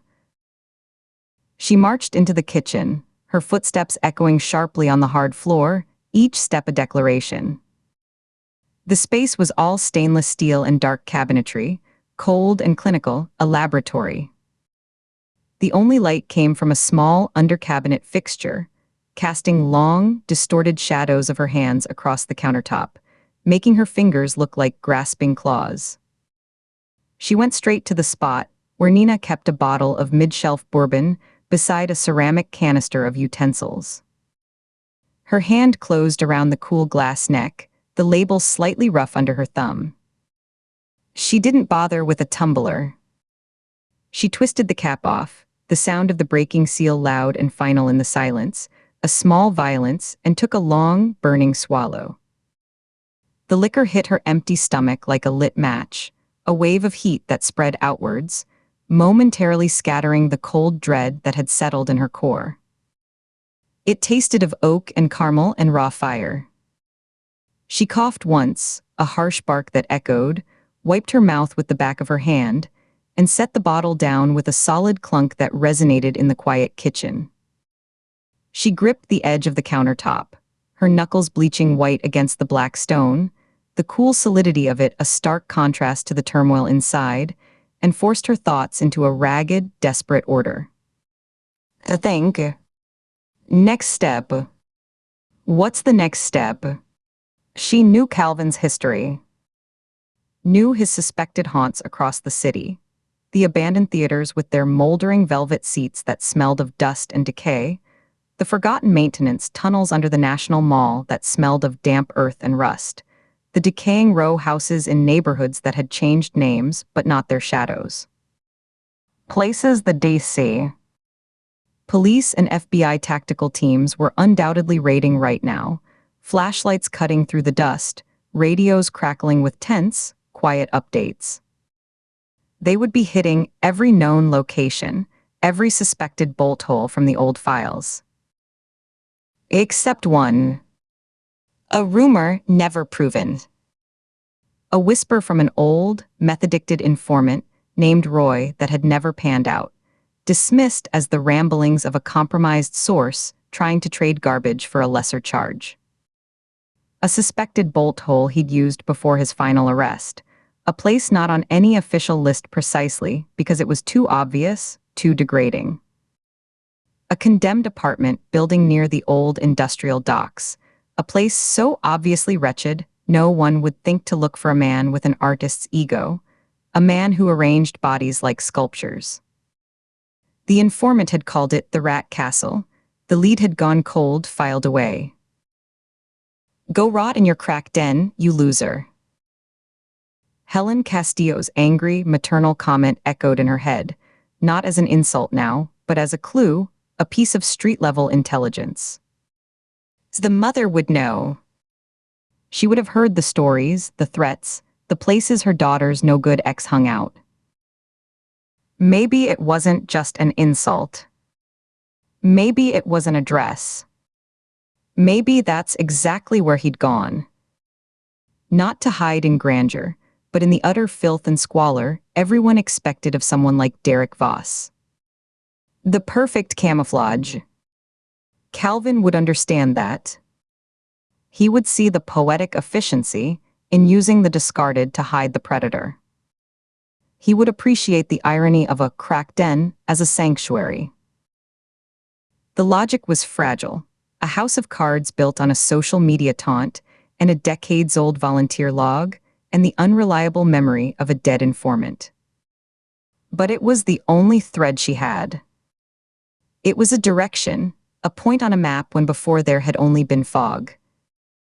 It was a name, the Rat Castle. A place to look. Action was the antidote to the choking powerlessness. Movement was the only thing left. The decision crystallized not in her mind, but in her limbs, in a sudden release of tension that demanded motion, that refused further stillness. It was a physical imperative. The keys to her car were on the slender entryway table where she'd tossed them, next to a small, abstract sculpture that looked like a twisted piece of driftwood. She was across the living room in 5 long, driving strides, her shadow leaping ahead of her on the floor, stretching and shrinking. The cool metal of the key fob bit into her palm as her fingers closed around it, the ridges of the buttons pressing against her skin, the sensation immediate and grounding. The decision wasn't a conscious conclusion, it was a physical reaction. The thought, go there, see for yourself, find the thread and pull, don't wait for the next call, don't wait for the next body, was still forming in the back of her mind as her body was already in motion, the keys already in her hand, her legs already carrying her toward the door, her other hand snatching her jacket from the back of the sofa in a fluid sweep.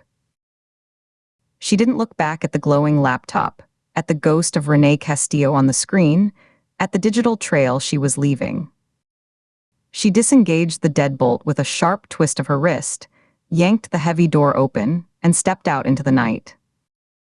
The door swung shut behind her with a final, solid thump, the locks engaging automatically with a series of decisive, mechanical clicks. She was already running, her footsteps pounding on the paved walkway, the cool, damp night air rushing past her face, carrying the distant smell of wet earth and city exhaust, a mix of gasoline and rain. Her car was a dark shape at the curb. The game had changed. She was no longer waiting in the fortress to be played. She was moving toward the board, a single piece charging into the dark, armed with nothing but a guess and a gut-deep need to stop the next beat of this terrible, ticking clock. Chapter 9. The iron gates to Eternal Rest Cemetery were twisted and hung open, one side sagging on a single rust-eaten hinge. Nina Shaw paused at the threshold, her eyes scanning the overgrown expanse beyond. The dawn light was a weak, gray wash, doing little to burn off the chill clinging to the air. She stepped through the breach, the soles of her boots crunching on a carpet of dead leaves and broken glass. The scent hit her before she'd gone 20 paces, a layered assault of chemical decay from embalming fluids leaching into the soil, undercut by the sharp, sour tang of unwashed bodies and the sweet, nauseating rot of forgotten food. It was the smell of a place that had been surrendered. Weeds, thick-stemmed and defiant, choked the gravel paths between the worn, tilting stones. Headstones leaned against each other like drunken comrades, their inscriptions smoothed to ghosts by a century of weather. Shaw moved with a predator's quiet, her gaze cataloging everything. The fresh cigarette butts ground into the moss, the worn foot trail through the weeds leading away from the main path, the empty bottle glinting at the base of a marble angel missing its wings. Her destination stood at the rear of the property, a crumbling finger of soot-stained brick pointing at the gray sky. The old spire, a forgotten caretaker's tower, or perhaps a failed mausoleum, was where the disposable people gathered. She'd been here once, years ago, on the tale of Calvin Calloway. He'd used places like this as waypoints, as temporary shelters for the ghosts he employed and then discarded. She remembered that visit with perfect, painful clarity. A rainy night, the tower door sealed tight, a woman with track marks like a road map up her arms whispering about a man who paid in pills and promises. Shaw had left with a description of a black SUV and a growing certainty that Calloway's network was more extensive than anyone believed.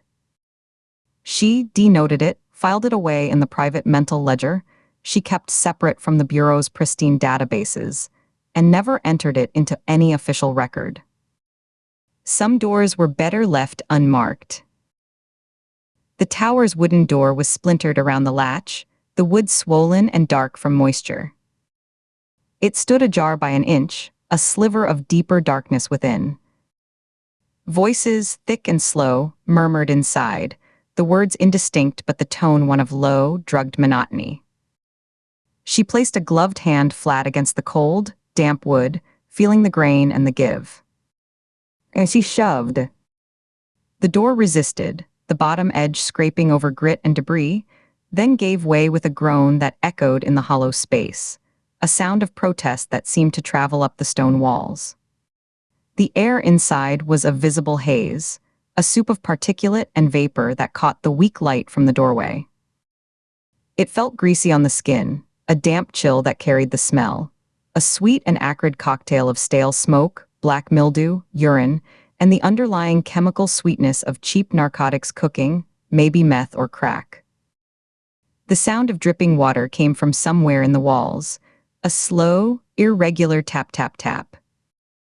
3 figures froze in the gloom, caught in mid-movement among a landscape of stained mattresses, soggy cardboard, and scattered garbage. A 4th shape, more shadow than substance, stirred in a darker corner behind a makeshift curtain of hanging plastic sheeting that rustled faintly. Shaw let the door swing shut behind her, the groan subsiding into a final, solid thud, plunging the room into near darkness save for the faint, jumping glow of a single candle stuck to a tin plate. The flame made the shadows on the wet brick walls seem to breathe. "Federal agent," Shaw stated, her voice cutting through the stagnant quiet like a blade. It wasn't a shout, it was a declaration, leaving no room for debate. "Eyes on me. Now." They turned their heads with the lethargy of deep sedation. Their eyes found her, reflecting the candle flame with a flat, disinterested sheen, the gaze of the chronically altered, where fear and curiosity were both dulled to a distant hum. One of them, a gaunt man with a matted beard that seemed to consume the lower half of his face, slowly pushed himself up from a nest of blankets. His movements were jerky, puppet-like, each shift of weight requiring visible effort. He squinted, his head tilting as if trying to bring her into focus through a fog. "You," he croaked, the words scraping out of a dry throat. A bony finger, nail black with grime, pointed shakily in her direction. "You came before. Years back." Asked questions, he blinked slowly. "You wore a dark coat. Had a badge on your belt. You asked about the man with the quiet voice." Shaw didn't move from her spot just inside the door, her posture relaxed but balanced, one foot slightly back. She kept her hands in view, away from her body. "Maybe," she said, her tone giving nothing away. The admission was neither confirmation nor denial, just a tool to keep him talking. She let a beat pass, her eyes holding his. "What else do you remember?" He worked his mouth, his tongue probing a missing tooth. "Said you were looking for a ghost. Said he hurt people." The man's bloodshot eyes drifted past her shoulder to the door, then back. "You didn't stay long." "I'm asking questions now," Shaw said, her voice level. "We're talking about Calvin Calloway." At the name, the room's atmosphere changed. It wasn't a gasp or a scream, it was a visceral contraction. The two other men on the mattresses didn't just look away, their whole bodies seemed to shrink. One pulled a filthy blanket up to his chin as if for protection, his knuckles white where they gripped the fabric. The other man's breath hitched audibly, a sharp intake that he held, his shoulders hunching toward his ears. Their eyes, dull a moment before, widened with a sudden, animal alertness, then darted away from Shaw and from each other, finding safe points on the floor or the wall. Without a word, exchanging a single glance that spoke of shared, instinctive dread, they shuffled backward on their haunches, the rough fabric of their pants scraping on the damp floorboards. Then, in a clumsy, frantic scramble, they were on their feet, stumbling over their own possessions, and disappearing through a low, arched doorway leading deeper into the tower's base. Their retreat was silent but for the frantic scuffle of their feet and the rustle of disturbed debris. The bearded man's bloodshot eyes flickered, not to the archway they'd taken, but upward, toward the ceiling, toward the source of the faint, electronic glow that seeped down the staircase. His tongue darted out to wet, cracked lips. "You want Nicky," he mumbled, the words slurred but urgent. "Upstairs. He's the one who decides things here. Talks for us." "Decides what?" Shaw pressed, taking a single step forward. The floorboards creaked a long, low complaint under her weight. "What needs deciding down here?" "Rations. Safety. Who gets to stay?" The man's face closed like a fist. He gave a jittery, twitching shrug that ran from his shoulders down his arms to his trembling hands. His gaze dropped to the floor, his jaw tightening. He turned his body a few degrees away from her, a deliberate shutting down, his fingers beginning to pick at a loose thread on his stained sleeve. The name Calloway had been a key, and it had unlocked a door to a deeper, more controlled layer of this squalid hierarchy. Shaw moved past him, her shoulder brushing the cold, damp brick of the wall, feeling the grit and the seep of moisture through her jacket as she approached the interior archway. It was a Gothic shape, crumbling at the edges, leading to a narrow, spiraling stone staircase that corkscrewed up into darkness. She paused at the bottom step, listening. The murmur from above had ceased. From behind her, in the main room, there was only the ragged, wet sound of the bearded man's breathing. The steps were littered with debris, more cigarette butts, a cracked syringe, chunks of fallen plaster that looked like gray bone in the gloom. She placed her left boot on the first step, testing it. The stone was solid, but something small skittered away under her toe. She began to climb, her movements deliberate and quiet. The stone was icy and slick under her touch, as she trailed her left hand along the rough wall for balance, the surface gritty with saltpeter and something slimy. Her right hand rested near her hip, fingers loose but ready. Each step was a calculation, her weight placed carefully on the ball of her foot first, then rolling down to the heel to minimize noise. Her eyes scanned the curve of the staircase above for movement, for an ambush point where the spiral tightened. The only sounds were the soft, controlled scuff of her boots, the distant, eternal drip of water somewhere in the walls, and the faint echo of her own breathing in the stone tube. The air grew colder as she ascended, the smell of mildew and damp stone overtaking the human odors from below. The upper room was a study in contrasts. It was still squalid, still part of the tower's decay, but it was organized squalor. The chaotic desperation of the floor below was replaced by a grim, purposeful order. The worst of the garbage had been swept into a corner, into a precarious mound. A few threadbare armchairs, their stuffing leaking like pale entrails, were arranged in a rough semicircle facing a small, battery-powered lantern set on an upturned crate. The lantern cast a cold, blue-white LED glow that sharpened shadows instead of dispelling them, etching hard lines under the chairs and across the brickwork. The air here was different, too, less the smell of immediate human decay and more of stale smoke, old coffee grounds, and the metallic ozone hint of electronics. A man in dark, fitted clothing, clean jeans, a black sweater, lounged in one of the chairs, scrolling slowly on a smartphone. The glow of the screen illuminated a sharp, clean-shaven face, eyes intent on the device. He looked up as Shaw cleared the final step, unsurprised. His expression was one of mild annoyance, as if she were a delivery person who'd arrived at an inconvenient time. He finished scrolling, his thumb pausing, then lowered the phone. "This," he said, his voice calm and low, a voice used to being listened to in quiet rooms, "is private property. You're trespassing."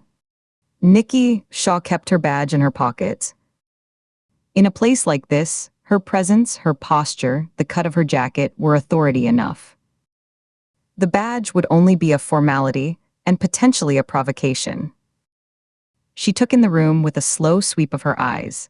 The single other doorway, a closet with a missing door, the lack of windows, the way the lantern light didn't reach the corners. He set his phone down on his thigh, screen side down with a soft tap. "Who's asking?" "Agent Shaw, FBI." She took another step into the room, putting the staircase opening to her side, not directly behind her. The brick wall at her back was cold through her jacket. "Calvin Calloway. Has he contacted you?" "Been here."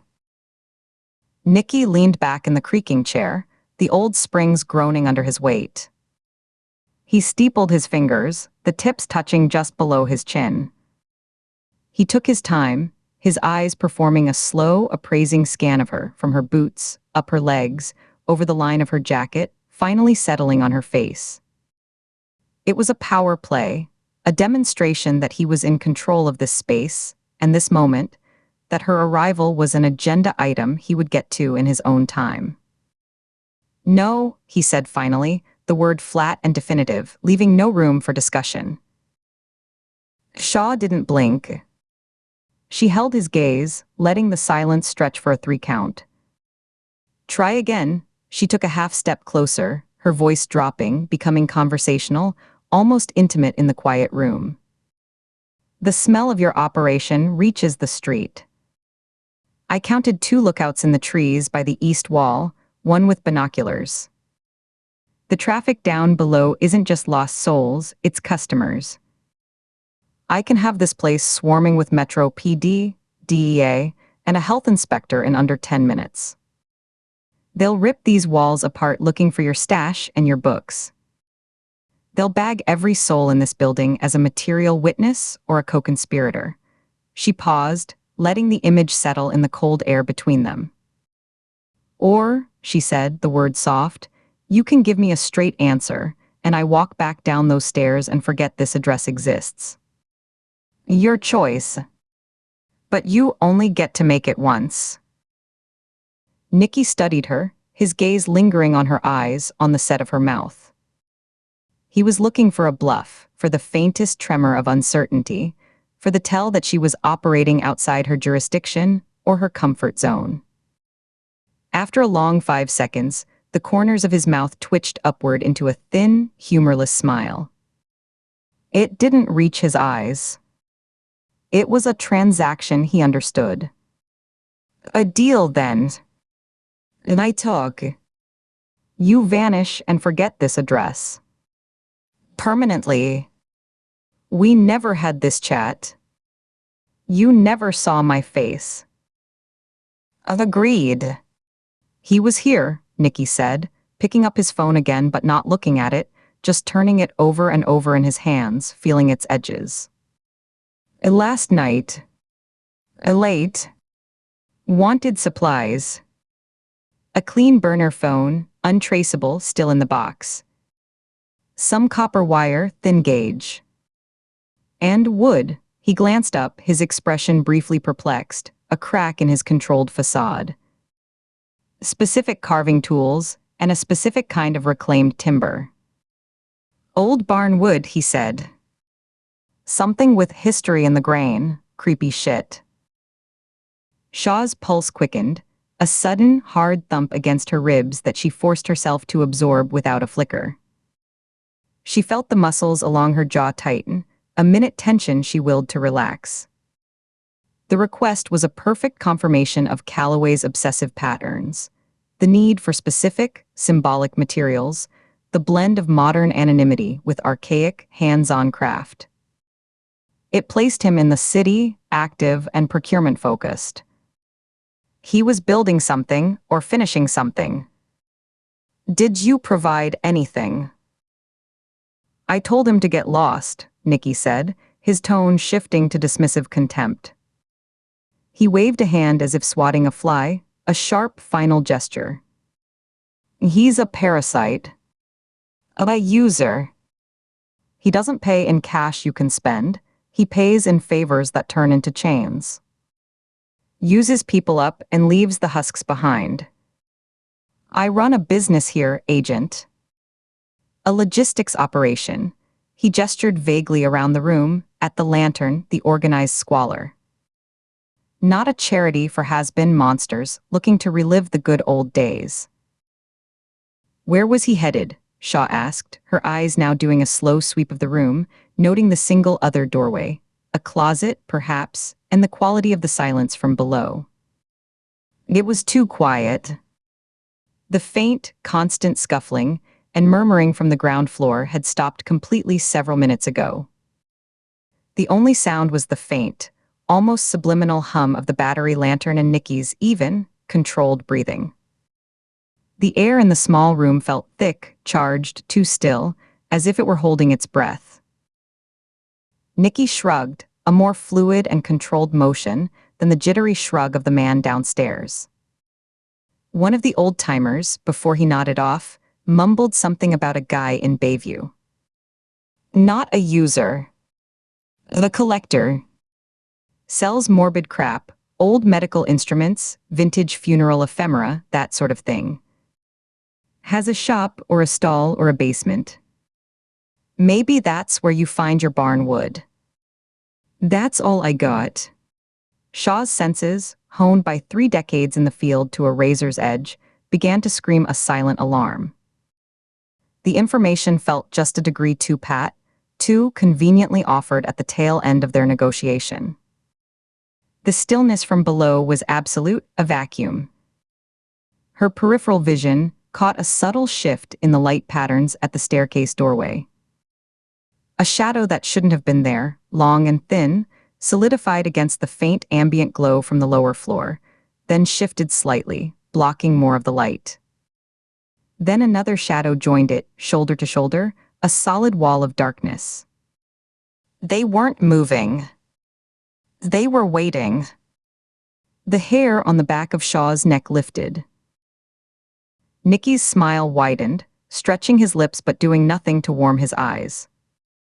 The muscles around his mouth tightened into cords, but his eyes remained flat and watchful, devoid of any human warmth.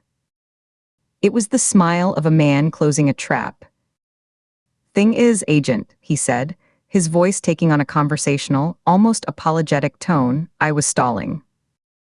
Had to let the boys get into position downstairs. Couldn't have you turning and bolting back the way you came. Bad for business. Looks weak." Shaw didn't look directly at the blocked exit. Instead, she took a single, smooth step back, her shoulder blades coming to rest against the cold, unyielding brick of the exterior wall. It eliminated an angle of attack from behind. Her right hand moved, not in a sudden grab, but in a deliberate, unhurried motion to find the textured grip of her service weapon holstered under her jacket. She didn't draw it. Not yet.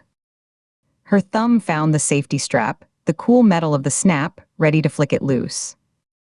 "For what?" she asked, her own voice calm, matching his tone. She kept her eyes locked on his, refusing to acknowledge the shadows at the stairs. "What exactly needs positioning?" Nicky rose slowly from his chair, unfolding his lean frame with a deliberate, unhurried grace. He placed his smartphone carefully on the seat of the chair, screen still down.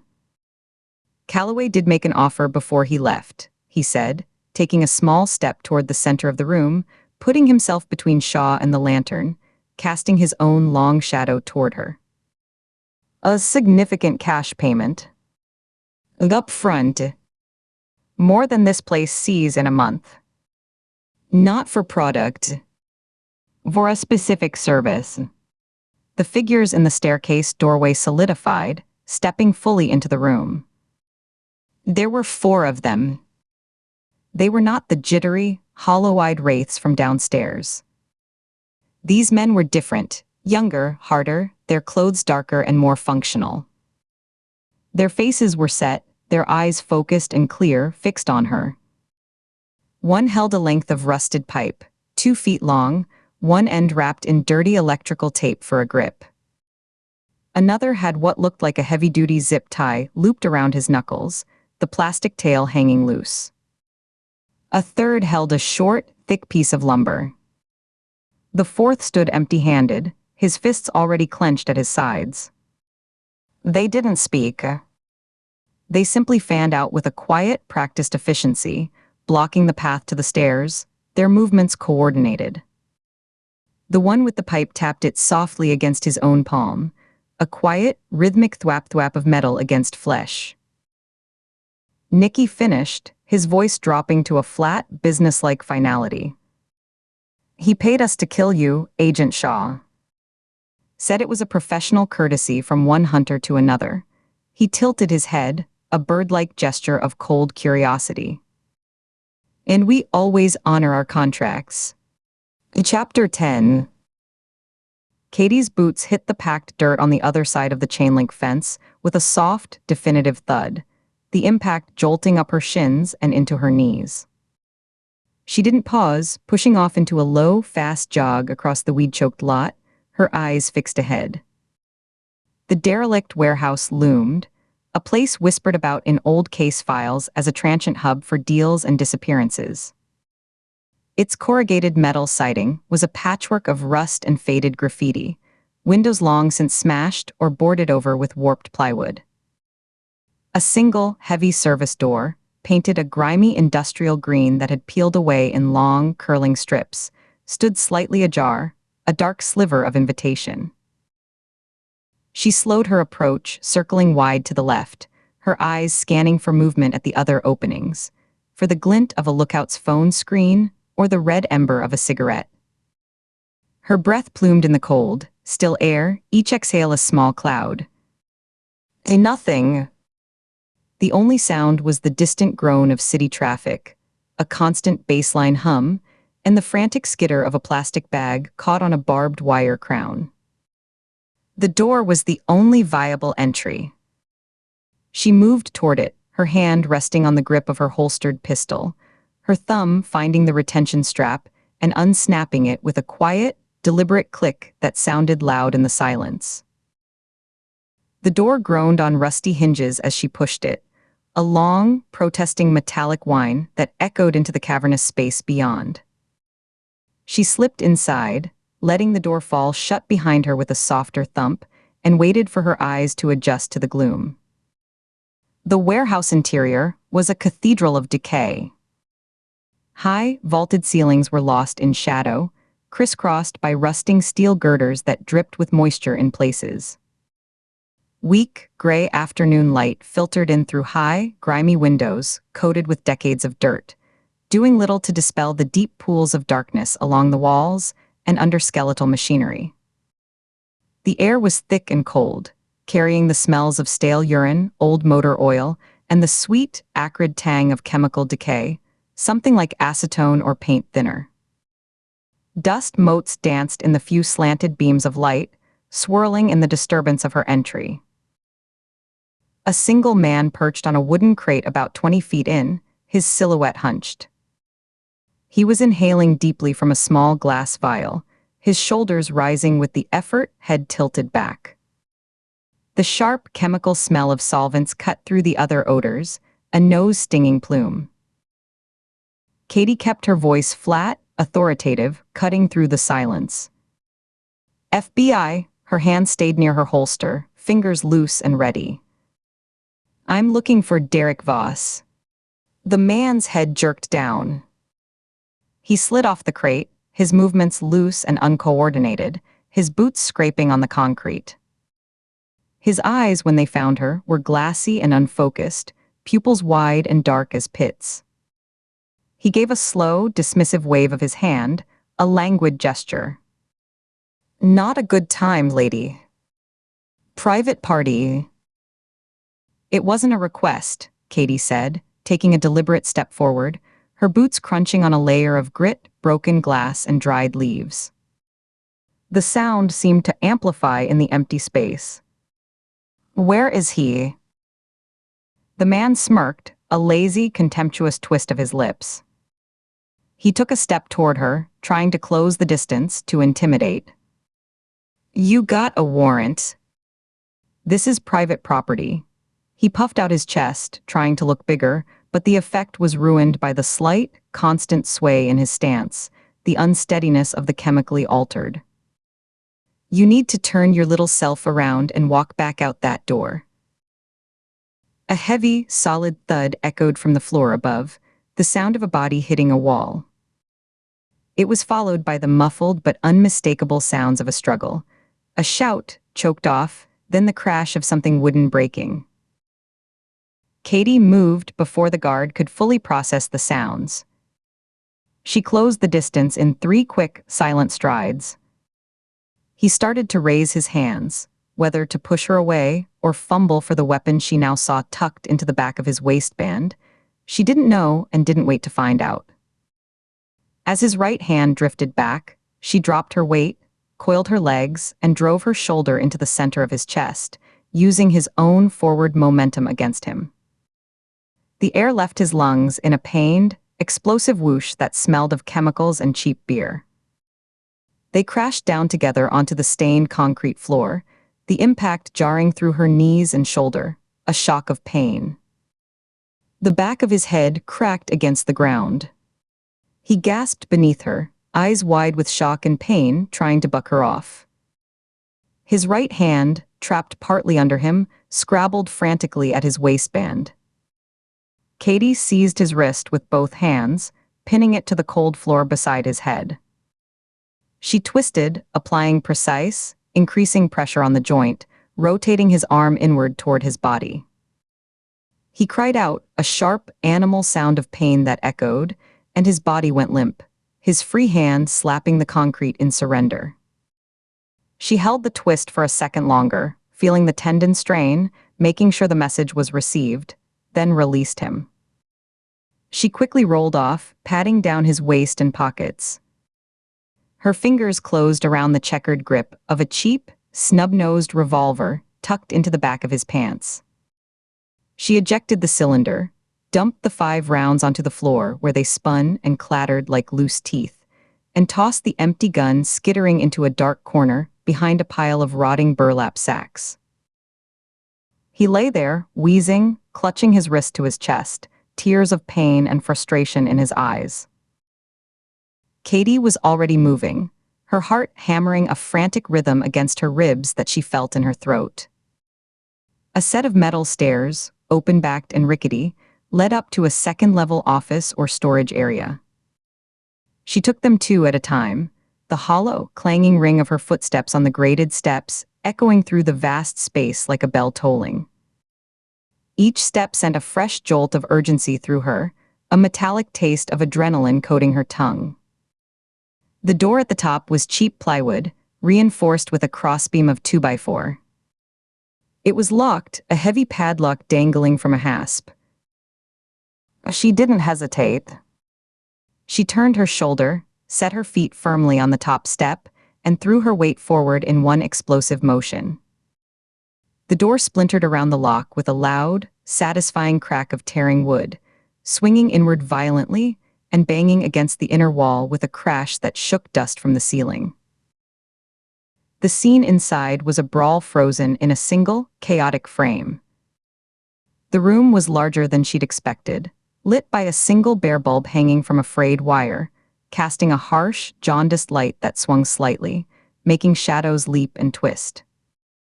A circle of 5 ragged men, armed with lengths of pipe, a baseball bat and glinting knives, had backed a familiar, furious figure into the far wall. Nina Shaw's back was against the peeling plaster, her service weapon held in a rock-steady 2-handed grip, sweeping across the semicircle of threats. Her lip was split, a trickle of blood dark on her chin, but her eyes were cold and calculating. Nina! Gunfire erupted, sharp and deafening in the enclosed, box-like space. Crack! Crack! Nina fired twice, controlled, precise shots that were less like noises and more like physical punches to the air. The 2 men closest to her on the left dropped, one clutching his thigh with a scream, the other stumbling back into his companions, his pipe clattering to the floorboards. The room erupted into a storm of motion and noise. A man with a shaved head and a tapestry of prison tattoos lunged at Katie from her blind side near the shattered doorframe, a knife held low and horizontal for a gutting strike. She pivoted on the ball of her foot, bringing her own pistol up. There was no time for a perfect aim, no sight picture. She fired from the hip point blank. The shot was a concussive blast, louder than she expected in the confined space, the recoil snapping her wrist back sharply. The flash was a bright stutter in the dim light. The man grunted, his charge turning into a stumbling, off-balance fall as the round took him high in the thigh. He crashed into a stack of moldering cardboard boxes, sending them tumbling in a cloud of dust and disintegrating paper. Katie's eyes darted, taking in the terrain through the ringing in her ears. A baseball bat, aluminum and slick with someone's sweat, lay on the floor near the doorway where it had been dropped. She holstered her pistol, the movement automatic, bent at the knees and scooped it up. The grip was sticky, unpleasant. She waded into the chaos, the bat held low. Another man, younger, wild-eyed with panic or chemicals, swung a length of rusted pipe at her head in a wide, whistling arc. She ducked under it, feeling the displaced air brush her hair, and brought the bat around in a short, vicious backswing, putting her hips into it. The aluminum connected with the small of his back with a sickening, wet crack. He made a sound like a stepped-on bag of air, all the breath leaving him at once, and folded, collapsing face first onto the floorboards, the pipe rolling from his limp fingers with a wooden clatter. Nina broke from a tangle of grasping arms, having used brutal elbows and sharp knee strikes to create space. She saw Katie, saw the bat. Without a word, she grabbed the handle from Katie's hands, her own fingers closing over Katie, S for a brief, solid second of transfer, a moment of connection in the madness. Nina turned, her movement pure, economical violence. A heavy-set man was rushing her, a butcher knife raised high for a downward plunge. Nina didn't retreat. She stepped into the charge, swinging the bat in a tight, horizontal arc at shoulder level. It connected with the man's raised forearm. The sound was different this time, a dry, unmistakable snap of bone. The man howled, a raw sound of agony, the knife flying from his nerveless fingers to skitter across the floor and spin under a metal desk. One man remained standing between them and the grimy window at the back of the room. He held a long, serrated hunting knife, its wicked edge catching the dull light. As he shifted his stance, light falling on his face, Katie recognized the sharp, handsome features, the cold set of the jaw from the file photo, Derek Voss. His eyes were cold and focused, flicking between the two women, assessing the new geometry of the fight. He feinted toward Nina with a quick jab of the blade, then reversed his momentum with startling speed, the knife whipping around in a backhand slash aimed at Katie's midsection. She jerked back, but not fast enough. The blade, designed for ripping, sliced through her jacket and shirt and bit deep into the flesh just above her hip. White-hot pain, immediate and shocking, stole her breath. It felt like a line of fire had been drawn across her side, a searing brand. She gasped, a sharp intake that hurt, her left hand flying to the wound, her fingers coming away wet and warm and shockingly red. Voss pulled the knife back for another, finishing strike, his expression grimly determined, his weight already shifting forward. Another gunshot, sharper, closer, Nina's weapon, fired from just behind Katie's left shoulder. The man who had been creeping up behind Voss, a length of pipe raised high to bash in the back of his skull, crumpled. A dark fountain of blood blossomed at his throat, arcing through the dusty air. His eyes, wide with surprise, went vacant and flat even before his body hit the floorboards with a heavy, final thud, the pipe clanging beside him. Voss seized the microsecond of distraction. He didn't look at the dead man. He shoved the stunned, arm-clutching attacker bodily into Nina's path, using him as a living, stumbling shield, and bolted for the window. He didn't try to open it. He turned his shoulder, covered his face with his arm, and crashed through the grimy, cobwebbed glass in a cacophonous shower of shards and rotten wood, disappearing into the alley below with the sound of running footsteps that quickly faded. Silence descended, heavy and thick, broken only by the low moans of the wounded and the ragged, too loud sound of Katie's own breathing. The pain in her side was a throbbing, insistent pulse that seemed to sync with her heartbeat, each throb sending a fresh wave of nausea through her. Nina lowered her weapon, her chest rising and falling rapidly. She scanned the room with a sweeping, clinical gaze, ensuring no further threats remained, her eyes lingering on each downed man, assessing their capacity for movement. Her gaze finally landed on Katie, taking in her pale face, the sheen of sweat on her brow, the hand clamped tightly to her side, the dark stains spreading through her clothing. "Nice of you to drop in," she said, her voice breathless but steady, almost conversational amidst the carnage.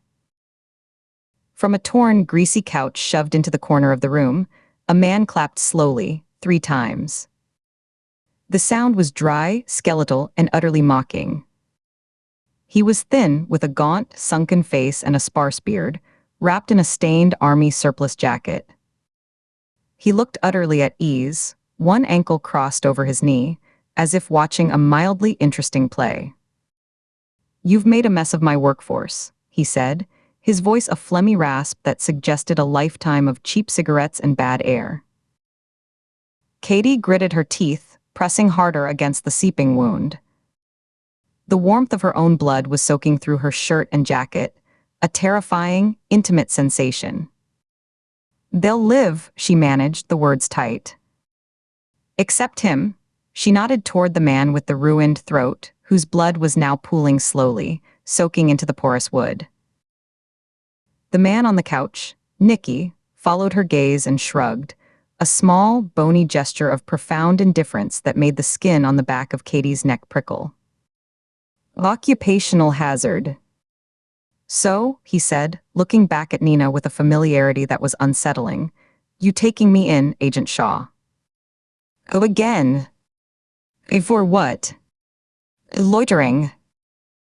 Stay, Nina commanded, her voice leaving no room for argument, flat and hard as the concrete floor below.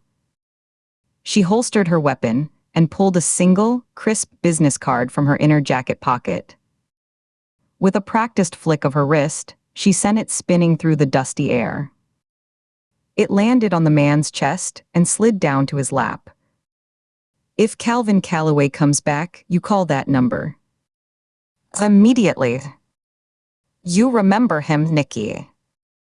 You remember what he is. Nicky picked up the card, glanced at the printed digits without interest, and tucked it into his own pocket. Whatever you say, Agent. His eyes drifted back to the dead man on the floor, and his thin lips quirked in something that wasn't a smile, a mere twitch of muscle. Saves me a week's pay, I suppose. The man's dismissive glance, the utter lack of humanity in it, churned in Katie's gut like spoiled meat. A cold, greasy nausea rose in her throat. She swallowed against it. He had a family, she said, the words coming out harder, more accusatory than she intended. Nicky looked at her as if noticing her for the first time, his eyes dull and amused, the eyes of a lizard sunning on a rock. We were his family, he said, and let out a short, barking laugh that held no humor at all, a dry, hollow sound. Such as it is. Nina jerked her head sharply toward the shattered doorway. Let's go. Now. They retreated, stepping over the moaning forms, their boots sticky with blood and grime. They moved back down the clanging stairs, the sound of their descent a hurried retreat. The guard at the bottom was now sitting up, leaning against his crate, cradling his wrist and glaring at them with sullen, impotent hatred as they passed. They pushed back out through the groaning service door and burst into the cold, clear air of the afternoon. The sunlight felt brutally bright after the warehouse gloom, a physical assault that made Katie's eyes water and squint.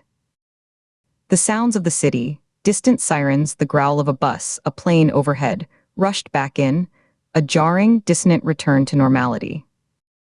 She took a deep, shuddering breath of cold, clean air, trying to wash the stench of blood and chemical decay from her lungs.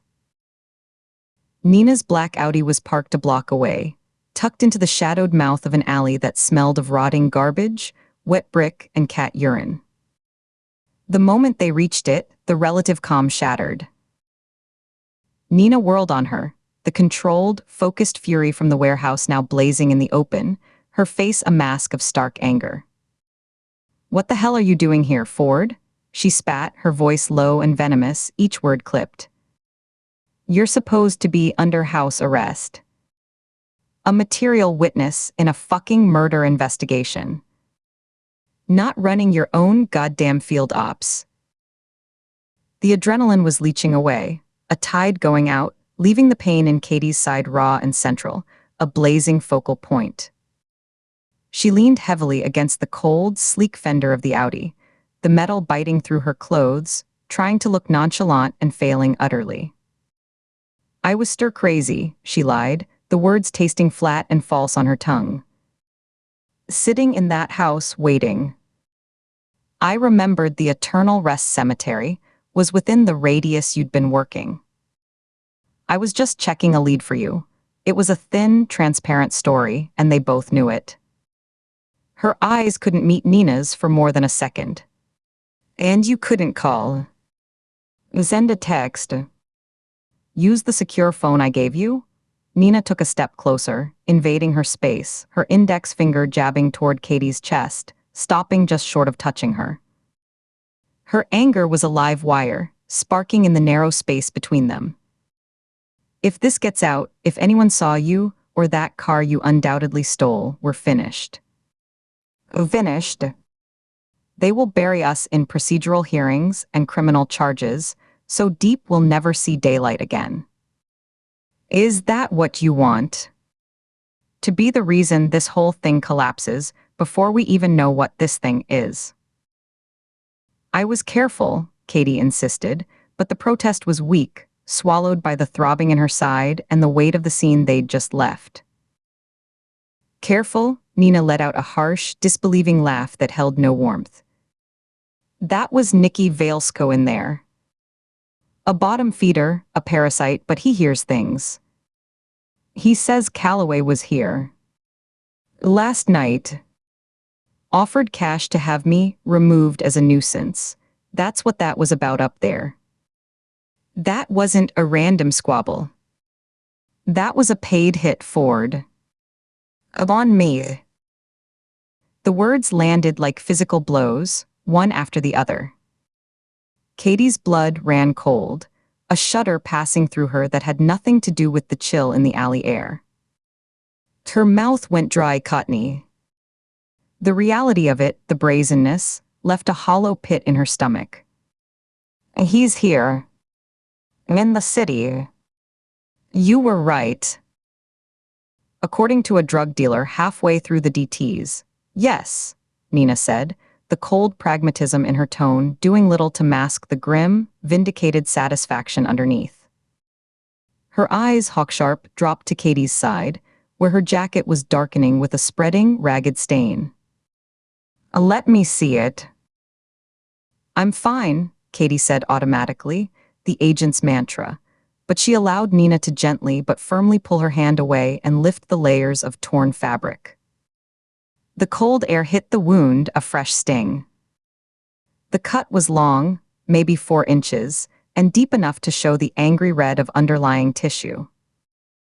It was bleeding steadily in a slow ooze but not pulsing, no arterial spray, a good sign. The edges were clean, the work of a very sharp blade. You'll need stitches. Probably a tetanus shot, considering where that knife has been, Nina said clinically, releasing the fabric. Her hands were steady, professional, betraying no tremor from the recent fight. It's not life-threatening, but it's not nothing. It'll hurt like hell tomorrow. Voss got away, Katie said, the failure a bitter metallic taste in her mouth. She saw the window bursting, the silhouette vanishing. He was right there. We had him. I saw, Nina's gaze was distant, already moving past the immediate failure to the next problem, the next chess piece on the board. He's a problem for another day. He was going for your femoral artery. You jerked back, or you'd be bleeding out in that warehouse right now, and I'd be explaining 2 corpses to Vance. She paused, her eyes flicking back to meet Katie's. There was no softness in them, no comfort, only a brutal clarity. I didn't have a choice on the other one. He was about to cave in Voss's skull, and then we'd have no lead at all. Or he'd have turned on us next. It was a binary decision. There was no remorse in her tone, only a cold, analytical pragmatism. It was the voice of the bureau, of the job, of cost-benefit analysis written in blood, and it was more unsettling than any display of guilt or anguish would have been. Nicky gave me something else before you decided to play cavalry, Nina continued, pulling a crumpled pack of cigarettes from her pocket and lighting one with quick, sharp movements of her lighter. She took a long, deep drag, the tip glowing brightly. She exhaled a plume of smoke that hung in the cold, still air. Calloway was asking about someone. A guy called the curator. Sounded like he was looking for him. And specifically. Katie straightened, wincing at the sharp pull in her side. Who's that? Oh, a fence. Oh, a fixer. No idea.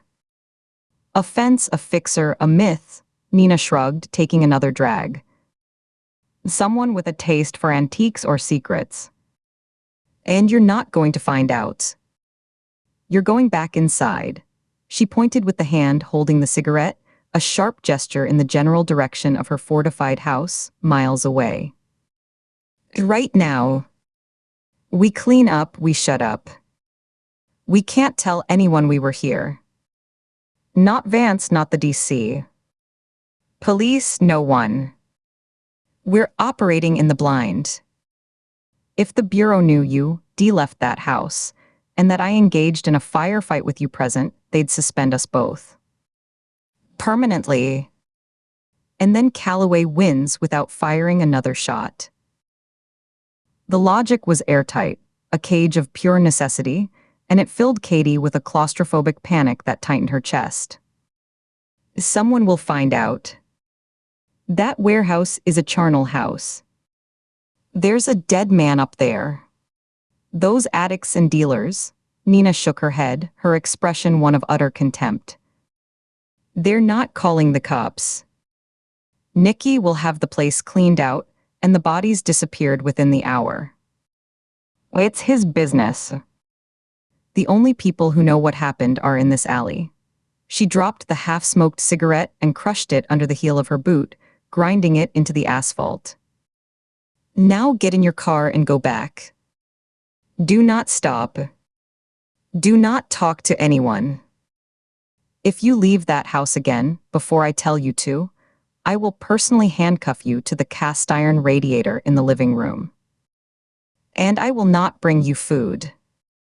And are we clear? The threat was delivered with absolute, unblinking seriousness. Katie held her gaze for a long moment, seeing the iron will there, the lines of fatigue and fury, and gave a single tight nod. It was all she could manage. Without another word, Nina slid into the driver's seat of her Audi. The engine purred to life, a sound of sleek, modern power utterly alien to the alley. She didn't look back, didn't offer a nod, as she pulled out of the alley and sped away, the taillights disappearing around a corner, leaving Katie utterly alone with the throbbing pain, the coppery smell of her own blood, and the lingering sense of garbage and gun smoke.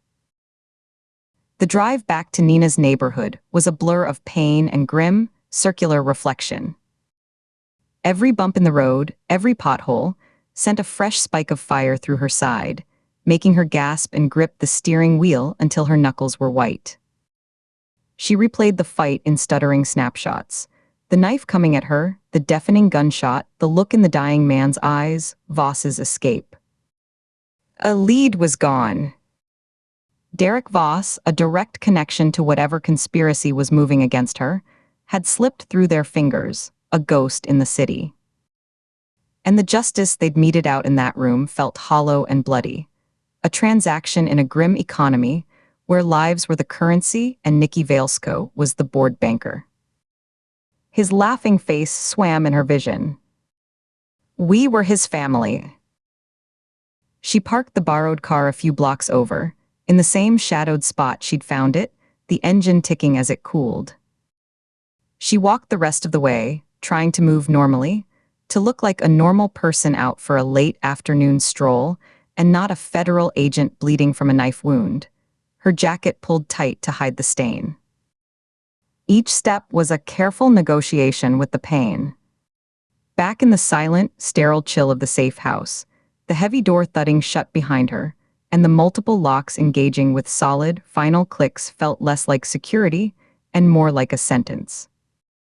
As she was sealed in, she went straight to the bathroom, her movements stiff and robotic.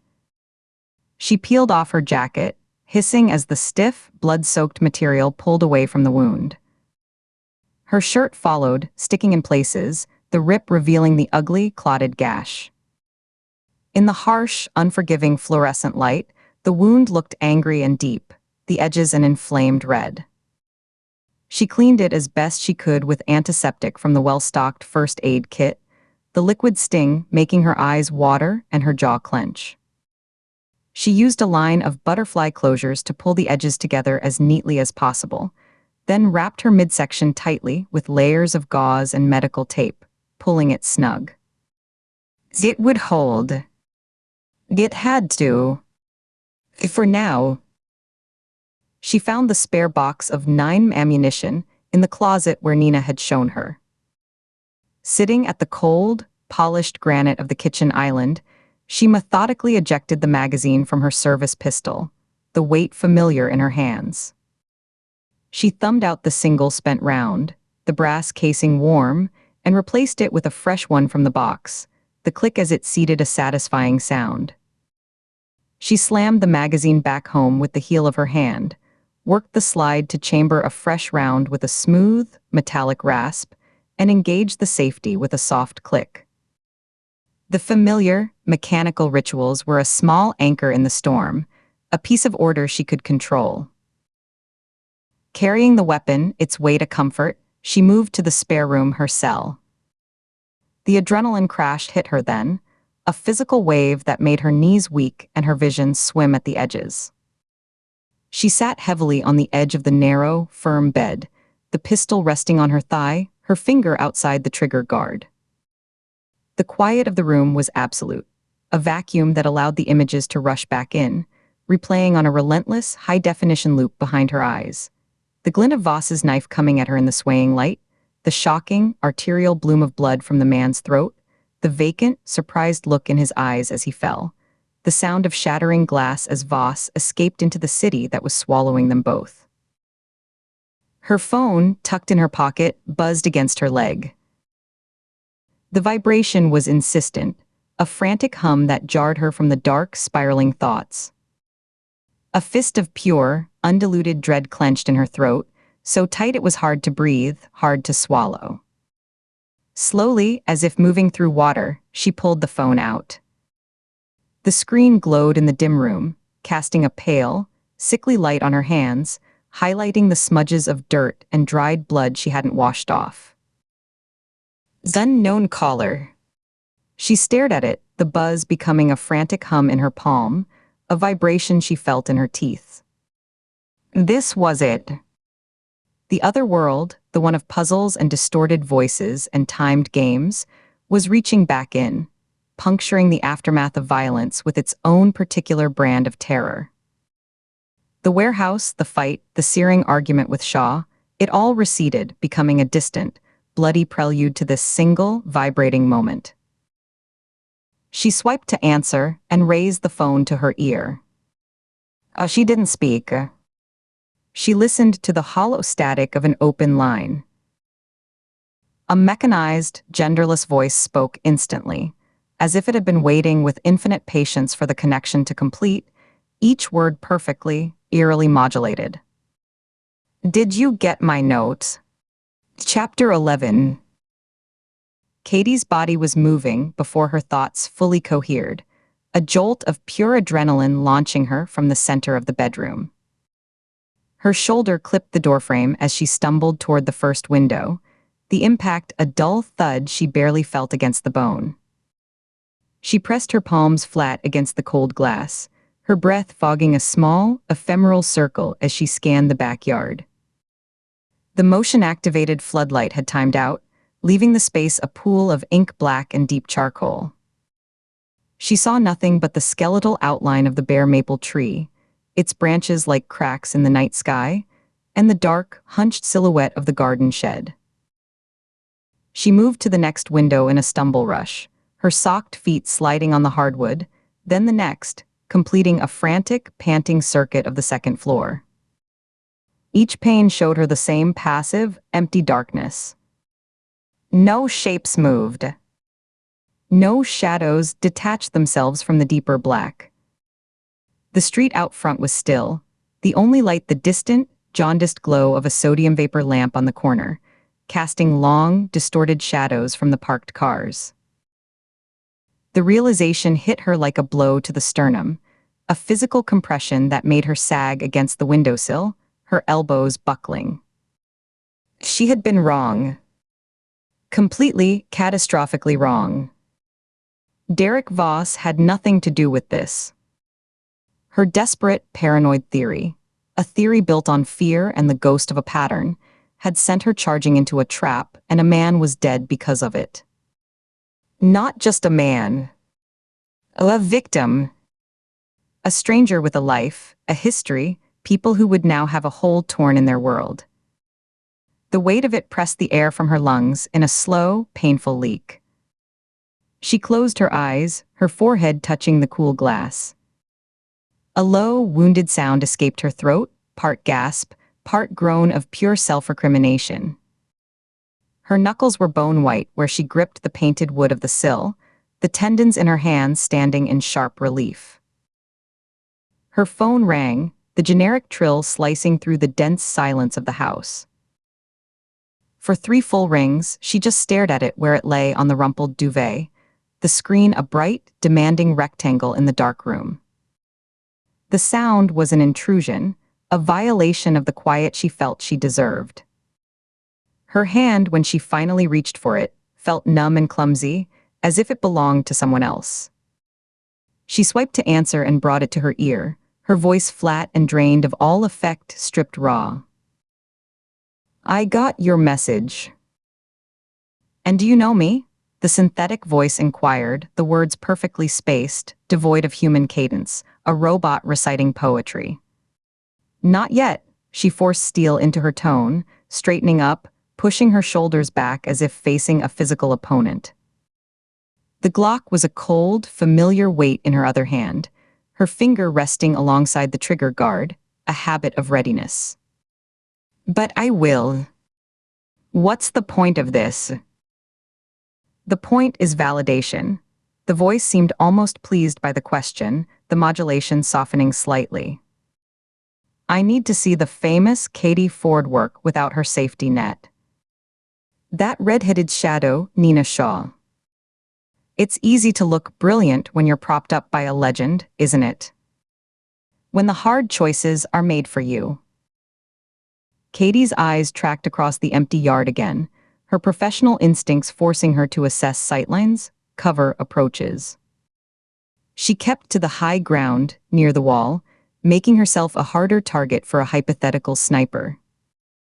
The analytical part of her brain, the part that was still an agent, noted the angles of the shed roof, the open stretch of lawn, the tree line.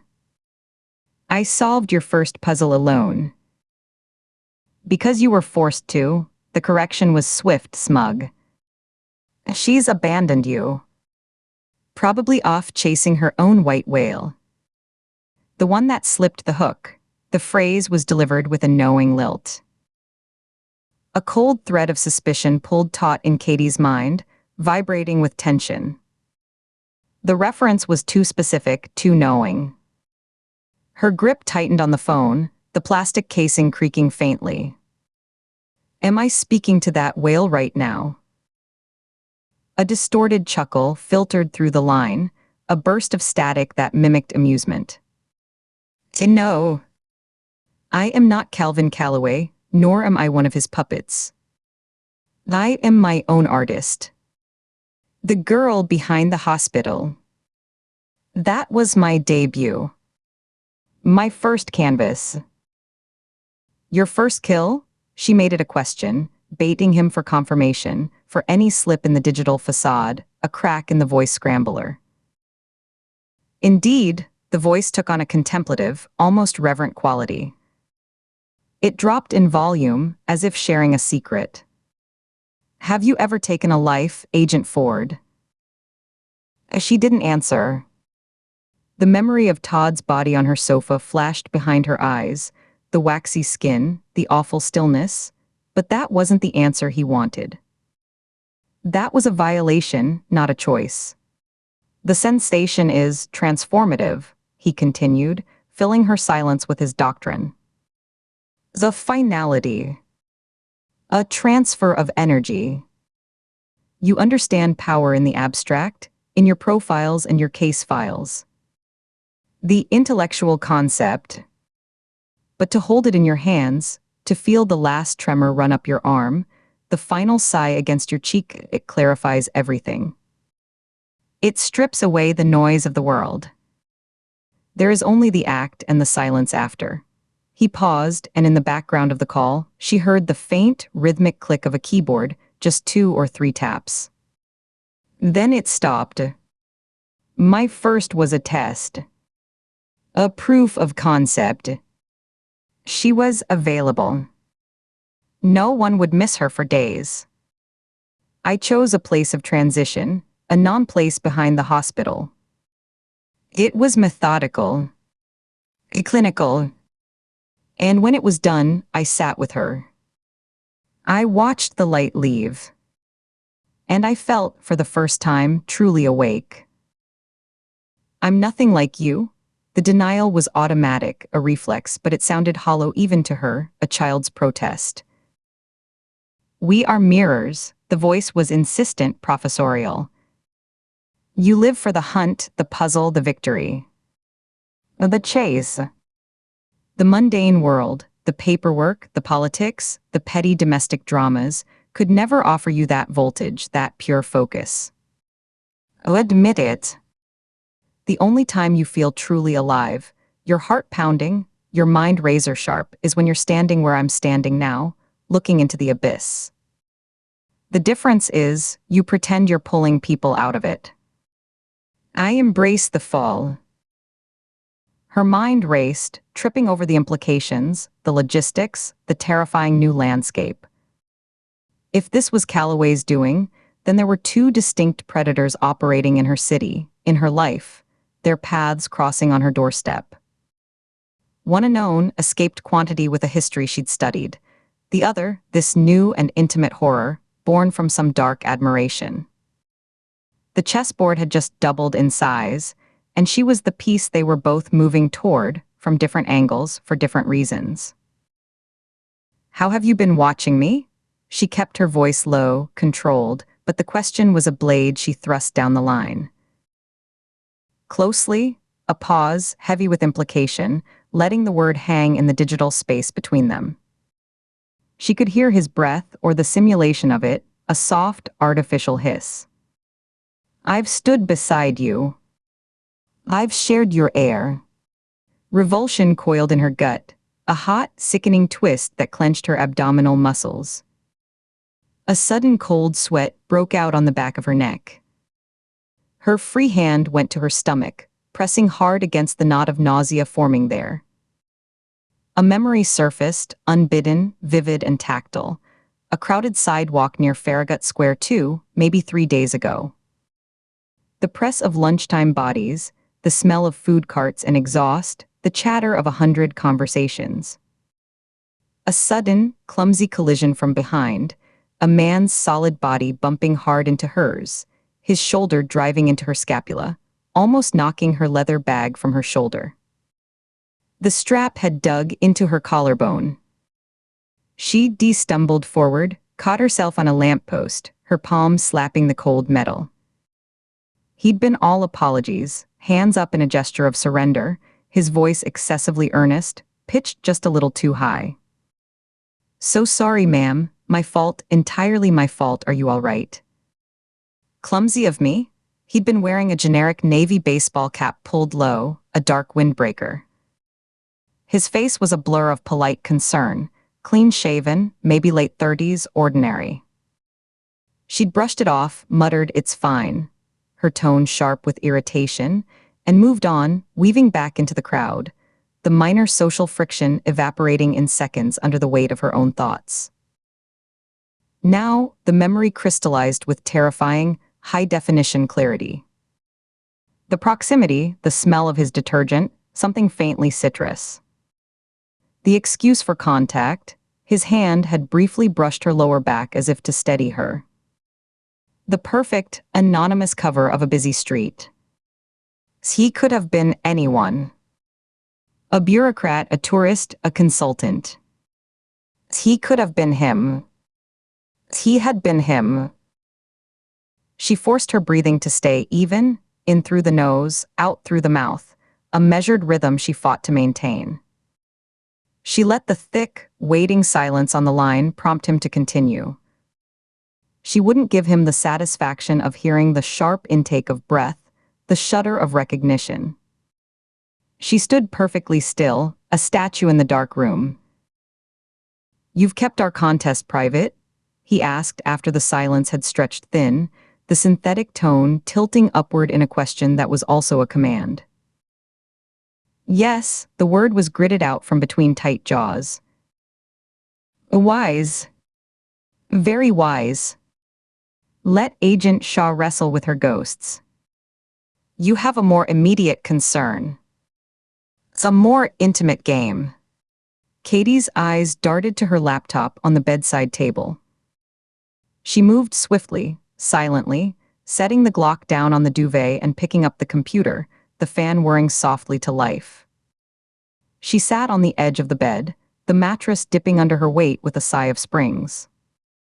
She switched her phone to speaker, the tinny, alien reproduction of the distorted voice now filling the quiet room, making the horror communal. With her other hand, she woke the laptop, the screen blindingly bright for a second before she dimmed it. She opened a simple audio recording app and hit record. The red dot began to pulse, a tiny mechanical heartbeat. It was a futile gesture.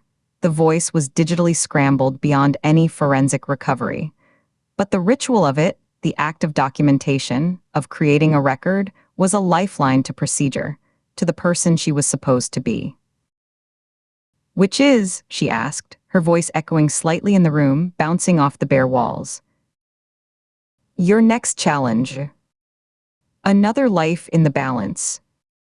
Are you prepared to listen? Why should I play? She injected a weary defiance into her tone, playing for time for a clue in his reaction. You changed the rules last time. You promised a location, then it was a bonus round for your own amusement. Your word is worthless. You're a liar. The rules, the voice stated, all pretense of conversation gone, replaced by flat, absolute authority, are what I say they are. Defy them, and the collateral damage will be severe. It will be public. It will be undeniable. A spectacle. And it will be laid at your door, Agent Ford. Your failure. Your pride. Your name on the headline. And now listen. She picked up her notebook from the nightstand, a cheap spiral-bound thing, and uncapped a pen with her teeth, the plastic cap leaving a bitter taste. Her hands were poised over a fresh page, trembling slightly. Where the river's breath turns cold and still, and the iron horse forgot its name. Two lights went dark against their will, beneath the weight of borrowed shame. He recited it slowly, metronomically, allowing her time to scribble the lines. Her handwriting was jagged, urgent, the pen tearing tiny holes in the paper where she pressed too hard. Your time begins now. 2 hours. The line went dead with a soft, final click, like the closing of a tiny coffin lid. For a long moment, Katie didn't move. She stared at the words she'd written, the letters swimming on the page, the ink still wet. The silence in the house was absolute, a vacuum that seemed to press in on her eardrums, a ringing emptiness. Then the clock in her mind started, a deafening, internal tick-tock that galvanized her, each second a grain of sand falling in an hourglass attached to a life. She flew down the stairs, her socked feet slipping on the polished wood of the top steps. She caught the banister, her palms squeaking against the varnish, and took the rest two at a time, her free hand skimming the rail. In the living room, she snatched her other notebook from her bag, where it lay by the sofa, flipping it open to the first riddle. She laid the 2 pages now side by side on the glass coffee table, kneeling before them like a supplicant. She had a direction. It was the only thing that mattered, the only thing that could momentarily dam the flood of guilt about Derek Voss. For 20 minutes, she paced the cold, minimalist living room, a caged animal tracing the perimeter of its enclosure. The central air vent hummed, a stream of dry, conditioned air washing over her, raising goosebumps on her arms. Back and forth across the rug, her socks whispering on the pile. The only sounds were the frantic scratch of her pen as she underlined words, circled phrases, drew connecting lines, and her own muttered, rhythmic repetitions, a mantra of desperation. River's breath turns cold and still. She spoke it aloud, the words solid in the empty room. A river's breath mist. Fog. No colder. Of ice. Where a river freezes over. Or a canal. A man-made channel. The water there was slower, more controlled, more prone to freezing in patches. Turns cold and still, abandoned. Neglected. A place where the water doesn't flow anymore. Iron Horse forgot its name, Iron Horse. An old term for a train. A locomotive. A forgotten train. A derelict line. A railroad that no longer ran, whose name had faded from public memory, its tracks reclaimed by weeds. Georgetown. The old C&O Canal ran right through there, a historic, stagnant waterway. And Georgetown, there was the Georgetown branch. The abandoned railroad right-of-way that was now a trail. It clicked, the two parts snapping together with the satisfying logic of a puzzle piece. The canal and the forgotten train line. They intersected, ran parallel in places. A specific location. Oh, a nexus. Two lights went dark against their will, two lights. Two lives. A double murder. Went dark against their will, they were killed. Murdered. They didn't choose to go out. Beneath the weight of borrowed shame. Not their own shame. Shame belonging to someone else, imposed upon them. A police department's shame. A city's shame. A failure to solve the crime, to catch the killer, a failure that hung over the case like a pall. She stopped pacing, standing rigid in the middle of the room, the notebook held tight in both hands as if it were a life preserver. The framework was there, solidifying. A historic, unsolved double murder near the intersection of the C&O Canal and the abandoned Georgetown Branch Railroad. A cold case. She dove for her laptop, which she'd carried downstairs. Setting it on the glass coffee table, she knelt on the rug, the hard floor pressing painful divots into her knees. She woke the screen, her fingers flying across the keys in a staccato rhythm. Her initial search for historic crimes along the C&O Canal turned up a litany of old, dusty tales.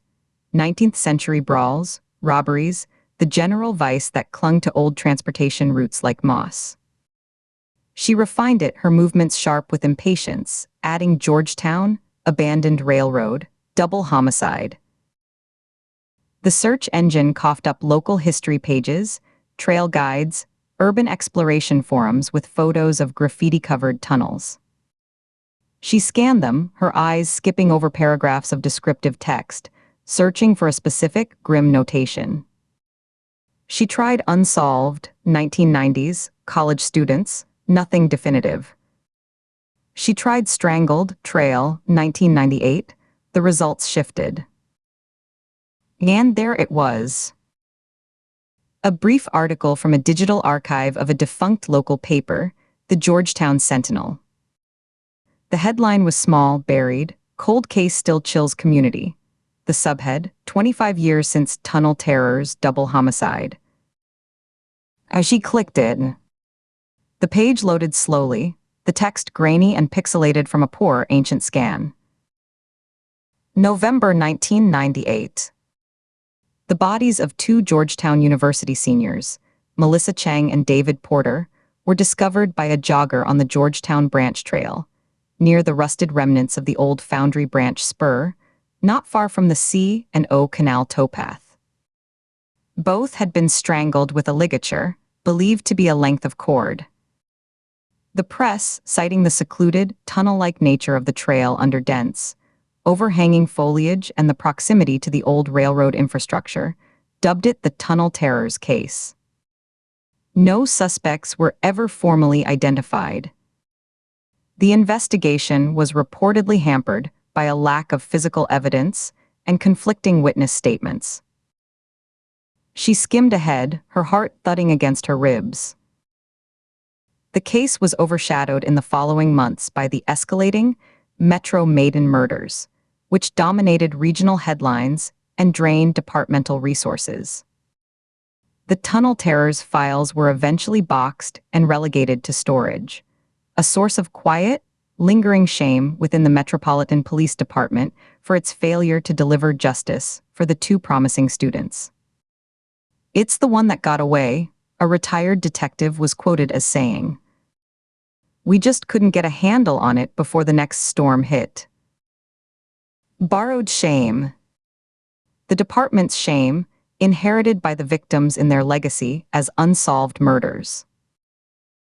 Katie sat back on her heels, a long, slow breath leaving her body in a shudder. She stared at the screen, the blue light washing her face, then down at her notes, the lines of the rhyme connecting to the stark, sad facts in the article with dreadful precision. The pieces locked together with an almost audible thunk of finality. The killer wasn't just giving her a location. He was giving her a case. An old, cold, forgotten failure, a scar on the city's memory. He was making her retrace it, step into the shame, walk the same ground. Why? To prove he knew her history, her professional inclinations. To prove he understood the kind of dark, tangled puzzles that called to her, the ones everyone else had given up on. To mirror her own professional obsession back at her, showing her he was the same. Or was it simpler? Was this just a stage he'd chosen, a theater with the right atmosphere for his next performance? It didn't matter. The clock was ticking, the seconds bleeding away. A life was in the balance, presumably at that very location, in that forgotten space. She stood, her knees popping in protest. The analytical calm that had descended during her research, the familiar, welcome numbness of pure focus, began to fracture, edged with a fresh, sharp urgency that felt like shards of glass in her veins. She grabbed her jacket from the back of a chair, shoving her arms into the sleeves, the material cold against her skin. The notebook was folded with clumsy haste and shoved into a pocket. She checked the Glock's magazine by feel, a habitual tap slap against the heel of her palm, then slid it into her waistband at the small of her back, the metal cool through her shirt. Her phone went into another pocket, the recorded file saved with a meaningless label. She paused at the front door, her hand on the cold brass of the deadbolt. The house behind her was a silent, empty shell, a museum of someone else's security. Nina's fortress, with its reinforced walls and magnetic seals, felt like a cage now, a place where things were kept in or out. Outside was the game board, vast and chaotic. Outside was the killer's theater, and he had reserved her a front row seat. She turned the lock, the heavy clunk loud and final in the quiet hall, a sound like a verdict. She was going out. Chapter 12. The wind on the rooftop was a clean, cold blade, sharpening the night. He stood with his palms flat on the rough, sun-warmed concrete of the parapet, the texture gritty and real under his skin. The edge was littered with pigeon droppings, white and crusted, and tiny fragments of gravel that pressed into his flesh. Below, Washington, D.C., was a schematic of light and shadow, a circuit board laid out for his inspection. From this vantage atop the postal annex, every element was visible, quantifiable. The employee entrance with its single yellow security lamp, the dark mouths of the loading docks, the empty streets swept by the periodic arc of a traffic camera's gaze. Control was not a feeling. It was a geometric fact, manifest in the perfect stillness of his own body, spine straight, shoulders level, breath moving in and out with the slow, tidal rhythm of a machine at rest. Up here, the messy, weeping chaos of human emotion was reduced to silent, manageable vectors. He breathed in, and the air tasted of distant rain and cooled tar, undercut by the faint, ammonia-tinged scent of the bird roost behind the rooftop access shed. His equation, elegant and severe, had one primary variable: Katie Ford. He had charted her trajectory with the dispassionate focus of a scholar reviewing a flawed thesis. From a faceless data entry analyst to the Bureau's current pet prodigy, it was a narrative built on a cheap biological trick, a freakish memory, not on genuine understanding. He had devoted years, a lifetime in quiet study, to the art of murder. Not the blunt force trauma of it, but the subtle textures of predation that no database could ever capture. He knew the whispers that lived between the lines of dry case files, the specific, fading smells left at scenes that evidence logs never noted: copper, bleach, cheap perfume, fierce sweat. He knew the weight of the unrecorded pauses in a killer's confession, the things the eyes did when the mouth was lying. She had data, vast and cold. He had essence. He was essence. Her impending disgrace was the perfect catalyst. It was more than opportunity, it was poetic symmetry. It was time to administer the final exam, to show the so-called expert how little she truly comprehended the darkness she claimed to master. History was written by the victors, but it was remembered for its monsters. Heroes were footnotes, bland and moralistic. The monsters were the chapters that history reread in the dark, with a thrilling, shameful fascination. When this was over, they would speak his name in the hushed, tense tones reserved for the architects of genuine chaos. Katie Ford would be a bland statistic, a cautionary tale for upstarts who thought pattern recognition was the same as wisdom. He allowed a small, breath-like sound to escape his lips, not quite a laugh, more the exhalation of a long-held truth, a soft hum of satisfaction that vaporized in the wind. His eyes, pale and reflective in the gloom, performed a slow, methodical scan of the adjacent rooftops. It was a 6-point check, a ritual he performed whenever he occupied a high place. He started with the nearest structure to the east, a low office building with a gravel-covered roof, checking the line of its parapet for any irregular shadow that might be ahead. He moved to the taller apartment block to the southeast, his gaze lingering on the darkened windows of the top floor, assessing angles. Left to right, sector by sector, he accounted for every potential sightline, every vantage from which he, in turn, could be observed. The check was ritual, a calming repetition. He completed the circuit and blinked once, slowly, resetting his vision. She was clever, he granted her that. But he was meticulous. His honesty in their game, the rules, the timers, the clues, was a luxury he could afford precisely because of his meticulousness. It added a layer of perverse integrity, a framework within which her desperation would shine all the brighter. That first kill, the memory of it rose not as a thought, but as a physical sensation, a warmth in his chest and a remarkable stillness in his hands. It had been a revelation, a door swinging open inside a house he'd lived in his whole life, revealing a room he never knew existed. The atmosphere within was not rage, or lust, or any of the crude motives the textbooks prattled about. It was pure, exhilarating focus. A crystalline clarity where every sound, every shift of light on the victim's face, every minute tremor in his own fingers, was amplified and significant. He had tried other vices. In his early 20s, there had been alcohol, nights of blurry, shouting confusion that left him hollow and sick. Then pills, the chemical promise of numbness that only made the silence in his head louder. He had experimented with cruelty, too, the precise, calculated unkindness to a vulnerable colleague, the subtle sabotage of a neighbor's project, deriving a thin, bitter pleasure from the resulting distress. But they were ill-fitting costumes meant for other men. This was the only thing that had ever truly fit, the first suit tailored solely for him. Afterward, placing that first small, hand-carved horse on the floor, beside the cooling body, it had felt like signing a masterpiece.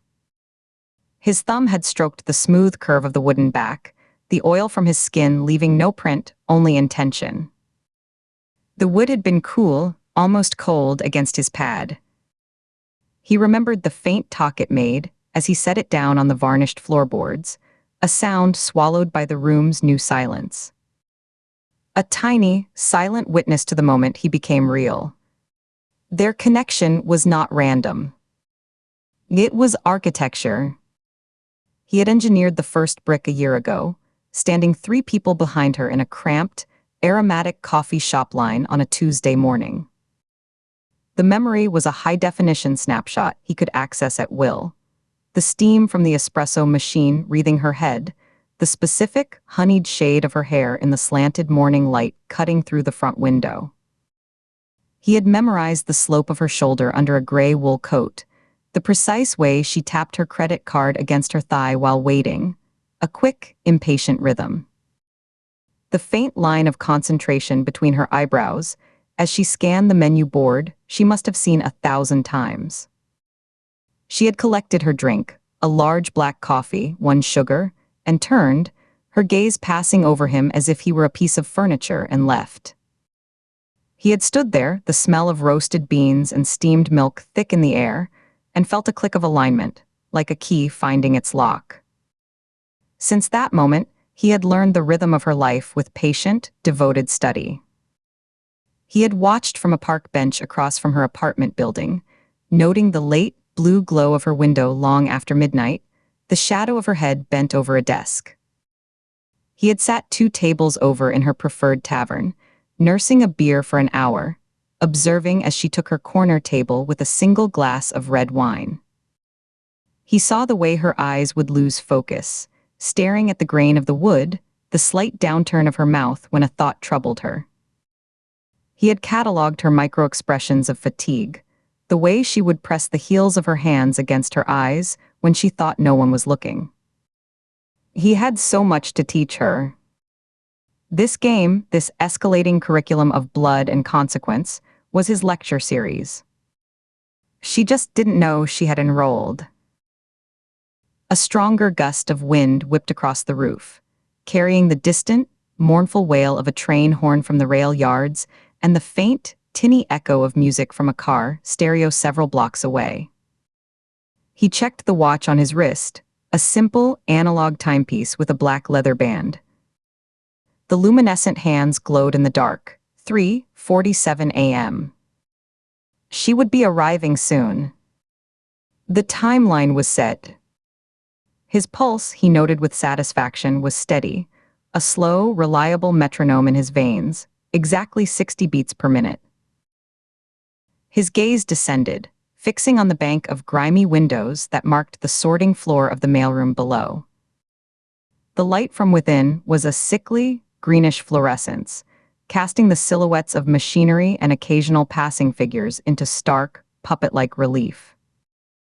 The selection tonight was not random. That was the entire point. Randomness was for amateurs, for animals. His was the power of choice. He had chosen the name Gerald P. Miller. He had studied the schedule, the routines. A middle-aged male sorter, 58, divorced, living in a modest apartment in Arlington. A man who took his lunch at 12:15 p.m. precisely, who always used cart 7, who hummed the same off-key tune from a classic rock song every afternoon at 3:00 p.m. A man whose life was a study in predictable, unnoticed paths. And who would, without a second thought, tear open the personal-looking, hand-addressed letter left in his assigned bin. The paper was a masterpiece of mundane menace. He had prepared it in the silent, sealed room he maintained, a space smelling of chemical sharpness and sawdust, the air filtered and still.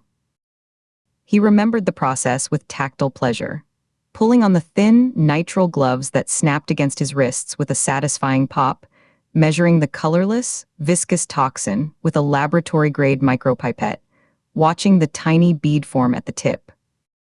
He had carefully impregnated the high-quality bond paper with the precise, calculated dose, using a soft brush to spread it evenly, watching the paper darken slightly as it absorbed the liquid, then dry to perfect innocence. He had sealed the envelope with a damp sponge, not his tongue, and pressed it flat under a heavy volume of Gibbon's Decline and Fall of the Roman Empire. The toxin would act within 90 seconds of skin contact, inducing cardiac arrest with symptoms easily mistaken for a massive, tragic heart attack.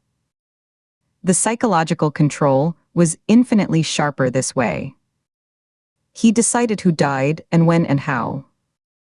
Katie's frantic race against the clock was just the delivery mechanism, the frantic courier for a decision he had already calmly made. Earlier, just as the night shift's lethargy was at its peak, he had slipped inside. Not through a door, but through a maintenance hatch in the loading bay wall, a gap known only from weeks of prior observation, a metal panel loose on its bolts, hidden behind a dumpster. The interior air was warm, thick with the smell of dust, machine oil, and the sweet, cloying odor of stale paper. The roar of the automated sorting machines was a constant, deafening thunder, a wall of sound that vibrated in his teeth and masked all minor sounds. He had moved like a shadow through the canyon of towering shelves and conveyor belts, his dark clothing making him a patch of moving night against the industrial gray and beige. He found bin 47, Gerald's station. The bin was half full of flat, processed mail, a sea of white and manila envelopes. With a gloved hand, he had taken the small wooden horse from his pocket. It was carved from the same aged oak as all the others, sanded to a silken finish, its stylized form both playful and grim. For a moment he held it in his palm, feeling its solid, comforting weight, the grooves of its carved mane under his thumb. Then he placed it deliberately on the moving sorting belt just beside the lip of the target bin, where it would ride the circuit until someone noticed it, a tiny wooden sentinel clattering along amidst the paper flow. It would be found with the body, or near it, another piece of his legacy, reclaimed from the old carnival timber, placed back into the narrative. A signature, not of a name, but of a self. The lesson, of course, wasn't about Gerald. The victim was merely the chalkboard. The lesson was about the student. The power to choose was everything. The thought solidified in his mind, and his right hand lifted from the parapet. He opened his fingers, palm up to the night sky, as if weighing an invisible orb. He felt the pressure of the wind against his skin, the chill of the night air.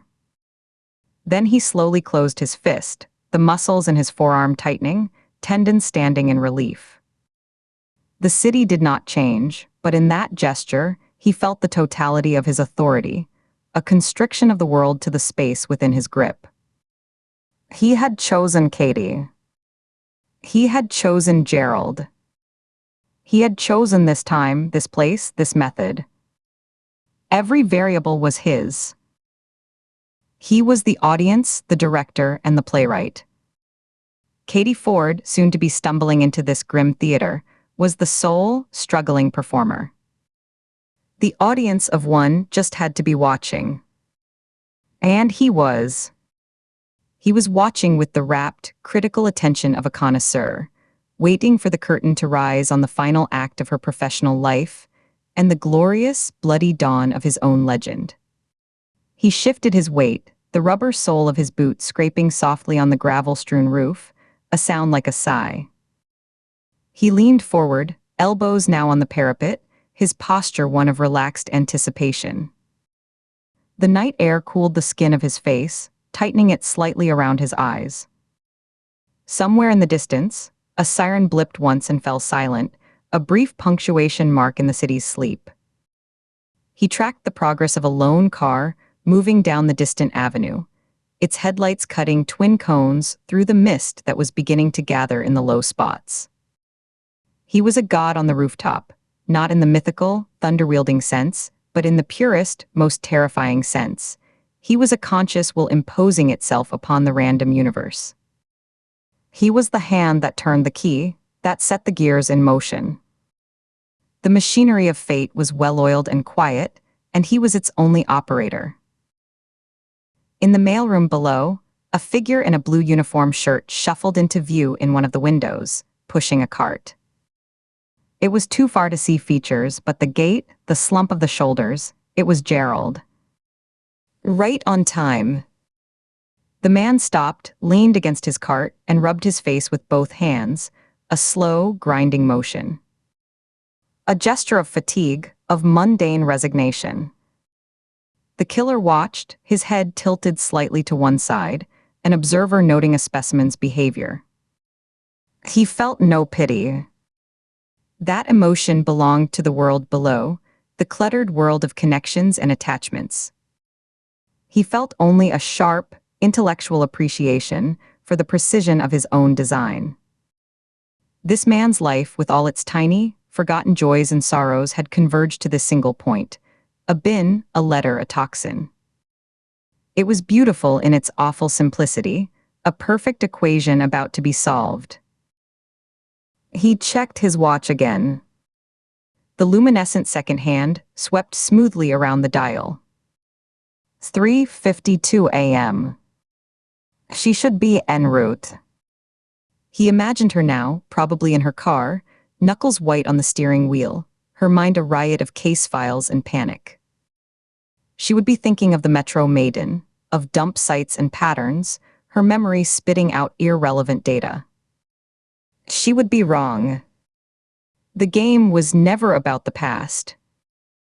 It was about the present moment, this one, where he stood in the wind and she raced toward a revelation she was not equipped to survive.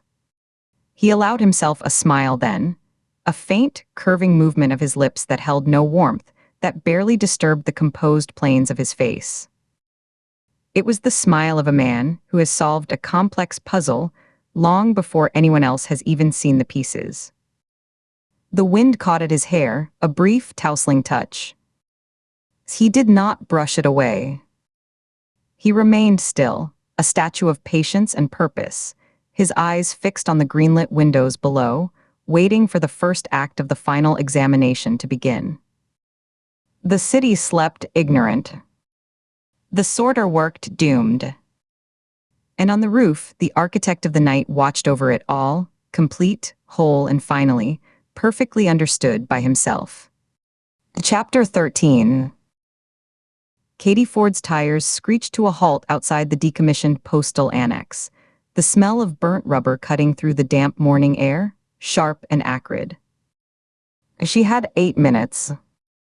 The digital clock on the dash had blinked to 8:02 as she'd swerved onto the side street. The numbers felt branded onto her retinas. The building was a block of faded brick and grimy windows, a for lease sign hanging crookedly by the main doors. One corner of the plastic sign was cracked, a spiderweb of white lines catching the weak light. The metal frame squeaked as it swung in a faint, fitful breeze, a rhythmic, lonely sound that seemed to mark time. This was the place. It had to be. The killer's riddle had been specific, a place where messages stopped moving, where the machinery of connection had rusted silent. Her pulse was a drum in her throat, a steady, pounding rhythm she felt in her temples and the base of her neck, a physical vibration under her skin. She pressed a palm flat against her sternum, as if she could physically calm the frantic beat beneath her ribs. The vibration of the engine died with a final shudder, leaving a sudden, heavy silence broken only by the ticking of cooling metal from under the hood, a rapid, metallic clicking like a countdown. The street was quiet, just a few parked cars coated in a fine layer of urban grit, and a delivery van idling further down, its diesel engine emitting a low, grumbling puff of exhaust that hung in the cold, still air like a gray ghost. She scanned the entrance, the loading dock with its rusted, rolled-down shutter, the cracked sidewalk. Her eyes moved in practiced grids. Ground level, first-floor windows, the roofline, the spaces between dumpsters. Nothing was out of place. No hidden package, no cryptic mark. Just urban decay, the kind of emptiness that swallowed sound and light. She was drawing attention just by standing there.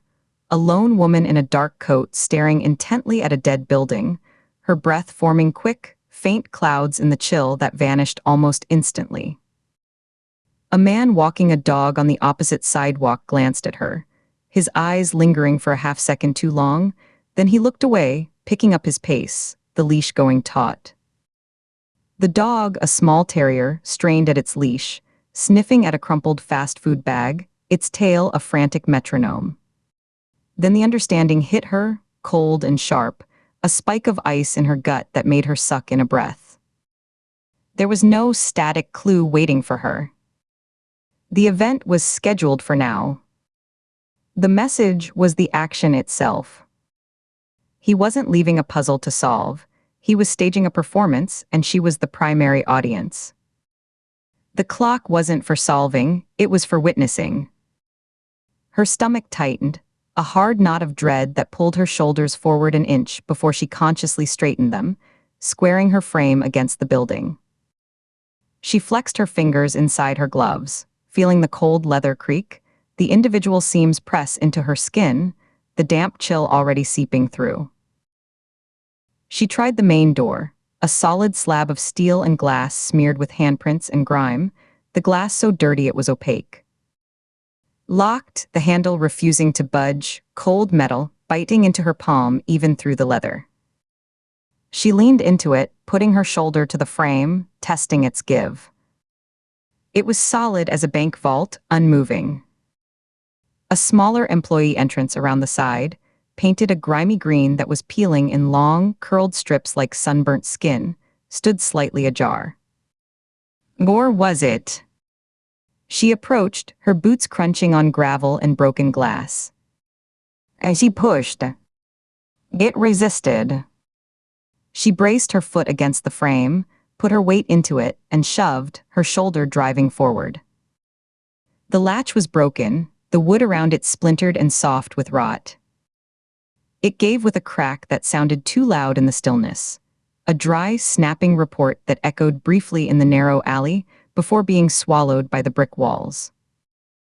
The door swung inward with a groan, revealing a rectangle of darkness that smelled of forgotten things. The interior was a cavern of shadows, smelling of dust, old paper, and the faint, sweet-sour tang of mildew, like a library left to drown. Strip lights flickered erratically over a vast floor scattered with abandoned sorting bins, skeletal conveyor belts, and discarded machinery shrouded in yellowed plastic sheeting that rustled in a draft from somewhere, the sound like a slow, dry breath. The air was cold and still, thick with suspended dust motes dancing in the weak light like agitated insects. The only sound was the persistent, low buzz of the failing fluorescents and the scuff of her boots on the gritty concrete.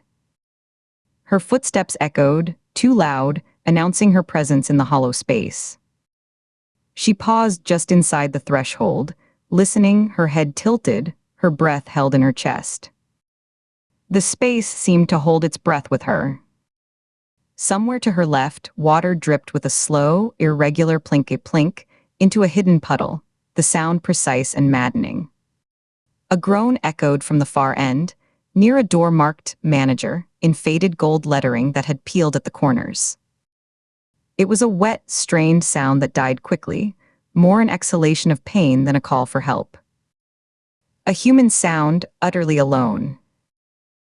Katie moved quickly, her hand going to her sidearm, her thumb finding the snap of the holster strap.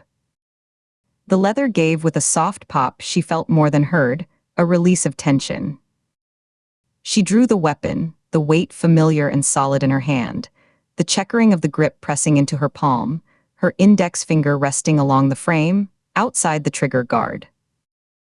FBI, Her voice bounced off the high ceiling, flat and swallowed by the space, dying against the distant walls. Is someone there? Identify yourself. She took a step forward, then another, her eyes adjusting to the gloom, picking out shapes. A toppled cart of mail tubs, a stack of pallets. The groan came again, weaker, a sigh of pure distress that ended in a wet gurgle, the sound of drowning in open air. It came from behind the manager's door. She pushed it open, the hinges protesting with a thin, metallic shriek that set her teeth on edge and raised the fine hairs on her arms. The door swung inward, revealing a smaller, cluttered space. A man in a postal uniform, navy blue pants, a lighter blue shirt with a patch on the sleeve that read G.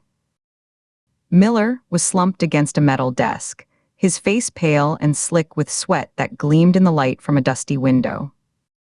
His breathing was a ragged, wet sound, each inhalation a struggle that made his shoulders hitch violently.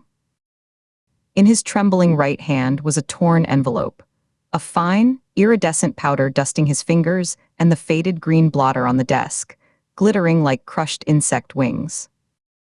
His other hand clutched at his throat, the fingers digging into the flesh above his collar as if trying to tear an opening for air. His knuckles were white with the effort, the tendons standing out like cords. "Don't move," Katie said, her voice dropping into a firm, calibrated tone meant to cut through panic, the voice she used on hostages. She holstered her weapon, the motion smooth and practiced, and knelt beside him, the cold of the linoleum floor seeping instantly through the fabric of her pants, a shock of chill. Up close, the smell was acrid, sweat, fear, and something chemical, like burnt plastic or ozone, a sharp, unnatural scent that burned the back of her throat. "What's your name?" "Look at me." "Focus on my face." "Tell me your name." She put a hand on his arm, just above the elbow, applying steady pressure, a point of contact. "G. Gerald," he wheezed, the word bubbling as if pushed through fluid. He tried to look at her, but his eyes couldn't focus, sliding past her shoulder, the pupils wide and dark. "And chest tight." Burning, a string of saliva trailed from his lower lip to his chin, glistening. He made a weak attempt to wipe it away with his shoulder, smearing the sweat on his shirt, leaving a damp streak. Skin irritation was already rising on his neck and hands, angry red welts forming where the powder had touched, the skin looking hot and tight, like a bad sunburn. His eyes were glazed, the pupils dilated black pools that swallowed the pale blue of his irises.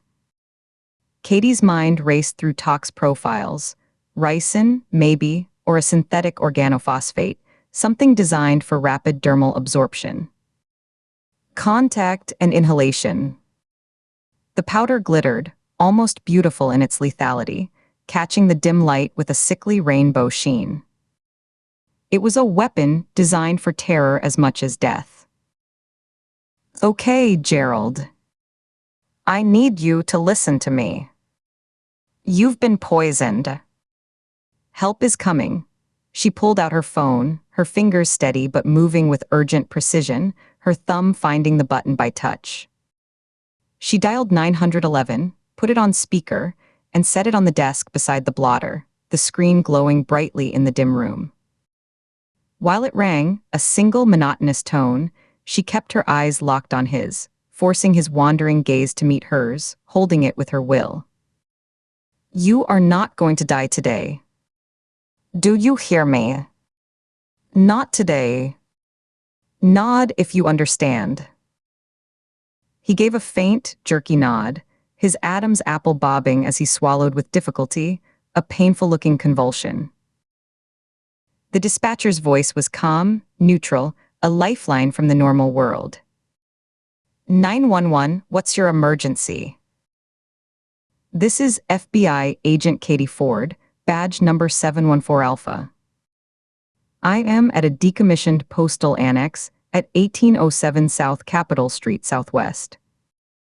I have one male victim, mid-50s, conscious but disoriented, showing signs of acute poisoning. Symptoms include severe respiratory distress, dermal inflammation, and possible pulmonary involvement. The agent is an unidentified iridescent powder on a torn envelope. The scene is not secure. The perpetrator may still be observing. I need HAZMAT and a full medical response, stat. I repeat, send everyone quiet. No sirens on approach until the block is contained. Do you copy? Her voice was clipped, each word measured and clear, betraying none of the tightness in her chest. Copy that, Agent Ford. HAZMAT and medical are being dispatched. Advise the victim not to move. Can you secure the substance? I'm containing it now. The victim's name is Gerald. He's a postal employee. I'll remain on scene until your units arrive. Katie's voice was a flat, professional monotone, belying the adrenaline screaming in her veins, a high-pitched whine in her ears. Understood. ETA approximately 6 minutes. Stay on the line if you can. I'll be here.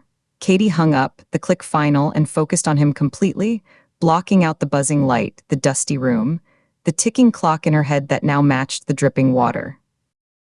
She leaned closer, her voice dropping to a near whisper, intimate and commanding, her face only a foot from his. Gerald, listen. Did you touch your face? Your eyes.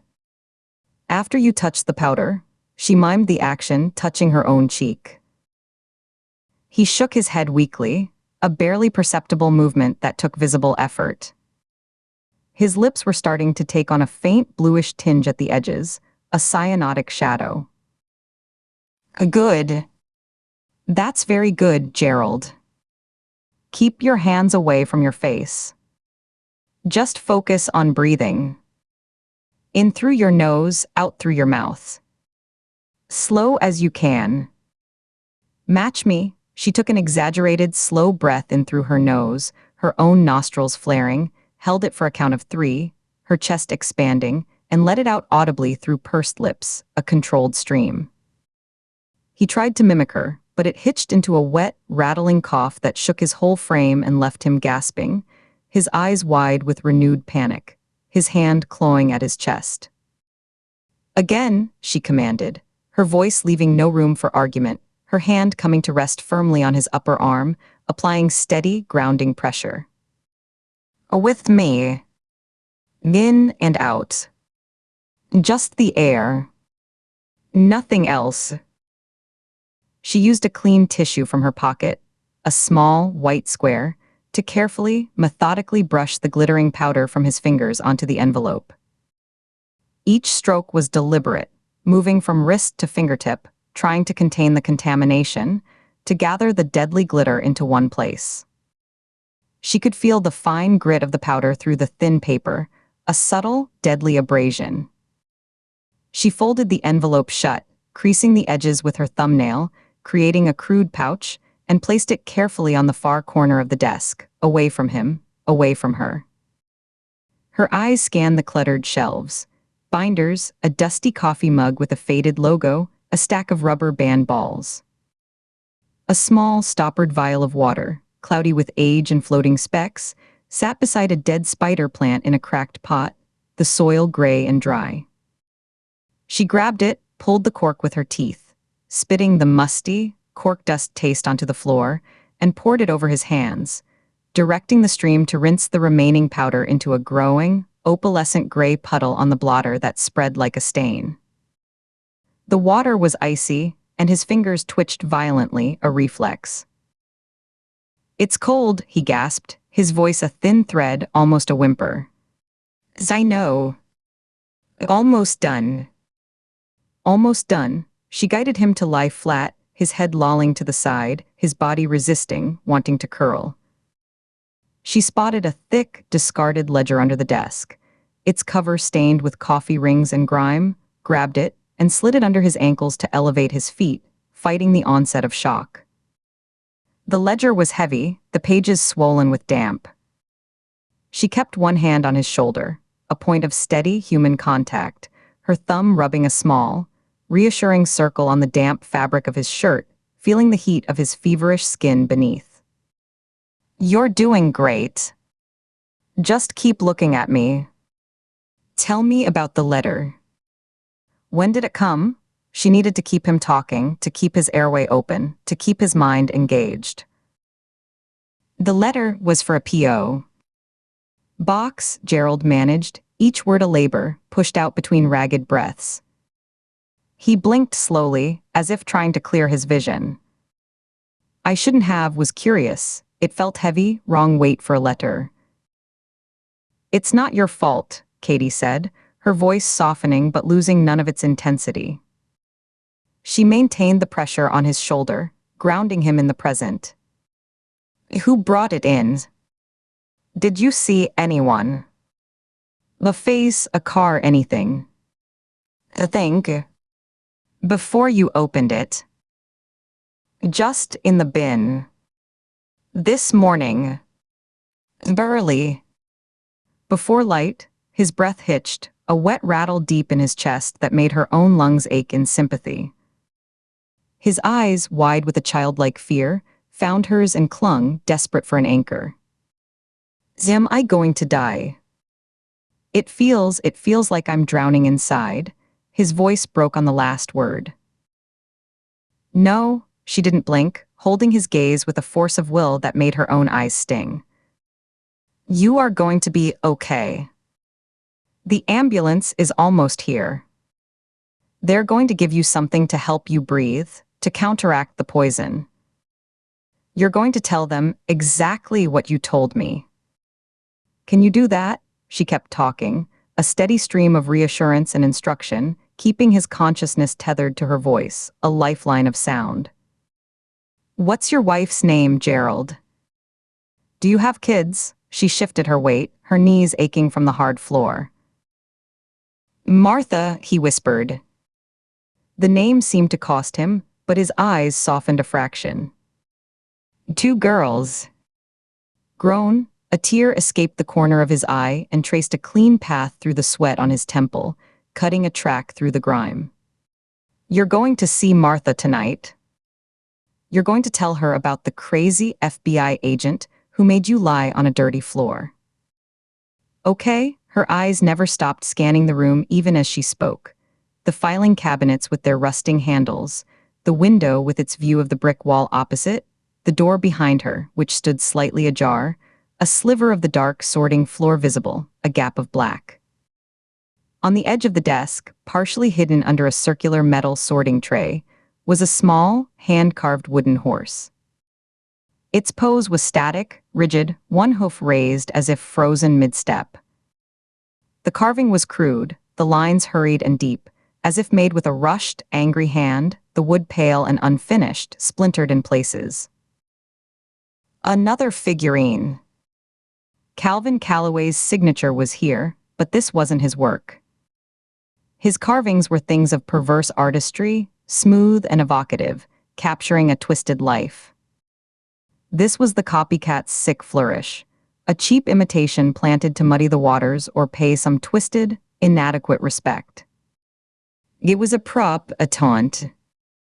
Her jaw tightened, the muscles bunching at the hinges, a flare of anger cutting through the clinical focus.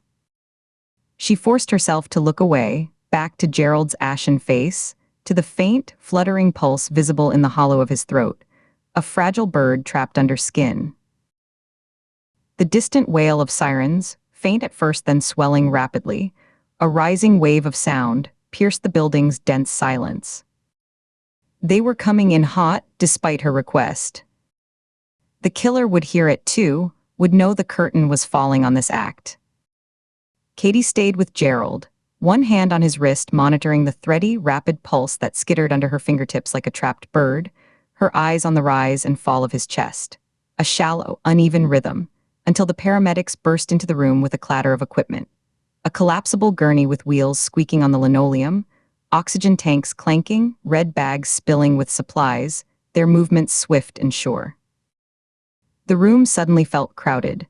charged with professional energy, and the sharp, clean smells of fresh latex and antiseptic wipes, overwhelming the stale, poisoned air. She stood and stepped back, giving them space, her hands coming up, palms out, showing she was clear. They were tingling with adrenaline, a pins and needles sensation that made her fingers feel thick and clumsy. She flexed them, making fists and releasing, trying to restore feeling, the blood rushing back. She gave them a rapid debrief, her voice quick and low, pointing to the folded envelope, the empty vial, the puddle on the desk. Iridescent powder, unknown composition. Dermal and suspected respiratory exposure. Onset of symptoms within minutes of contact. Victim's name is Gerald. He's conscious but disoriented. Possible pulmonary edema developing. I performed basic decon on his hands. A HAZMAT officer in a bulky yellow suit appeared in the doorway, his breath fogging the faceplate, his movements slow and deliberate as he surveyed the room, a bright, alien figure in the drab space. The world was narrowing to procedures and containment zones, yellow tape and protocols. As the EMTs worked, slipping an oxygen mask over Gerald's face, the hiss of the regulator loud in the room, a sound of modern salvation. Starting an IV line with swift efficiency, Katie's mind violently shifted gears. The medical crisis was being handled. Her role was over. She watched as they lifted Gerald onto the gurney, his body looking small and limp under the straps, a bundle of suffering. His eyes found hers once more over the rim of the oxygen mask, the plastic already fogging with his breath, and he gave the faintest nod, a dip of his chin that was almost imperceptible. A silent thank you before they wheeled him out, the gurney rattling over the linoleum threshold and into the cavernous dark of the sorting floor, the squeak of the wheels fading. The killer had wanted a show. He'd want to watch. Not just the poisoning, but her reaction. Her arrival.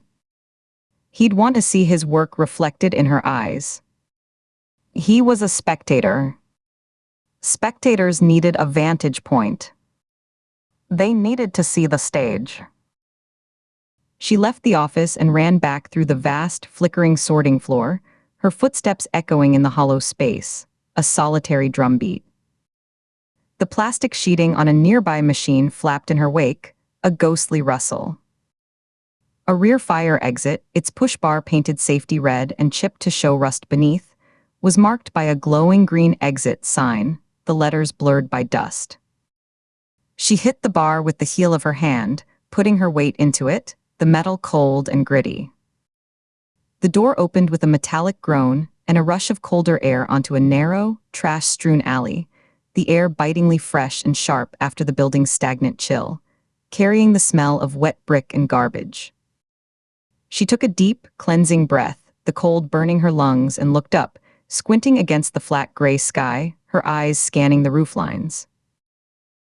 The building across the alley was a 6-story mixed-use structure, older, with a flat roof bordered by a low parapet of crumbling concrete.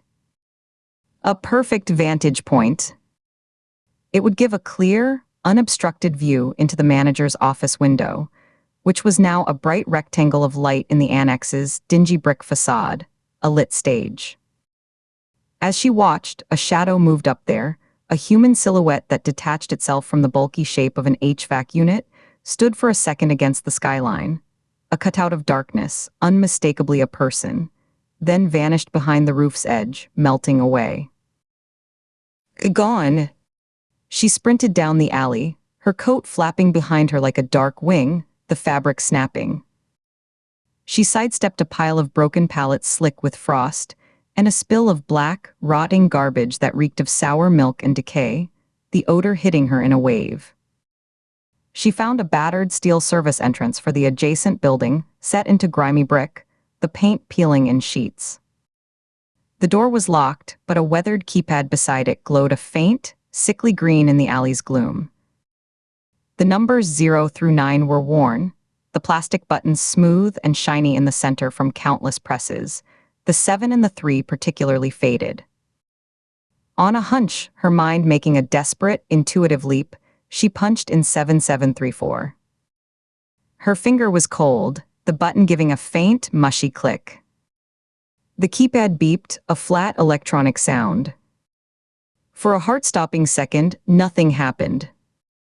Then the lock buzzed, a loud, abrasive sound that echoed in the alley, and the magnetic bolt released with a solid, heavy clunk that vibrated through the doorframe. She yanked the door open, the metal cold and gritty under her fingers, the edge biting into her palm. The space beyond was a dimly lit receiving area, empty cardboard boxes stacked against a wall, the air smelling of damp concrete and old grease from a long-gone kitchen, a ghost of fried food. She took the stairs 2 at a time, her breath coming in sharp gasps that burned in her chest, each inhalation a rasp. The stairwell was raw concrete, lit by bare bulbs in wire cages that cast stark, jumping shadows, the walls scrawled with graffiti and smelling of urine, stale cigarettes, and something sweetly rotten underneath.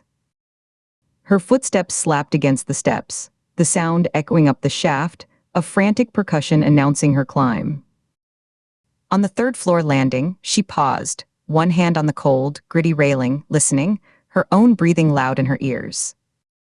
From above, she heard the faint, heavy slam of a door, a definitive thud that echoed down the stairwell, a punctuation mark. She pushed harder, her thighs burning with the strain, the muscles in her calves tightening into knots, her heart hammering against her ribs. She burst onto the rooftop, shoving the heavy metal fire door open with her shoulder, the impact jarring. The wind immediately whipped at her, snatching her breath, carrying the distant hum of the city and the sharp, clean smell of tar and cold exhaust.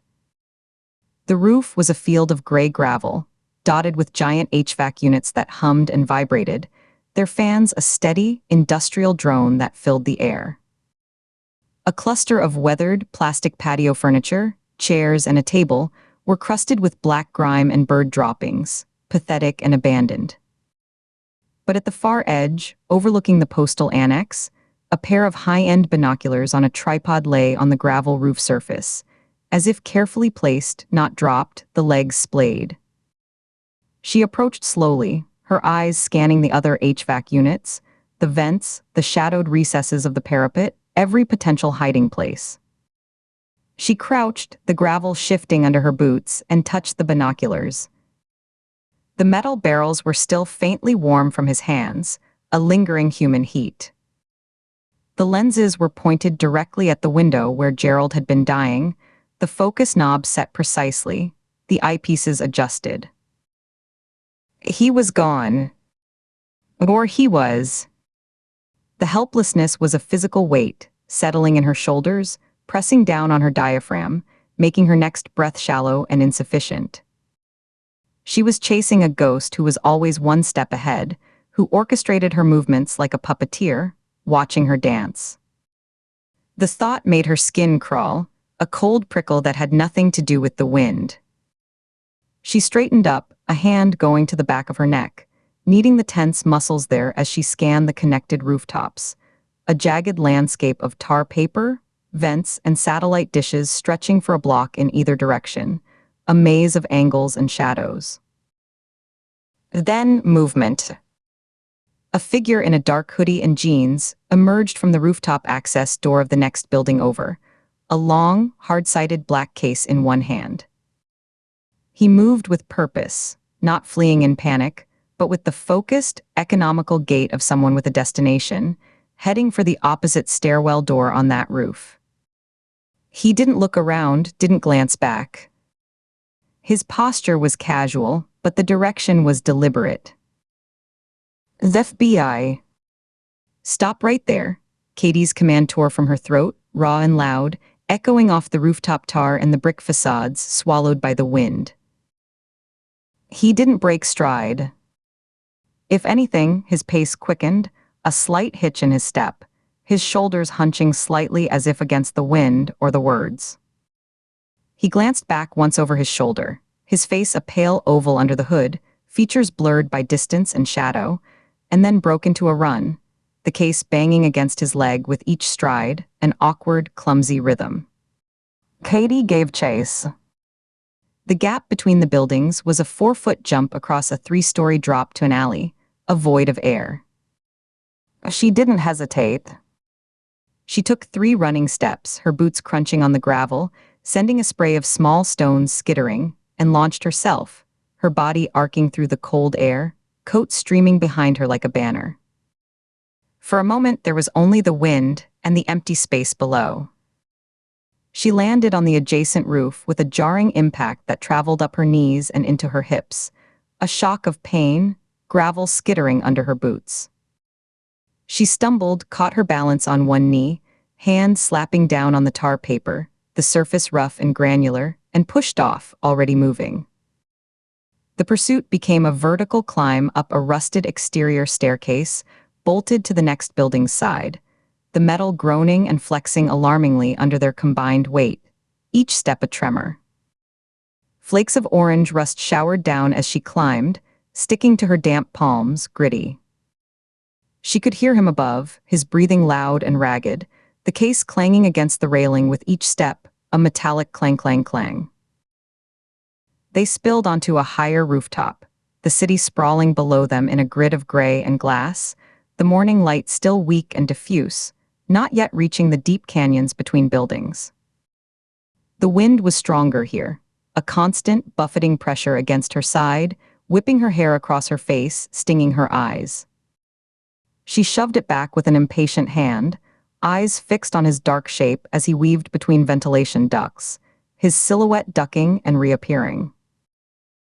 He was agile, younger, leaping a narrow 2-foot gap between rooftops without slowing, his landing a soft thud.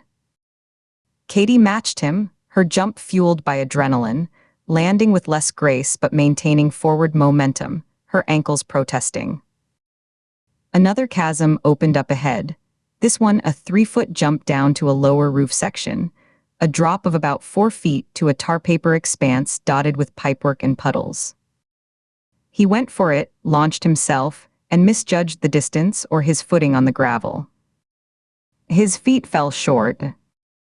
His torso slammed into the opposite ledge with a sickening thud she heard even over the wind, the breath knocked out of him in a loud, pained oof.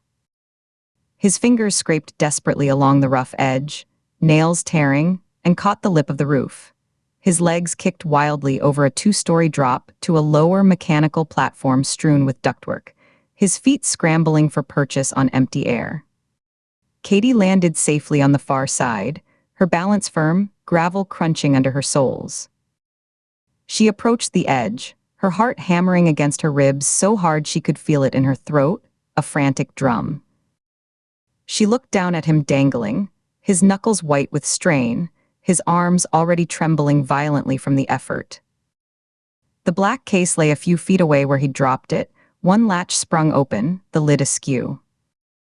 Without a word, she dropped to her knees on the gritty tar paper, the sharp edges of the gravel biting through her pants, and leaned over the edge, the void yawning below him, a dizzying perspective of pipes and concrete. She locked a vice-like grip on his wrist just above his hand. Her fingers dug into the tendons, finding bone. Her other hand braced against the rough, gravel-strewn edge, palm flat, taking some of the weight, the skin scraping. "Who are you?" she demanded, her voice strained from the effort of holding him, the muscles in her forearm standing out in cords, her shoulders screaming. "Help me. Please pull me up. I didn't do anything. I was just watching."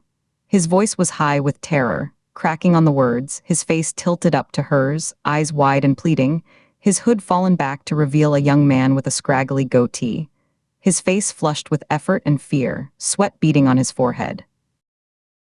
"Why run?" She tightened her hold, not pulling yet, letting his body sway slightly over the void, a terrible pendulum. The message was clear, answers were his lifeline. She could feel the slickness of his sweat against her palm, the frantic, rabbit-quick pulse in his wrist under her thumb. "I got scared. You yelled you had a gun, I just panicked. Please, I'm slipping." My fingers are going numb. He tried to get his other hand up to the ledge, but it flailed uselessly, lacking the strength, fingers brushing the rough surface. Her eyes went to the black case. What's in the case? I'll open it. Pull me up first. I can't reach it. I can't, his voice rose to a shriek. Katie shifted her weight, adjusted her grip on his wrist, her own fingers starting to ache, then drew her sidearm with her free hand in one smooth, practiced motion, and aimed it at his center mass, the barrel unwavering. The gun was a black circle of absolute promise, steady despite the strain in her supporting arm. And now, Zor, I let go. You have 3 seconds. What is in the case? Her voice was ice. He whimpered, a pathetic, choked sound. Okay. Just hold on. Don't let go. His eyes were fixed on the gun, wide with a new kind of terror. I've got you. But you need to reach it. Swing your legs. Try to get a toehold. She began to haul, muscles in her back, shoulder, and arm burning with the effort, a fiery protest. She planted her feet more firmly, leaned back and pulled steadily, using her body as a counterweight, her boots digging into the gravel. He scrambled with his free hand, his toes scraping against the brick, and finally, with a grunt of agony, heaved himself up far enough to hook an elbow over the ledge. She shifted her grip to his forearm, adding more leverage, her hand under his elbow, and with one final, heaving pull that tore a gasp from her own throat, he rolled onto the roof, collapsing onto his back, gasping, his chest heaving. He lay there for a moment, staring at the gray sky, his fingers clutching at the gravel as if afraid it would give way, his whole body trembling. The case, Katie repeated, not holstering her weapon. She kept it aimed low, her finger outside the trigger guard, but her posture was unequivocal, her stance wide for balance. She stood over him, breathing heavily herself, the wind cooling the sweat on her brow, her heart still pounding. And now, crawling on his hands and knees, moving like an injured animal, he went to the case, his movements shaky, uncoordinated. He popped the remaining latches with trembling thumbs, the clicks loud, and flung the lid open. He turned it toward her, his expression shifting from fear to a mix of defiance and profound shame, his shoulders slumping.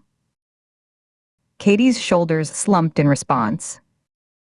The tension drained from her, leaving a hollow, foolish ache in the pit of her stomach, a cold wash of anticlimax. Nestled in custom-cut gray foam was a cherry-red electric guitar, its finish gleaming like a candy apple in the dull light, the polished chrome of the pickups and bridge reflecting the sky in distorted slivers. A coiled cable and a black guitar strap were tucked neatly beside it. The instrument looked absurdly vibrant, a splash of color in the gray world. It's an Ibanez, he said defensively, as if that explained everything, his voice still shaky. He reached out and touched the neck with a reverent finger, tracing the inlaid fret markers. The JVM. It's valuable. I was just up here playing. I come up here to practice. The acoustics are weird, but the neighbors don't call the cops. He looked up at her, his eyes pleading for understanding, for this to make sense. You ran from a crime scene. From an FBI agent. With a guitar, her voice was flat, all the chase energy dissipating into the cold air, leaving behind a gritty residue of embarrassment and wasted time, a profound sense of having been played.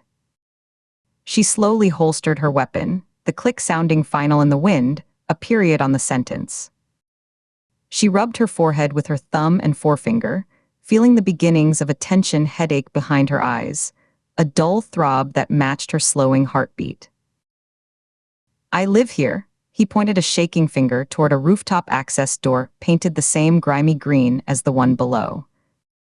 A 3rd floor. I practice up here. The neighbors complain if I play in my apartment, The walls are paper-thin. The code's the same on half these old service doors in this block, 7734. And I told you. It spells shoe upside down on a calculator. It's a dumb default the building super never changes. I didn't know about any crime scene, I swear. I just heard yelling and saw people down in the alley and got spooked. The words tumbled out, a frantic, believable explanation rooted in mundane urban life. The mundane, ridiculous detail cut through her frustration like a pin through a balloon. A common, lazy maintenance code. A way in for anyone who knew the old tricks. The real killer wouldn't have needed to pick a lock or force an entry. He could have come and gone easily, a ghost with the right 4 digits, watching Gerald open his lethal gift, watching Katie arrive exactly on time, before slipping away into the city's arteries while she chased a musician across the rooftops. He'd probably watched that too, savoring the misdirection, the elegant waste of her effort, the comedy of her grappling with a kid and his guitar. The thought made her skin crawl anew, a cold prickle of humiliation mixed with rage. She let out a long, slow breath, watching it mist in the air, a visible sigh.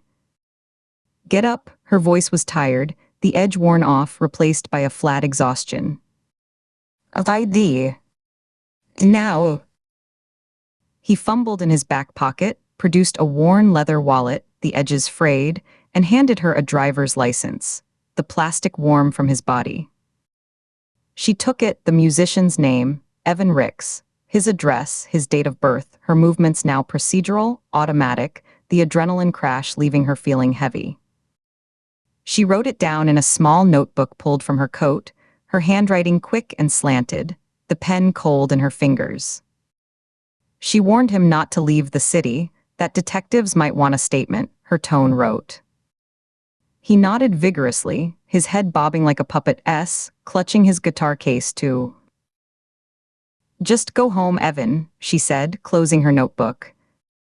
And maybe find a new place to practice. She let him go. He scurried to the access door, fumbled with the handle, and disappeared inside. The rooftop was suddenly quiet except for the wind and the distant city murmur. She walked to the parapet and looked down at the alley behind the postal annex. The HAZMAT team was there now, a cluster of yellow suits moving with slow deliberation. An ambulance was pulling away, no lights, no siren. As she descended an interior stairwell to the street, the sirens fading with each step, a new possibility began to form. The access was the clue. The killer hadn't just used the common code, he had relied on it. He had given himself a predictable escape route. He was a planner. Planners have patterns. They use what's efficient, what's proven. They don't improvise exits, they build them into the design. He was still close. Not necessarily in body, but in design. He'd chosen this location for the infrastructure, the sightlines, the access, the escape routes. To trace him, she needed to stop chasing the shadows he threw and start thinking like the architect. The rooftops were a maze, but mazes have exits. He'd chosen one. She just had to find which door he'd left by. Standing on the sidewalk, the normal sounds of the city filtering back, a bus hissing to a stop, a delivery truck beeping, she looked up at the jagged skyline. He was up there somewhere, in the spaces between buildings, in the forgotten access points, watching, planning, already moving to the next point on his blueprint. And she had to find the pattern in the architecture before he inscribed his next message in blood and poison. Chapter 14. Nina Shaw crossed into Maryland, the scenery shifting from the dense urban sprawl to the quiet, moneyed enclave of Bayview. The coastal town's postcard perfection felt obscene. Neat houses with manicured lawns sat behind white picket fences, each one a testament to curated normalcy. The placid water of the bay reflected a cloudless, indifferent sky. It felt like a place for endings, not investigations, a serene mask over something rotten. Her GPS led her off the main road, down a winding lane lined with old oaks whose branches formed a tunnel of dappled shade.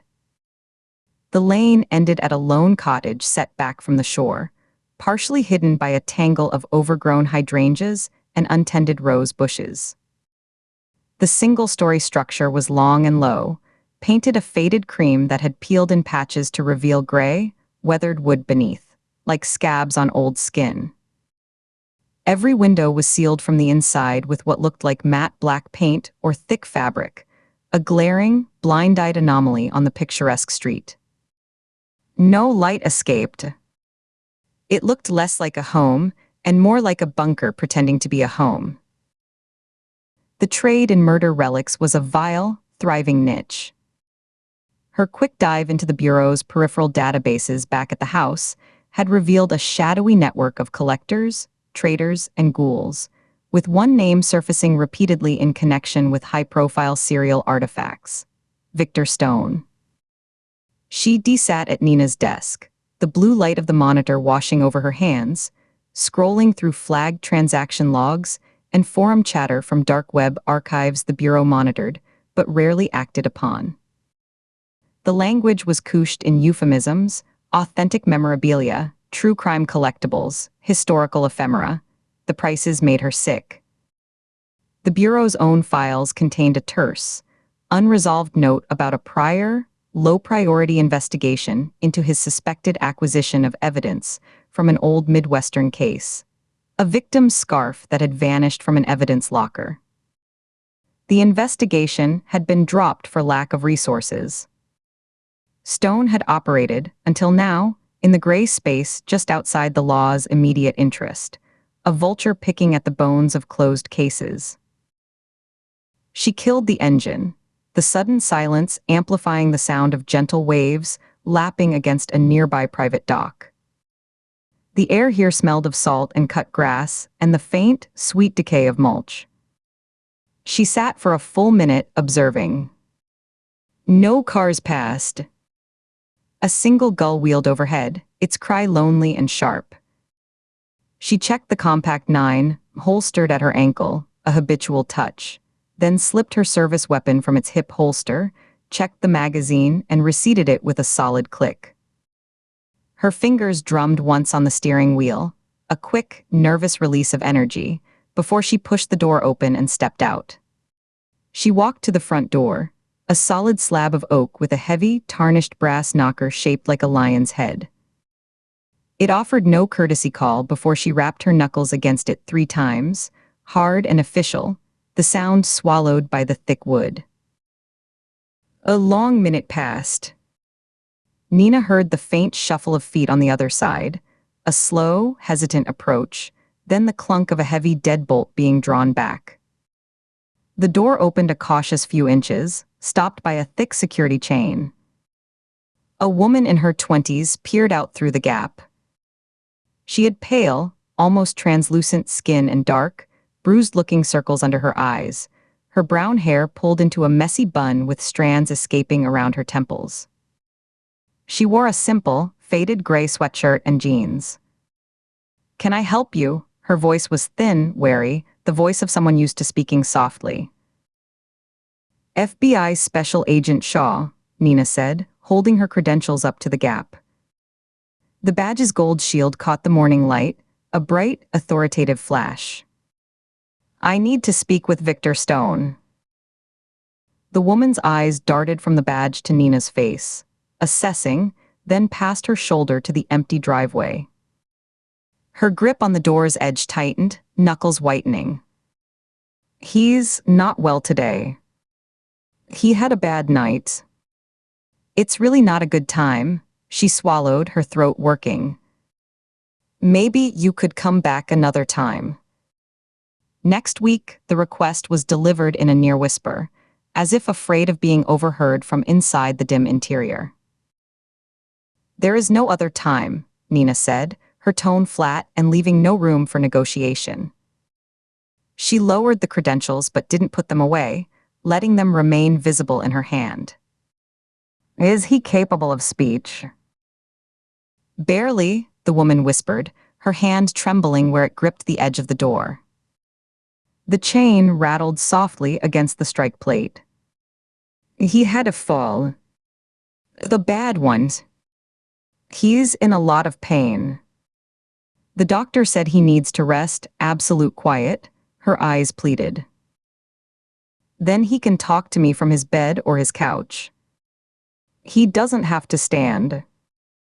Now, Nina didn't move, didn't blink.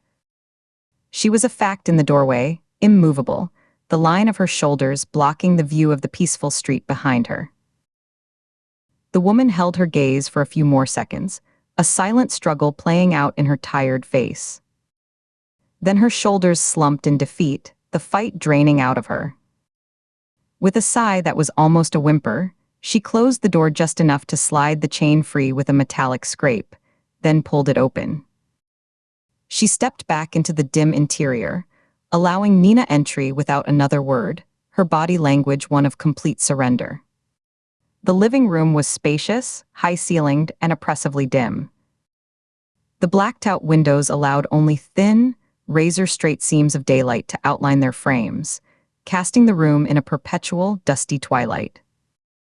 The air was warm, still, and carried a complex scent, the sharp tang of lemon furniture polish overlaid with the faint, sweet metallic odor of illness, of old skin and medicinal cream, underpinned by something else, the dusty, papery smell of old books and the ghost of stale soup.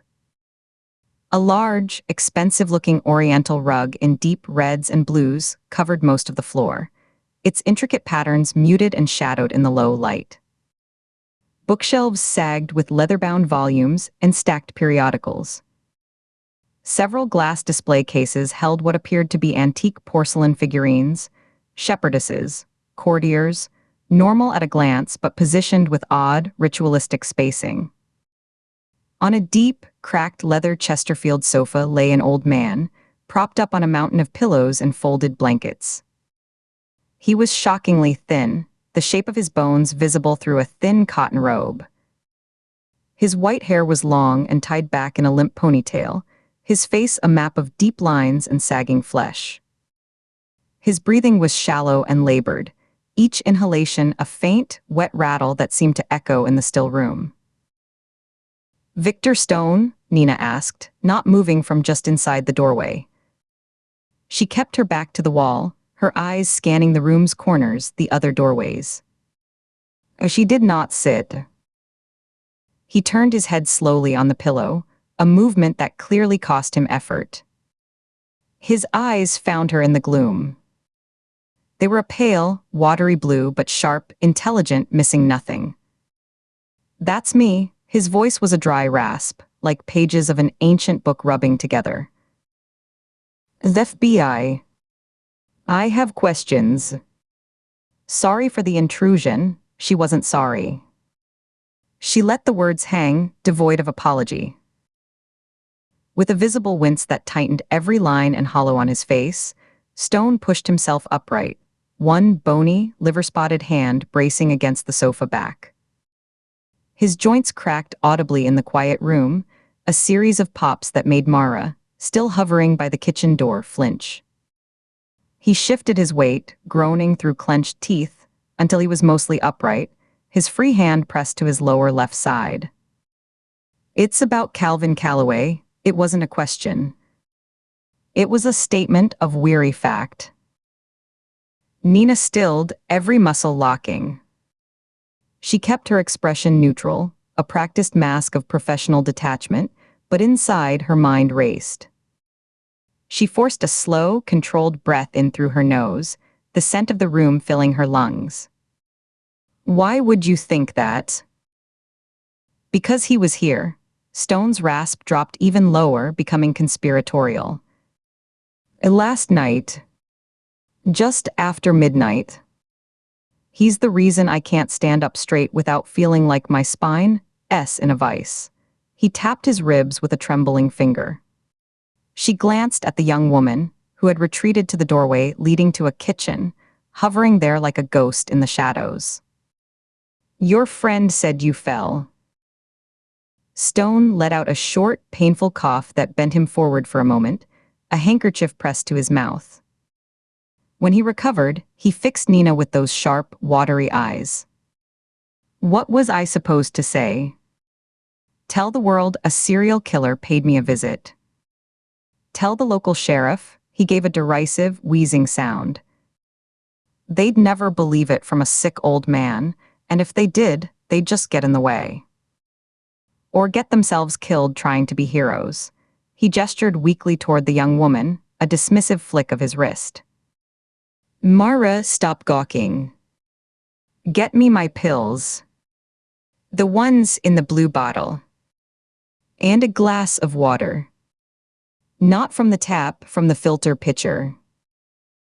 The woman, Mara, flinched at the command, her body jerking as if tugged by a string. She nodded once, a quick, bird-like motion, and disappeared into the kitchen without a sound. Nina took a step further into the room, her boots silent on the thick rug. She stopped about 8 feet from the sofa, maintaining a distance that was neither threatening nor comfortable. What did he want? She kept her voice even, a tool for extraction. His property, Stone said, his eyes never leaving her. There was a perverse gleam in them now, a collector's pride cutting through the veil of pain. You're Agent Shaw, aren't you? Nina Shaw. I know your history with him. The one who interviewed him after the Spokane arrest. The one whose picture he kept.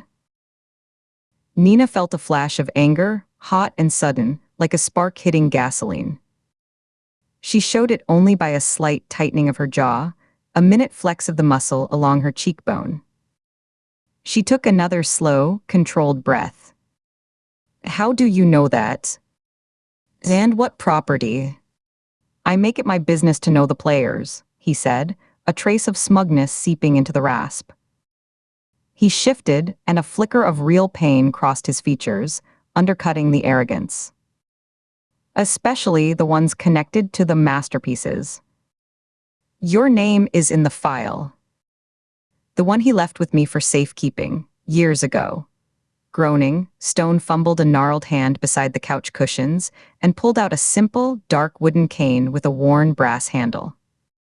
He gripped the arm of the sofa, his knuckles standing out like white marbles, and began the slow, agonizing process of hauling himself fully to his feet. It was a performance of misery, but one with a clear purpose, to establish a shred of dignity to meet her standing. Every movement was stiff, punctuated by sharp intakes of breath and low grunts. He finally stood, a shrunken, pained figure leaning heavily on the cane, his free hand still pressed protectively to his side. He was shorter than she'd expected. I don't know where he went after this. He doesn't confide his travel plans to me. But you should come with me. Where? In my collection. There's something you need to see. Something he left for you, I think. And something he took from me. He turned and began a slow, shuffling procession toward the back of the house, his cane tapping a frail, uneven rhythm on the hardwood floor between islands of rug. Nina followed, her senses hyperalert, her pulse ticking upward with each step. Whatever waited at the end of that hallway, she intended to see all of it, and to make him answer for every part of it before she left. Katie keyed the code, the one from the killer's first riddle, the numbers burning in her mind, into the fire door's external keypad. The lock disengaged with a heavy metallic thunk that sounded unnaturally loud in the deserted alley, a sound of finality. She pushed the door open, its hinges groaning in protest, and slipped into the deeper dark. Inside, the abandoned office building was a tomb of stale, unmoving air. It smelled of thick, undisturbed dust, the damp, mineral scent of wet concrete, and the faint, sweet-sour tang of rodent decay, a bass note underneath it all. She paused just inside the door, letting her eyes adjust to the gloom, her back pressed against the cold metal of the door. Emergency exit signs cast a sickly, greenish glow at either end of a long, empty corridor lined with dark office doorways, their windows opaque with grime. The floor was littered with debris, papers, a shattered ceiling tile, a single high-heeled shoe. She took the stairs two at a time, her movements soft-footed and efficient, her breathing steady despite the burn in her lungs. Every second was a conscious effort, a mental shove against the tide of panic. The clock was ticking in her head, a relentless metronome synced to the distant sirens. Police sirens had been converging from multiple directions, a tightening net. They would sweep this entire block soon, building by building, floor by floor. She was a contaminant in a crime scene about to be sealed, an unauthorized variable. The two homicides played on a loop behind her eyes, a brutal double feature. A long-range clinical sniper shot through a window, a single precise act of detachment. A close quarters, frenzied stabbing in a church, intimate, messy, fueled by rage. They were too different in method, in feel, in execution. Any metropolitan police department, overworked and under-resourced, would logically file them under separate investigations, different detectives, different case numbers.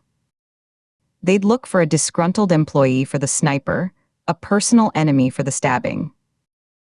They'd never see the single, twisted thread connecting them, pulling them taut, her phone number, her voice on the line, her failure, which left her trapped in a nightmare of her own making. She could continue to chase this shadow alone, operating outside every protocol, with no backup, no authority, and no shield but her own wits. Or she could come clean to the bureau, to Vance, and try to explain the unexplainable, a serial killer who communicates in riddles and uses her as a compass for his murders. The calculus was brutal. If the police bagged the shooter first, a random, panicked kid or a calculated patsy, a routine check of his phone records would reveal her number, her repeated calls in the hour before the shooting. Her only defense would be the ugly, career-ending truth. She'd tried to play a killer's game to stop him, she had taken the bait, and she had failed. A woman was dead because of it. The truth wouldn't save her, it would bury her. She hit the top floor, her thighs burning with lactic acid, and pushed through a heavy, paint-chipped fire door into a cavernous, empty space. The floor was a vast sea of gray concrete, littered with the forgotten debris of a failed business. A twisted desk chair lying on its side, a crumpled fast food bag bleached by time, coils of dusty cable like petrified snakes. Floor-to-ceiling windows wrapped the room on three sides, their panes grimy, streaked with years of city grime and crusted pigeon droppings that blurred the world outside. The light that filtered through was diffuse and gloomy, illuminating swirling galaxies of dust motes in the still air. It was silent, hollow, the kind of quiet that pressed against the eardrums, broken only by the distant, muffled warble of sirens from 13 stories below. From this height, she had a panoramic, if filthy, view of the chaos she'd fled. She moved to a window, keeping back from the glass, a silhouette against the light. Below, emergency vehicles clogged Virginia Avenue, their red and blue lights painting the building facades in rhythmic, silent pulses. The crowd, which had scattered like shrapnel after the shot, was reforming at the edges of the police tape, a slow ooze of humanity drawn to the spectacle, phones held aloft. In the gaping, shattered window of the hardware store, she could see paramedics in blue jackets working over a body on the floor, a flurry of purposeful movement, CPR compressions, the flash of a defibrillator paddle. Live, she thought fiercely, her forehead nearly touching the cold, dirty glass. You have to live. Make him angry enough to slip up. Give me something, anything. Finding nothing in the empty space, no envelope, no clue, no taunting message scrawled on the wall, she felt a spike of frustrated panic, acidic in her throat. Was she wrong? Had she misread the riddle, walked into a dead end while he watched and laughed? The DC. Snipers, the historical precedent he'd invoked, had favored the 11th floor for its sightlines, its balance of elevation and stability. She was on 13. An unlucky number. Was the floor number part of the mockery, a little joke at her expense? She retreated to the stairwell, the metal door clanging shut behind her with a sound of finality that made her jump. The air in the stairwell was cooler, smelling of damp concrete and rusting metal. She descended quickly, her soft-soled shoes whispering on the graded steps, the sound echoing up and down the concrete shaft. 2 flights down, to the 11th floor, she pushed open another door, this one lighter, its push bar stiff. The layout was identical, another barren shell of a space, another sea of concrete under dirty windows. But here, near the center of the floor, where a reception desk might once have stood, a single object broke the monotony of gray. A neutral brown letter-sized envelope, the kind used for mailing documents, lay flat and perfectly centered against the concrete. It was placed with deliberate care, not dropped or tossed. It was the only clean, undisturbed thing in the entire room. Sirens wailed closer now. One was right outside the building, its Doppler scream cutting off abruptly with a squeal of tires. Car doors slammed, one after another. Voices, amplified and distorted by bullhorns, began to bark orders to secure the perimeter, to establish a command post. Katie didn't run. She walked over, each step measured, her heart hammering a frantic tattoo against her ribs. She knelt, her knees pressing into the gritty, cold floor. She snatched the envelope up. It was standard weight, unsealed, the flap tucked inside. No writing, no marks, no postage. It felt ominously light. She tore the flap open in one quick, jerky motion and slid out the contents. A single photograph. Her breath seized in her throat. The air left the room. The distant sirens, the shouted commands from the street, all sound faded into a high-pitched white noise, a distant roar.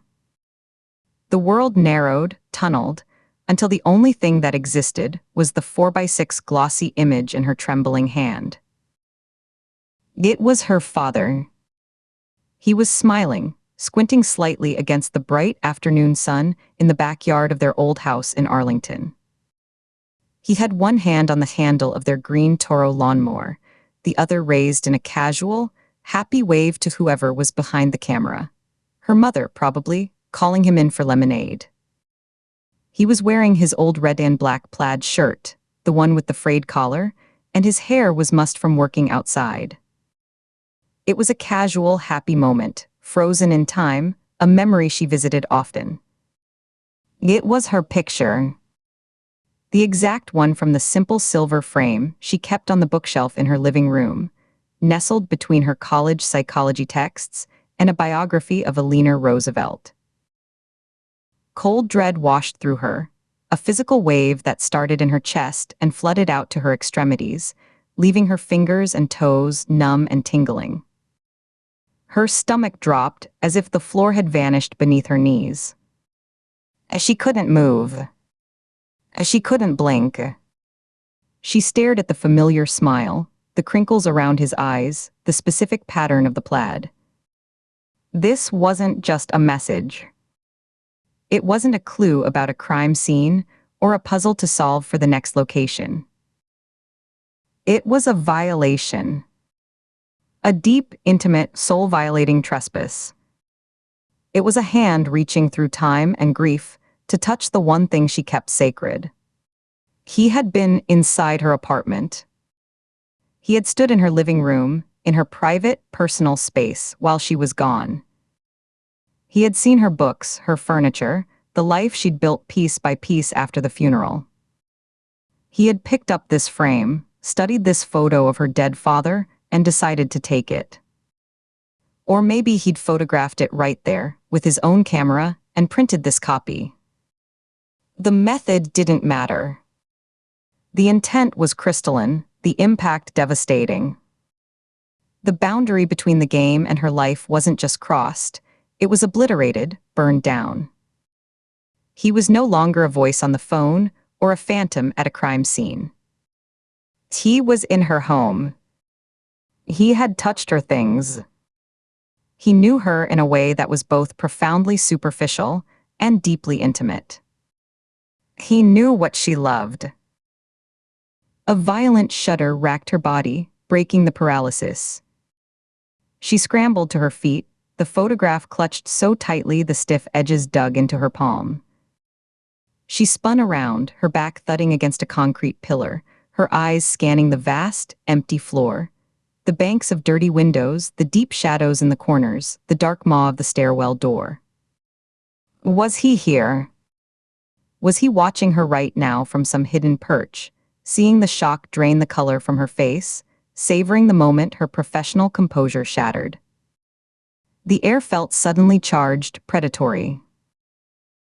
The bullhorn from outside crackled again, a distorted voice ordering the building to be evacuated, for all personnel to exit immediately. They were coming in. The sound of heavy boots echoed faintly from the stairwell below, coming up. Katie shoved the photograph back into the envelope as if it were radioactive, then stuffed the whole thing inside her jacket, against her ribs. It felt like carrying a live coal, a piece of evidence that burned with personal shame. She had to move. But for the first time since this began, the direction wasn't toward the next clue, the next riddle, the next race. It was away. She had to get home. She had to see with her own eyes. She had to know what else he had touched, what else he had taken, what silent, waiting message he might have left for her in the one place that was supposed to be a sanctuary, a lockbox for her past. The game had just become profoundly, terrifyingly personal, and the playing field was now the geography of her own private life. Chapter 15. The scale of the collection hit Nina Shaw like a physical blow, the sheer density of it arresting her just inside the doorway. For a full 3 seconds, she simply stood there, her brain struggling to process the visual assault, to catalog the enormity of the violation contained within 4 walls. Victor Stone's seaside cabin held a single, cavernous room, its walls lined floor-to-ceiling with illuminated glass cases that hummed with a low, persistent electrical current, a bass note of artificial preservation that vibrated in her molars. The light they cast was a sterile, museum-grade white, bleaching the color from everything it touched, turning the world into a high-contrast photograph of atrocity. Every shelf was meticulously curated with artifacts, letters sealed in plastic sleeves, tools laid out on velvet like surgical instruments, personal effects arranged as if for worship, each bearing a small, typed plaque with a date and a name. A mannequin in a familiar, garishly colored clown suit stood rigid in one corner, its painted smile a rictus of cheer. Another wore a postal uniform she recognized from grainy history books, the fabric aged to a dull gray, the cap tilted at a jaunty, mocking angle. The air was dead, smelling of lemon polish and the faint, sweet dust of decaying paper, entirely sealed from the salt and pine of the outside world. It was a tomb for the terrible. She took a slow step forward, her boots making no sound on the thick, dark rug that swallowed all noise. Her eyes, methodical and cold, began a systematic scan. Left wall first. Here, a claimed fragment of an infamous letter penned in blood, the brown stain blooming across the paper like a tea-dipped flower behind its protective glass. The plaque read simply, Correspondence 1978. There, a rusted pair of needle-nose pliers tagged with a notorious name, the metal jaws still flecked with something dark and flaked.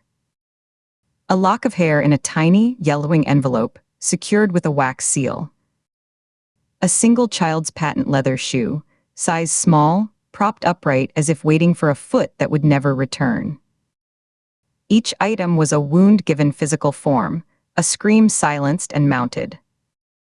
Her gaze traveled, her profiling mind automatically cross-referencing each display with case files, victim names, the specific horror they represented.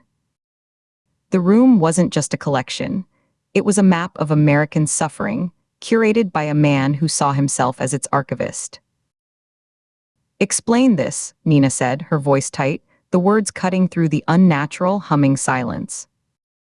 She kept her body angled, one shoulder towards Stone, her peripheral vision tracking his every twitch. The old man beside her gave a frail shrug, the motion making his heavy cardigan bunch around his thin shoulders. He leaned more heavily on his cane, the wood creaking under his grip. A lifetime's interest. A study of the aberrant mind. One must understand the monster to anticipate it, to see the patterns in the chaos. This, he gestured with his free hand, a slow, sweeping motion that took in the entire room, is a library. A taxonomy. It's a sickness, she interrupted, not looking at him. Her focus was locked on a display of handmade knives, their blades dull and nicked from use, their handles wrapped in electrical tape stained dark with sweat and worse. Revulsion was a physical clenching in her gut, a fist tightening behind her navel so hard it made her breath catch. She felt her jaw set, the muscles at the hinges locking down, her teeth pressing together. She could feel the weight of the violence in the room, a pressure against her skin, a psychic humidity that made the fine hairs on her forearms prickle. The sterile presentation made it worse. Blood would have been honest. This veneration was a deeper corruption. Stone watched her, his watery blue eyes tracking her reactions like a curator observing a first-time visitor, noting where her gaze lingered, where she flinched. He tapped his cane once, twice, against the floor, a dry, percussive sound that echoed in the sealed space, then shuffled forward, the rubber tip squeaking on the polished wood. He stopped before a particular cabinet, unremarkable among the others, containing what looked like replica prison shivs carved from toothbrush handles and plastic cutlery, and crude tattoos drawn on parchment. "The true collection lies beyond," he said, his voice a dry rustle of leaves. "You must pull it."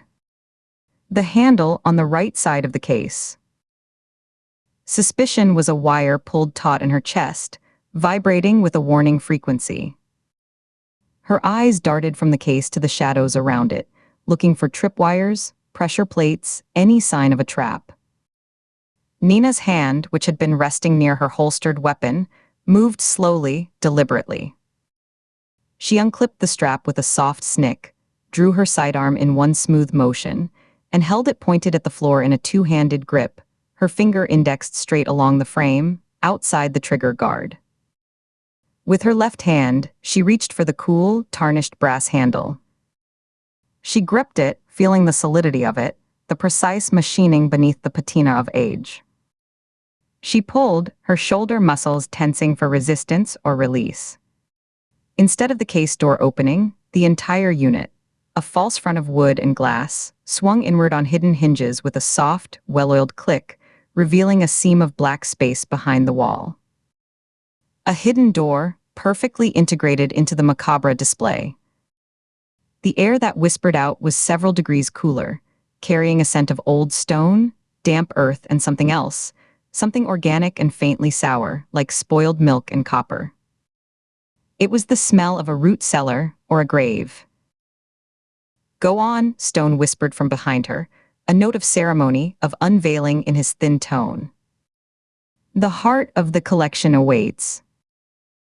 "You first," Nina said, not turning, her gaze fixed on the darkness. She shifted her weight to the balls of her feet, ready to pivot. He let out a wheezing sigh that was almost a laugh. "I am an old man, Agent Shaw. My eyes are poor in the dark. I would only stumble and break my neck. The light switch is just inside, on the left wall. A simple toggle. I assure you, the only surprises are historical. Drawing a slow breath that tasted of lemon polish and decay, Nina stepped into the darkness, her weapon coming up to a low-ready position, leading with her shoulder. The temperature drop was immediate, raising gooseflesh on her arms beneath her jacket.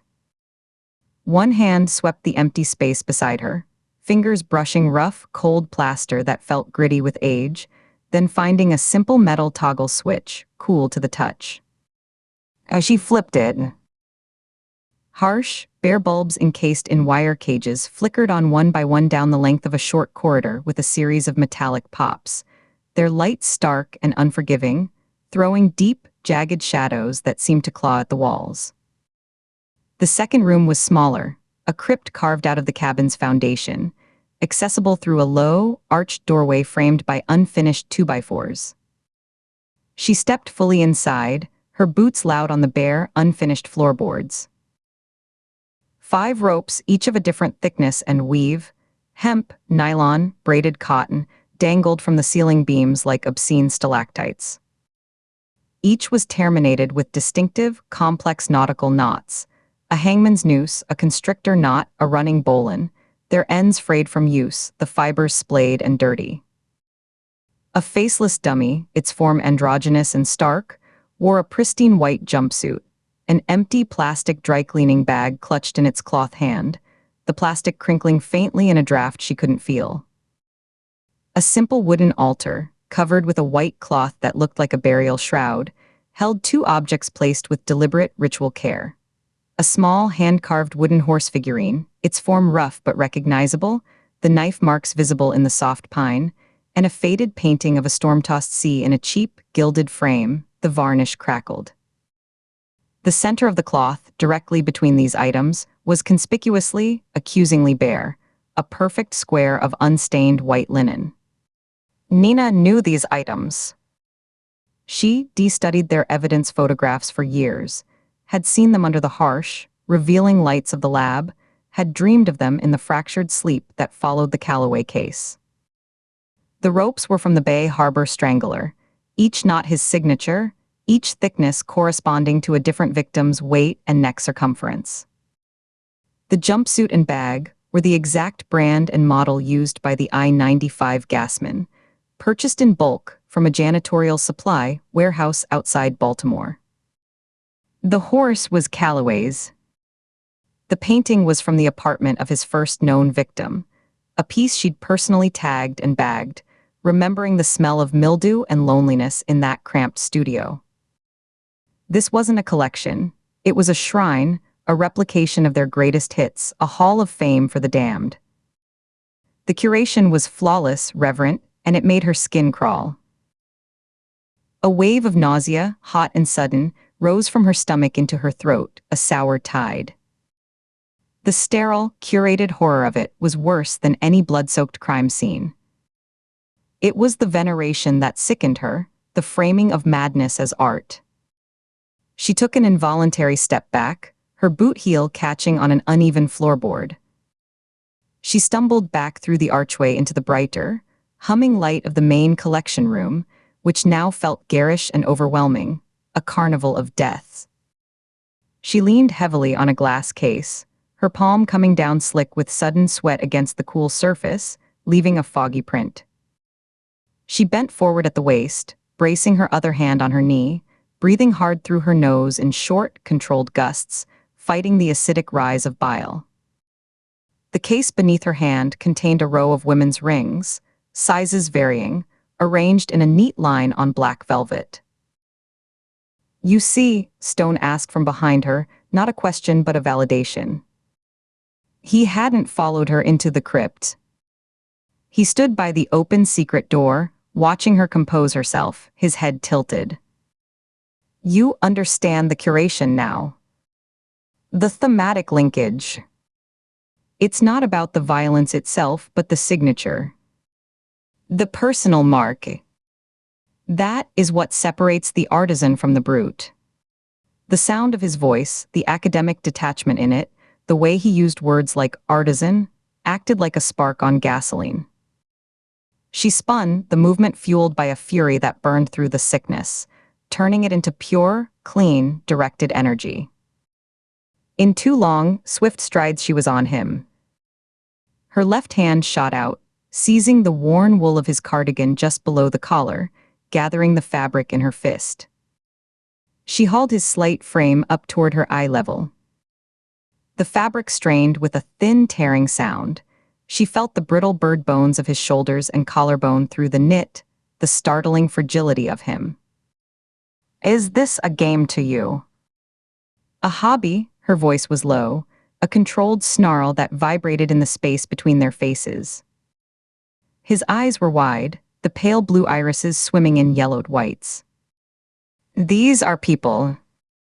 Their suffering is not a thesis. Their last moments are not exhibits. You are a ghoul." He gasped, a wet, startled intake of breath, his eyes widening with genuine shock and a flicker of animal fear. His feet scrabbled for purchase on the smooth floor, his cane dangling uselessly from his wrist by its leather strap. His breath smelled of stale tea, of digestive biscuits, and the deeper, Swedish decay of poor health, of a body slowly turning in on itself. She held him there for a 3 count, letting him feel her strength, her utter contempt, the complete absence of pity in her grip. Then she let him drop. He stumbled back, his legs buckling, his cane clattering to the floor before he caught himself against the edge of the open display case. His knuckles were white where he gripped the wood, his other hand pressed to his chest as he fought for air, his mouth working like a fish. He looked at her with new eyes, not a curator to a visitor, but prey to predator, the scholarly veneer completely stripped away. "He was here," Stone wheezed, the words pushed out with difficulty between ragged breaths. He began to retreat backward, step by shuffling step, into the mouth of the hidden shrine, as if seeking sanctuary among the artifacts. The harsh light from within silhouetted him, making him look like a paper cutout of a man, thin and insubstantial. "Weeks ago, he came for his property. I couldn't stop him. What was I to do?" "What property?" Nina demanded, following him into the cooler air of the crypt. Her boots were loud on the bare, unfinished floorboards, a stark, aggressive contrast to the reverent silence he cultivated. His mask, the cane, which he had retrieved, trembled slightly as he pointed to the jumpsuit-clad dummy. "The plastic bag. It was there, fitted over the head. A perfect replica. And the token." The cane moved in a short, precise arc to indicate the empty center of the altar cloth. "His first horse. The one he carved in his cell, from a bed slat, with a smuggled piece of glass. I was their custodian." He said the word with a solemn, self-important gravity, as if it were a title conferred by some dark royalty. Nina processed this, her gaze sweeping the room again, now seeing it with a fresh, investigative lens, a secondary crime scene, a staging ground for rearmament. "Custodian," she repeated, the word dripping with scorn. "This is all evidence. It should be locked away in an FBI vault, rotting in an acid-free box where no one ever has to look at it again, not enshrined in your private hell. You're an accessory." A thin, prideful smile touched his cracked lips. "Prison staff can be persuaded. Guards are poorly paid, their lives are dull. A few $100s for a souvenir, who gets hurt?" His associates, the few who believed in his vision, they brought the figurine to me after his arrest. For safekeeping. For the day of his return. They understood the importance of legacy. So he trusted you. Or your wallet, Nina said flatly. You funded his fan club. We never met. Not in person. Only letters. I admired his work, his purity of purpose. A strange, unearned pride entered the old man's rasp, puffing him up slightly despite his cowed posture. To be struck by him, to be chosen as part of his narrative, it was a privilege in a way. He took only the items he needed for his return. He left the rest for me to keep. A courtesy, an acknowledgement of our partnership. Nina stared, the disgust so profound it felt like a cold, heavy stone settling in the pit of her stomach, a weight she would carry out of this place.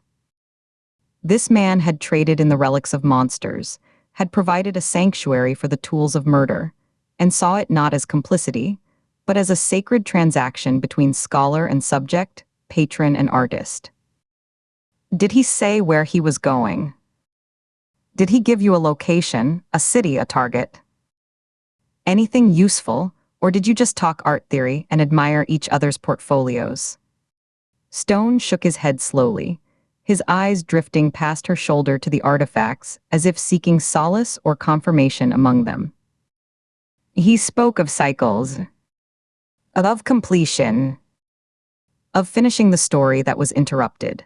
Then, as if remembering a prized piece of the collection, he gestured with his cane toward the far wall of the shrine, which she hadn't fully taken in. Framed letters, written on yellowing prison stationery in that familiar, looping, precise script she knew from 1,000 case files, were hung in a neat grid, 3 across and 4 down, 12 in total. The glass over them was spotless, the frames simple black metal. He wrote of you. Often. In the later years. You are his purpose. His unfinished symphony. The one who looked into the abyss with him and didn't blink. He found that compelling. Nina stepped closer, the hairs on the back of her neck standing up in a wave that traveled down her spine. Her eyes scanned the pages, skipping over the grandiose pronouncements about art and chaos and the cleansing fire of violence, her trained vision looking for the concrete threat, the buried clue, the telling boast hidden in the purple prose. She moved down the line. The first letters were florid, philosophical, discussing Nietzsche and Goya. The middle ones grew more focused, more personal, analyzing her interrogation techniques, complimenting her persistence. She found it on the 5th sheet, in a paragraph discussing his anticipated release, the ink a darker blue, the pressure of the pen heavier, digging into the paper. The line leaped out at her as if highlighted. When my freedom is restored, I will cage her in the place of my own caging. The circle will complete itself. The student will teach the teacher finality. Maine, Victor Stone said softly from directly behind her shoulder, too close. She hadn't heard him shuffle forward on the rough boards. She could smell his sickly scent again, overlaying the crypt's damp. The supermax. The prison. He means to take you back there, to lock you in one of his old cells. Poetic, isn't it? To turn the cage upon the captor. A perfect reversal. No, Nina said, the word coming out soft but absolute as the memory surfaced with terrible, instant clarity, drowning out Stone's simplistic interpretation. It wasn't the prison. The prison was where he was stored, where he was studied like a specimen, not where he was made. The place of his caging was older, more symbolic, more intimate. It was the origin point, the decrepit, bankrupt fairground on the desolate coast of Maine, where they'd first cornered him years ago, where he'd taken his final victim in a boarded-up ticket booth before the long, rain-slicked chase through the rusting ride skeletons led to his capture. A place of rusted gearworks and rotting plush prizes, of wind whistling through broken boards like a constant, mournful sigh. The wastelands. He was going home, to the site of his last, failed masterpiece. And he intended to take her with him, to finish it on the same stage with the same props. The circle wasn't about imprisonment, It was about returning to the scene of the crime. She turned to leave, the need to move, to act, to put miles between herself and this contaminated place, a physical urgency in her limbs that made her muscles twitch. But a final, volcanic surge of anger. At Stone's complicity, at Calloway's grand, pretentious design, at this whole vile gallery of suffering dressed up as scholarship, needed a physical outlet. It was unprofessional, it was petty, and it was utterly necessary. It directed her at the silent, complacent dummy in the jumpsuit, this blank stand-in for a killer who had suffocated 17 people in their own homes. It was an impulse, raw and visceral. Her right fist shot out, a short, hard jab from the shoulder, her body weight pivoting into it, her hips driving the motion. It connected with a dull, solid thump against the blank, stuffed cloth face. The impact jarred up through her knuckles, her wrist, a bright flash of pain she welcomed, a clean sensation to scour away the psychic filth. The dummy's head, poorly secured, snapped off at the crude seam of its neck with a sound of tearing fabric.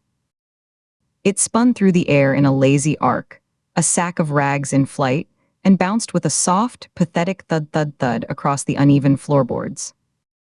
It rolled in a lazy half-circle and came to a stop, the featureless sack of fabric staring up at the water-stained ceiling, right at Victor Stone's scuffed leather shoes. Nina didn't look back at him. She didn't check his reaction, didn't wait for a gasp or a protest about the sanctity of his display. She flexed her stinging hand once, feeling the ache in her metacarpals, then strode from the crypt, through the ghastly, humming museum of the main room, past the leering clown and the jaunty postal worker, and the cases full of stolen lives and silent screams. She pushed through the heavy front door and out of the cabin into the shocking, clean slap of fresh, moving air. She didn't stop until she was at her car, the key already in her hand, her fingers finding the fob by touch, her thumb pressing the unlock button. The car chirped, a mundane, modern sound. She stood there for a long moment, the driver's door not yet open, breathing deeply. She filled her lungs with the salt wind, letting it scour the taint of that sealed, polished tomb from her throat and lungs, flushing out the smells of decay and lemon and vanity. The breeze carried the raw, lonely cry of gulls and the distant, rhythmic rush of waves breaking on rock, normal sounds that felt alien and precious after the dead silence inside. Two new, solid convictions hardened within her, as certain and unyielding as the granite coast. First, Victor Stone was lying through his teeth.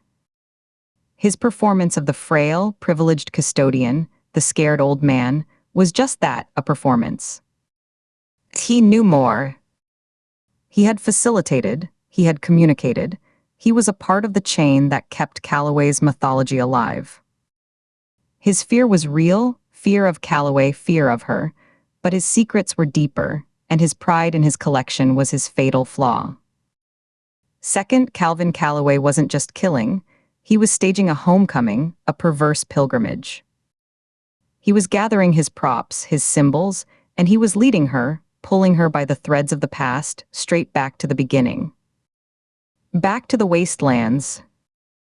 The circle was closing, and she was the only one who knew where its center lay. She got in the car, started the engine, and didn't look back at the cottage as she drove away, leaving the collection to its humming, sterile darkness. Chapter 16.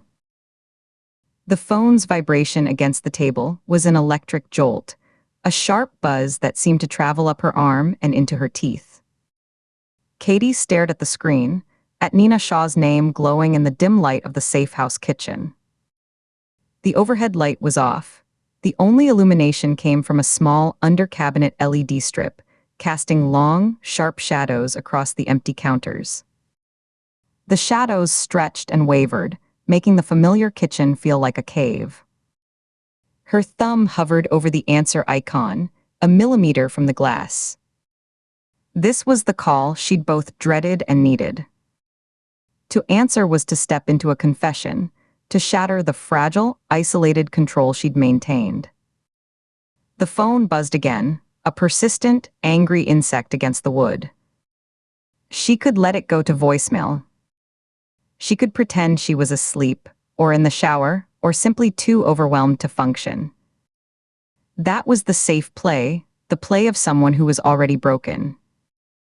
But not to answer was to remain truly alone, sealed in a tomb of her own making with only a killer's voice for company. She picked up the device, her fingers clumsy and cold. She set it down again with a soft tap, wiped her damp palm on the thigh of her jeans, and picked it up a second time. The cool glass and metal felt unnaturally heavy, a brick of potential consequence. She took a breath that hitched in her throat, a shallow gasp that did nothing to fill her lungs, and swiped to accept. She brought the phone to her ear but couldn't immediately speak. She heard the faint, hollow sound of an open line, the ghost of road noise and wind. Nina, her own voice sounded thin, strained, the word cracking in the middle like old plaster. She cleared her throat, a rough sound, and tried again, forcing more air behind it. "What's wrong?" There was a fractional pause, just a beat of dead air, where Katie could hear the faint rush of wind and the steady hum of an engine at speed. "I'm fine." "I need your brain on something." Nina's voice was clipped, all business, but beneath the professional veneer was a thread of urgency Katie rarely heard, a slight tension in the consonants, a breathlessness that suggested movement, action. Katie pictured her driving, one hand on the wheel, eyes constantly scanning. "I tracked Calvin Calloway to a coastal cottage in Maryland last night. A collector of morbid artifacts lives there." Katie's mind, fogged by the adrenaline crash and the spiraling panic of her own crisis, sharpened with a painful, focusing clarity. "The other predator." She leaned against the cold granite countertop, the surface biting into her palms. She pressed down until the edges dug into her flesh, using the bright, specific pain to anchor herself in the moment, to push back the fog. The pressure was a clarifying point in the haze. "You have proof?" she asked, forcing her voice to mimic Nina's flatness, fighting to keep the tremor out. She heard the strain in her own attempt, a wobble beneath the control. "Circumstantial. This creep owned pieces of Calvin's past. Calvin went to reclaim them. A carved horse figurine, among other things." Nina paused, and Katie could picture her, one hand on the steering wheel, eyes scanning the road as she curated what to share. There was the sound of a turn signal, a quick click click click, then the faint whine of an engine revving as she accelerated through a turn. A horn blared faintly in the background, then faded. But that's not the urgent part. The collector had a prison letter. Calvin wrote about wanting to put me where they put him. "Think. What does that mean to you?" Katie's grip tightened on the phone, the plastic casing creaking in her fist. Her knuckles stood out white and sharp against her skin. This was the moment. The opening. She closed her eyes, seeing not the safe house but the sterile interrogation room, Director Vance's disappointed face, the looming specter of a ruined career. She saw the two suits from public affairs, their blank, assessing stares. She pushed it all aside, a mental sweep of the arm. The secret was a poison, a hot, corrosive weight in her gut that had been burning a hole in her for days. Nina was the only possible antidote. She opened her eyes, focusing on a faint scratch in the counter's polished surface, a tiny imperfection in the perfect, secure room. "It means Maine Correctional, doesn't it?" she said, buying herself one more second of nerve. Her voice was too quiet, barely more than a breath against the microphone. "Deeper. Go back to the origin story. His childhood." The facts surfaced from the dark archive of her memory, crisp and clinical. She recited them like an autopsy report, her voice gaining a detached, rhythmic cadence. "His father caged him. Literally. A punishment cage at the back of their trailer. They were with a traveling carnival. The father was a ride mechanic. The mother was absent. The cage was a tool for control. She could see the file photos in her mind. Rusted bars crusted with flaking green paint, a dirt floor packed hard from small, shifting feet, a child-sized space no bigger than a dog kennel. She remembered the witness statements from carnival workers about the silence from that corner of the lot, the way the other children gave it a wide berth. The memory wasn't just data now, it was a sensory ghost. The imagined smell of rust and fierce sweat, the feel of rough, cold metal against a small back, the taste of dust and trapped air. She could almost hear the distant, tinny carnival music, a cheerful soundtrack to private horror. They had a fixed spot here in DC, Nina said, her voice dropping, as if saying it too loudly might alert someone. The road noise diminished, as if she'd slowed the car or rolled up a window. Say the wastelands, Katie finished, the name clicking into place with the solid, dreadful sound of a lock turning. Her pulse hammered against her ribs, a frantic drumbeat she felt in her throat and in the pads of her fingers. The abandoned fairgrounds on the city's southeastern fringe, a place of rust and rotten timber. A place where a child's prison could become a grown monster's shrine. You're going there now. I am.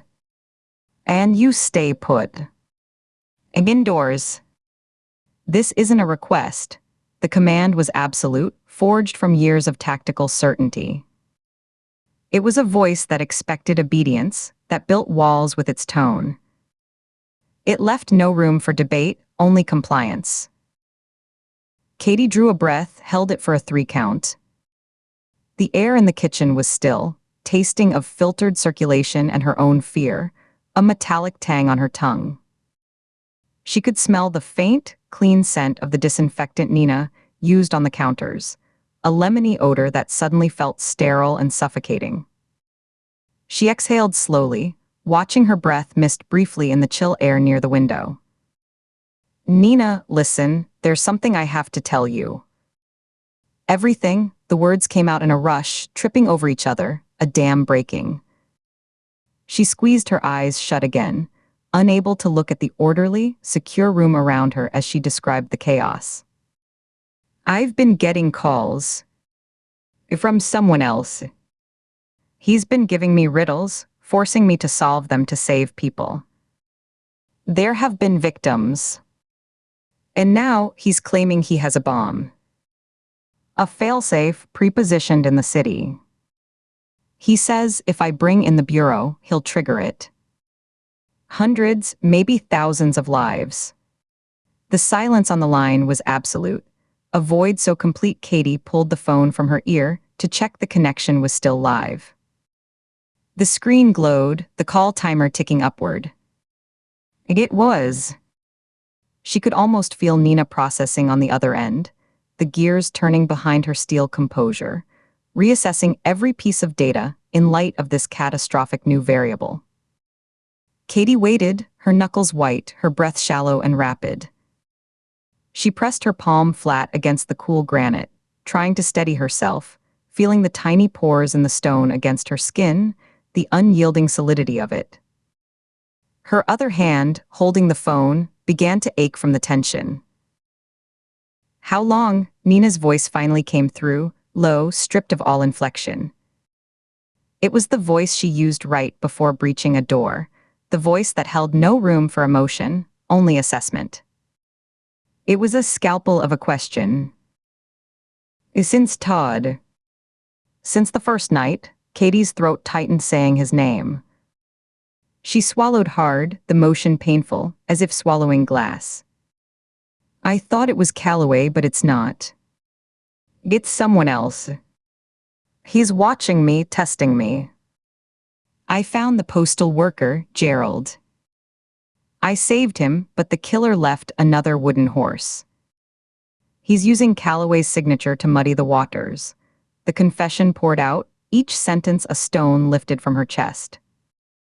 She hunched over the counter, her free arm wrapped around her stomach as if she'd been punched, her spine curving under the weight of the admission. He calls from blocked numbers. Uses a voice synthesizer. He knew about the hospital. He knew about the postal annex. He's always one step ahead, and he's building something. A narrative. With me as the main character. Another beat of silence, longer this time.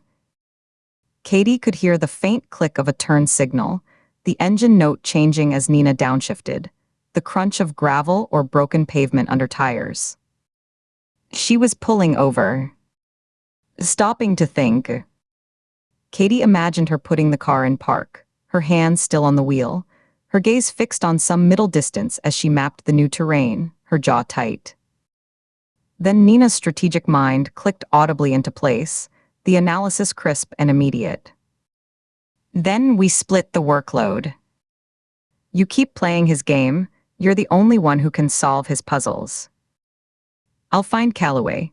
A pause, the sound of a car door opening and closing with a solid, heavy thunk, then the wind noise increased, carrying the distant cry of a gull and the rustle of tall grass. Nina was outside, somewhere exposed. If that bomb is real, we can't afford to bring in a full task force and spook him. A tactical response would be a trigger. A hard edge entered her tone, a blade being unsheathed. But Katie, the second you have a face, a location, anything tangible, you call me. Not Vance, not the hotline. Me. This stays between us until we have something to hand them that they can't ignore. A body, a device, a suspect in custody. Something concrete that explains your actions and his threats. Understood. The relief was a physical unknotting in Katie's chest. A tight coil behind her sternum, wound over days, suddenly loosened.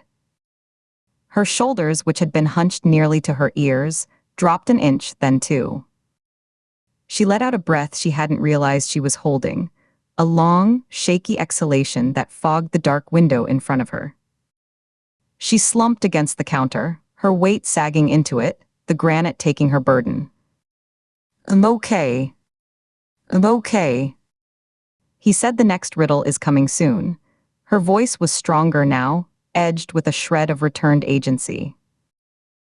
Then be ready. And stay sharp. Nina's voice was closer to the phone now, intimate with warning. This caller, he's not just a copycat. He's building a narrative with you at the center. He's making you a character in his story.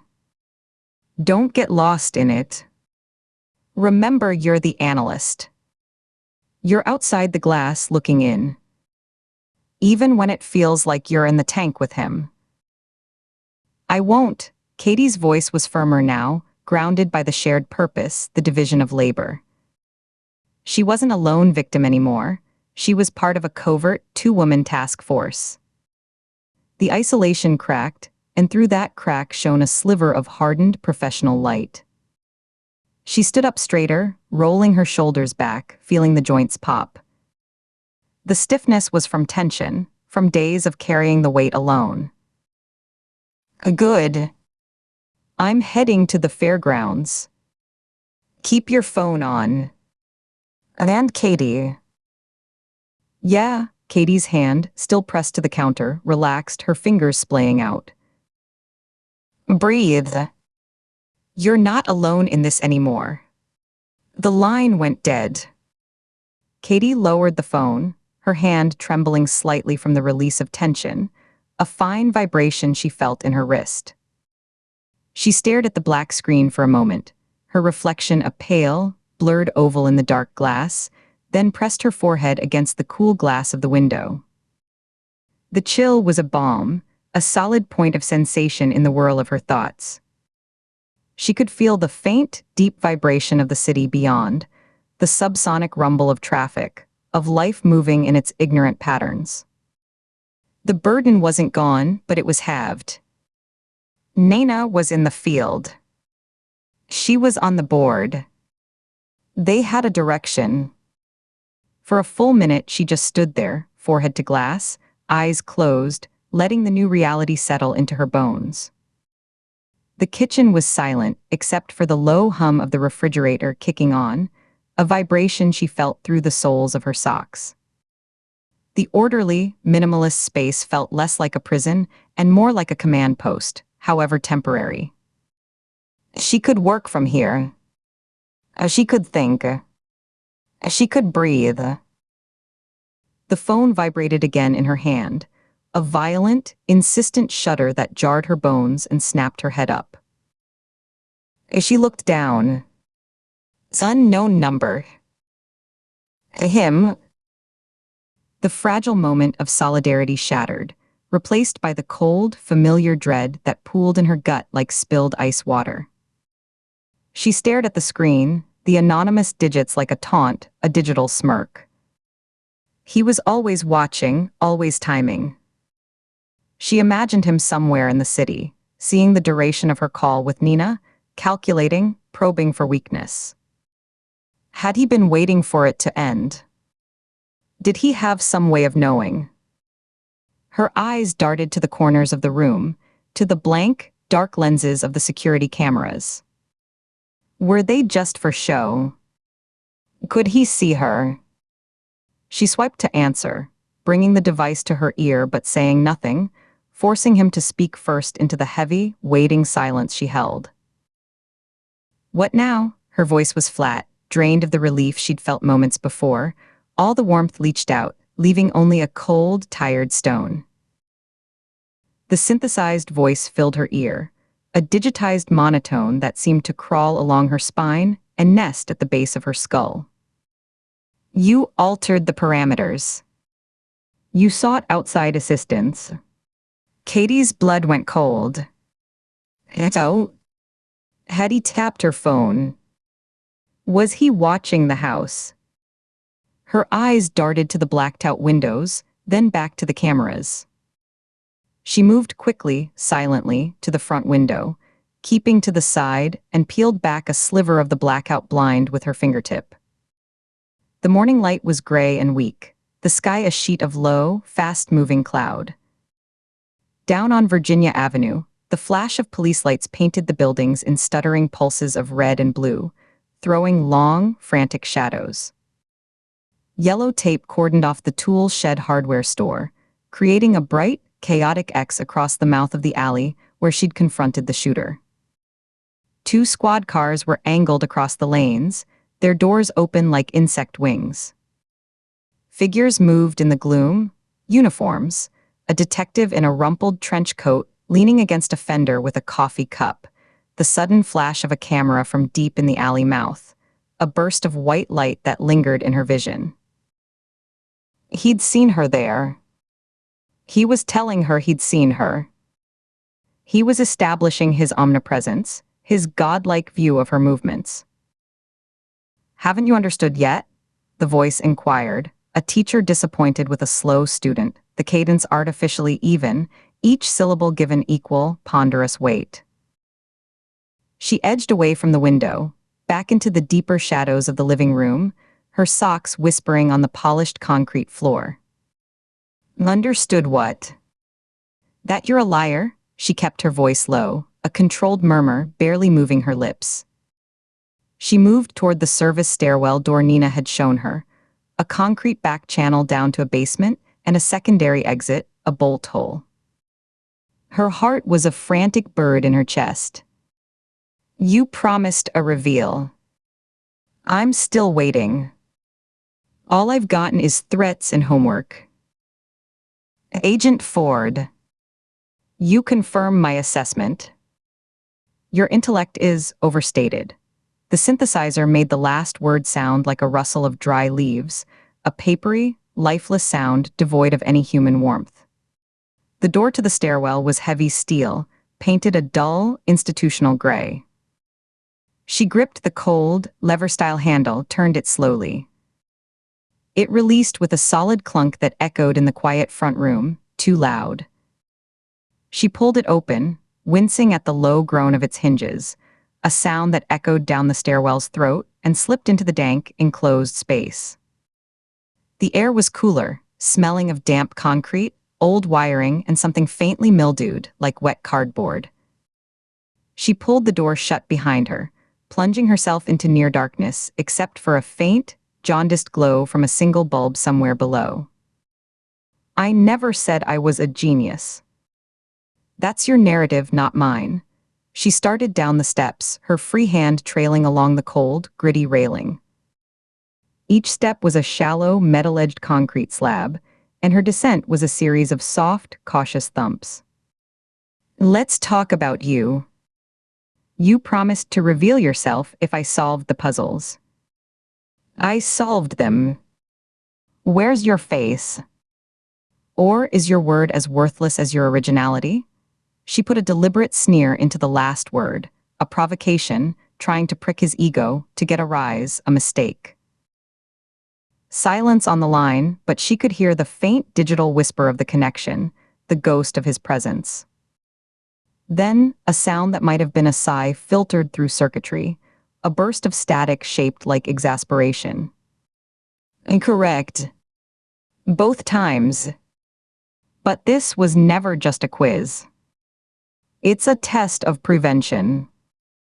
A measure of your capacity to not merely react, but to forestall. To see the shape of the violence before it takes form. You should have clarified the syllabus. Katie reached the bottom landing, a small square of space lit by a single, wire-caged bulb that cast a sickly yellow light over peeling paint and dusty pipes. Dust motes swirled in the beam like agitated insects. A heavy metal fire exit stood to her left, its red exit sign dark and dead, the glass cover cracked. Through its wire-reinforced window, she could see the back of another building, a narrow service alley littered with discarded pallets and shredded plastic bags caught on a chain-link fence like grimy flags. To the right, a dusty, cobwebbed pane of glass, set into the wall at chest height, looked out onto Virginia Avenue. She crouched, her knees protesting, and peered through the grime, using the sleeve of her jacket to wipe a small, clear circle. The view was distorted by age and dirt, but she could see two uniforms standing by their cruiser, scanning the alley with powerful flashlights, the beams cutting through the drifting morning mist like light sabers. One of them was pointing toward the fire escape she'd used, his mouth moving as he spoke to his partner, his breath making little clouds in the cold air. Her own breath caught in her throat. If they decided to canvass the neighboring structures, if they checked this building's rear exits, she was a suspended agent at a fresh crime scene. There was no good story here.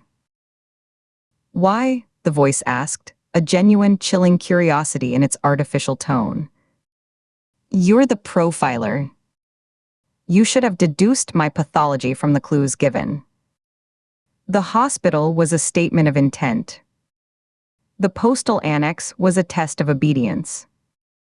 The Virginia Avenue incident was a live-fire exercise in crisis management. You passed the written exams, Agent Ford. You are failing the practical.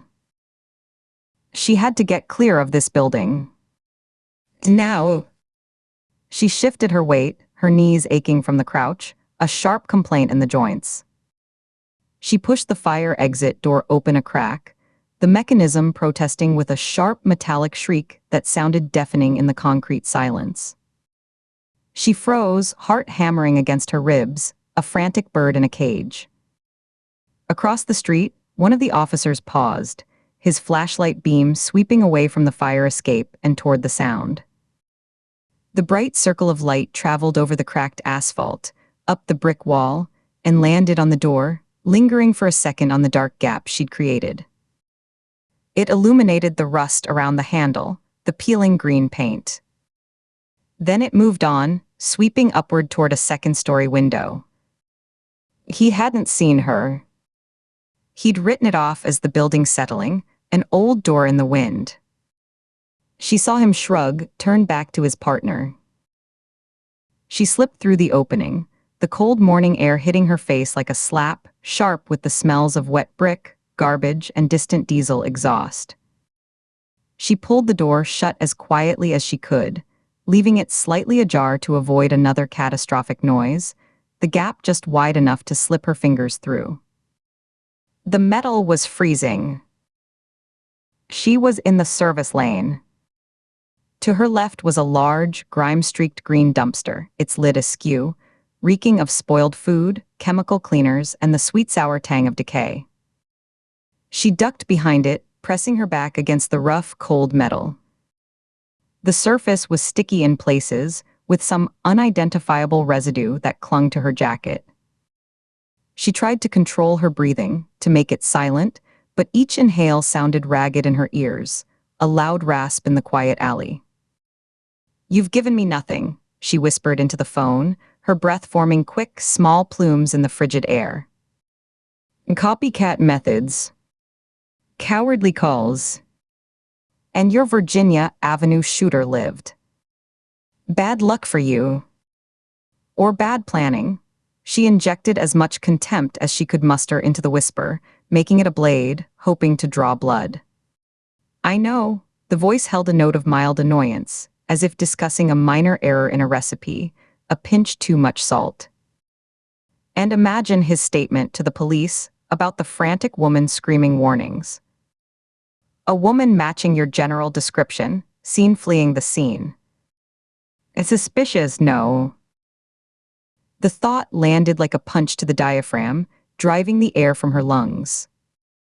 She hadn't considered that. The shooter was a witness, now in custody. He'd seen her face up close in the alley gloom, heard her voice shouting about a bomb. Hey, tell them about the woman who knew about the threat, who wasn't in uniform, who acted with desperate, panicked authority. It was another thread, another way for the official investigation to spiral back toward her, to weave her into the fabric of this mess. A complication that tightened the trap, another strand of the web sticking to her. She felt a fresh wave of nausea, her mouth flooding with saliva. She swallowed it down, hard, the muscles in her throat working. "Agent Ford," the voice continued, dismissing her point as trivial, a child's complaint. "This transcends geography. It's about cessation. Any clerk can solve a riddle. A true agent, a real analyst of violence, would have halted the violence before it manifested. You are treating symptoms. I am asking you to diagnose the disease." "I tried," the words burst from her, louder than she intended, a raw scrape of sound in the quiet alley. She clenched her jaw, lowering her voice again to a furious, compressed hiss. "It's easy to critique from the shadows. Meet me. Face to face. Then we'll see who's diagnosing what." She peered around the edge of the dumpster. The alley was clear, just the empty lane, the wet asphalt gleaming dully like old oil under the gray sky. At the far end, maybe 50 yards away, was a chain-link fence, about 6 feet high, topped with a sagging, rusty strand of barbed wire. It separated this commercial service lane from the quieter, tree-lined residential street beyond. That was her goal. Get over it, get to her car, get mobile, get invisible. Perhaps. But had you been attentive, you'd see I've upheld my promise. Katie began to move, staying in a low crouch, her thighs burning with the strain. She kept the dumpster between her and the mouth of the alley as long as she could, then darted to the shadowed lee of the next building, pressing herself against the cold, damp brick. The rough surface snagged her jacket. "Forgive me," she said, the words coming in short puffs as she moved. "I've been a little busy humoring a psychopath." "Which details?" "The hospital. The note. The photo. Explain how that tells me your name. Give me one concrete piece of you. One real thing." She was baiting him again, pushing for a slip, a piece of unscripted data. A grunt, a strangely human sound filtered through the synthesizer, a crack in the digital facade. Surface observations. The compulsion to kill is a profound undercurrent, a submerged leviathan awaiting its moment to uncoil. Katie stopped, one hand braced against the rough brick for balance, the other pressing the phone to her ear so hard it hurt. Those words weren't his. They were too polished, too literary, like a phrase lifted from a book or a lecture. She'd read them. The source was a ghost in her memory, flitting just out of reach, a textbook, an academic paper, an old case file annotation. The phrasing was distinctive, almost florid. Submerged leviathan. Then coil. He was quoting someone. A parodying. It was an affectation, a piece of a borrowed identity, a costume he was wearing. Her analyst's mind latched onto it, a tiny, hard datum in the fog of threat. She filed it away, a shard of the real man behind the digital mask, a puzzle piece that didn't fit the picture of a random, chaotic killer. This was studied. This was rehearsed. What did you just say? She demanded, her professional curiosity momentarily overriding her fear, sharpening her tone. Where is that from? Who said that? That's not you talking. He ignored her, as if she'd interrupted a rehearsed speech. The digital monotone resumed, seamless, erasing the crack. Your next puzzle arrives shortly. Be prepared to demonstrate a higher level of comprehension. The stakes are now geometric. They multiply. She pushed off the wall and ran the last 20 feet to the fence in a low, desperate sprint, her shoes slapping softly on the wet ground, splashing through a shallow puddle. She grabbed the cold, diamond-patterned wire, the metal biting into her fingers. It was slick with condensation and urban grime. She hooked the toe of her shoe into a link, tested her weight. The fence wobbled, the entire section rattling softly, the links chiming against each other. She hauled herself up. The entire section shook with a cacophony of vibrating metal that seemed to echo off the brick walls, impossibly loud in the morning quiet.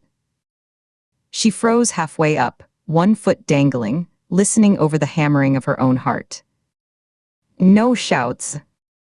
No running footsteps. No beam of light spearing her from behind. She scrambled the rest of the way, her movements graceless and frantic. Her jacket snagged on a twisted barb at the top, with a sound like tearing canvas. She yanked it free with a sharp, sideways jerk, felt the fabric give way with a distinct rip, and swung her leg over the top.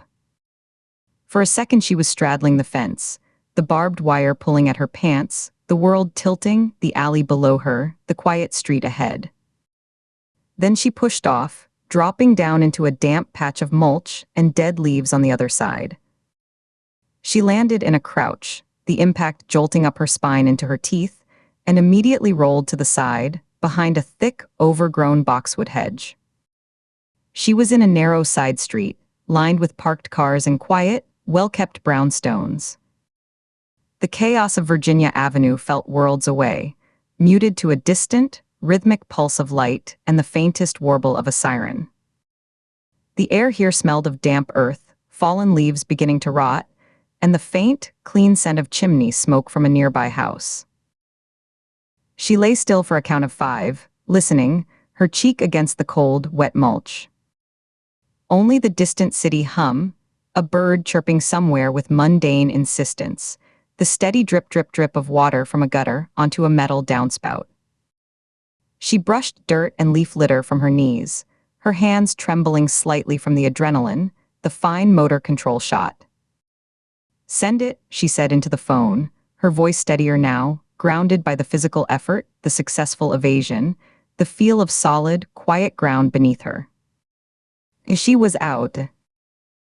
I will. And remember our new factor. The failsafe, The voice was calm, instructional, like a pilot reading a pre-flight checklist.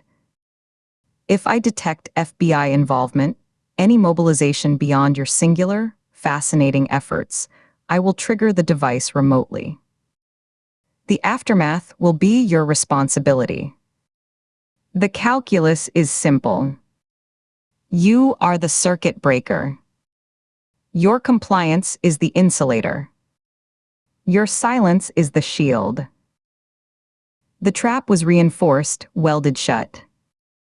No exits. He'd boxed her in with the threat of mass casualties, making her an accomplice to her own isolation, the sole guardian of a secret she couldn't share. The weight of it settled on her shoulders, a tangible pressure. "Where is it?" she asked, pushing herself to her feet and starting to walk down the center of the quiet street, her eyes scanning for her car. She kept her pace even, trying to look like a resident out for a morning stroll, not a fugitive agent with torn clothes and mud on her knees.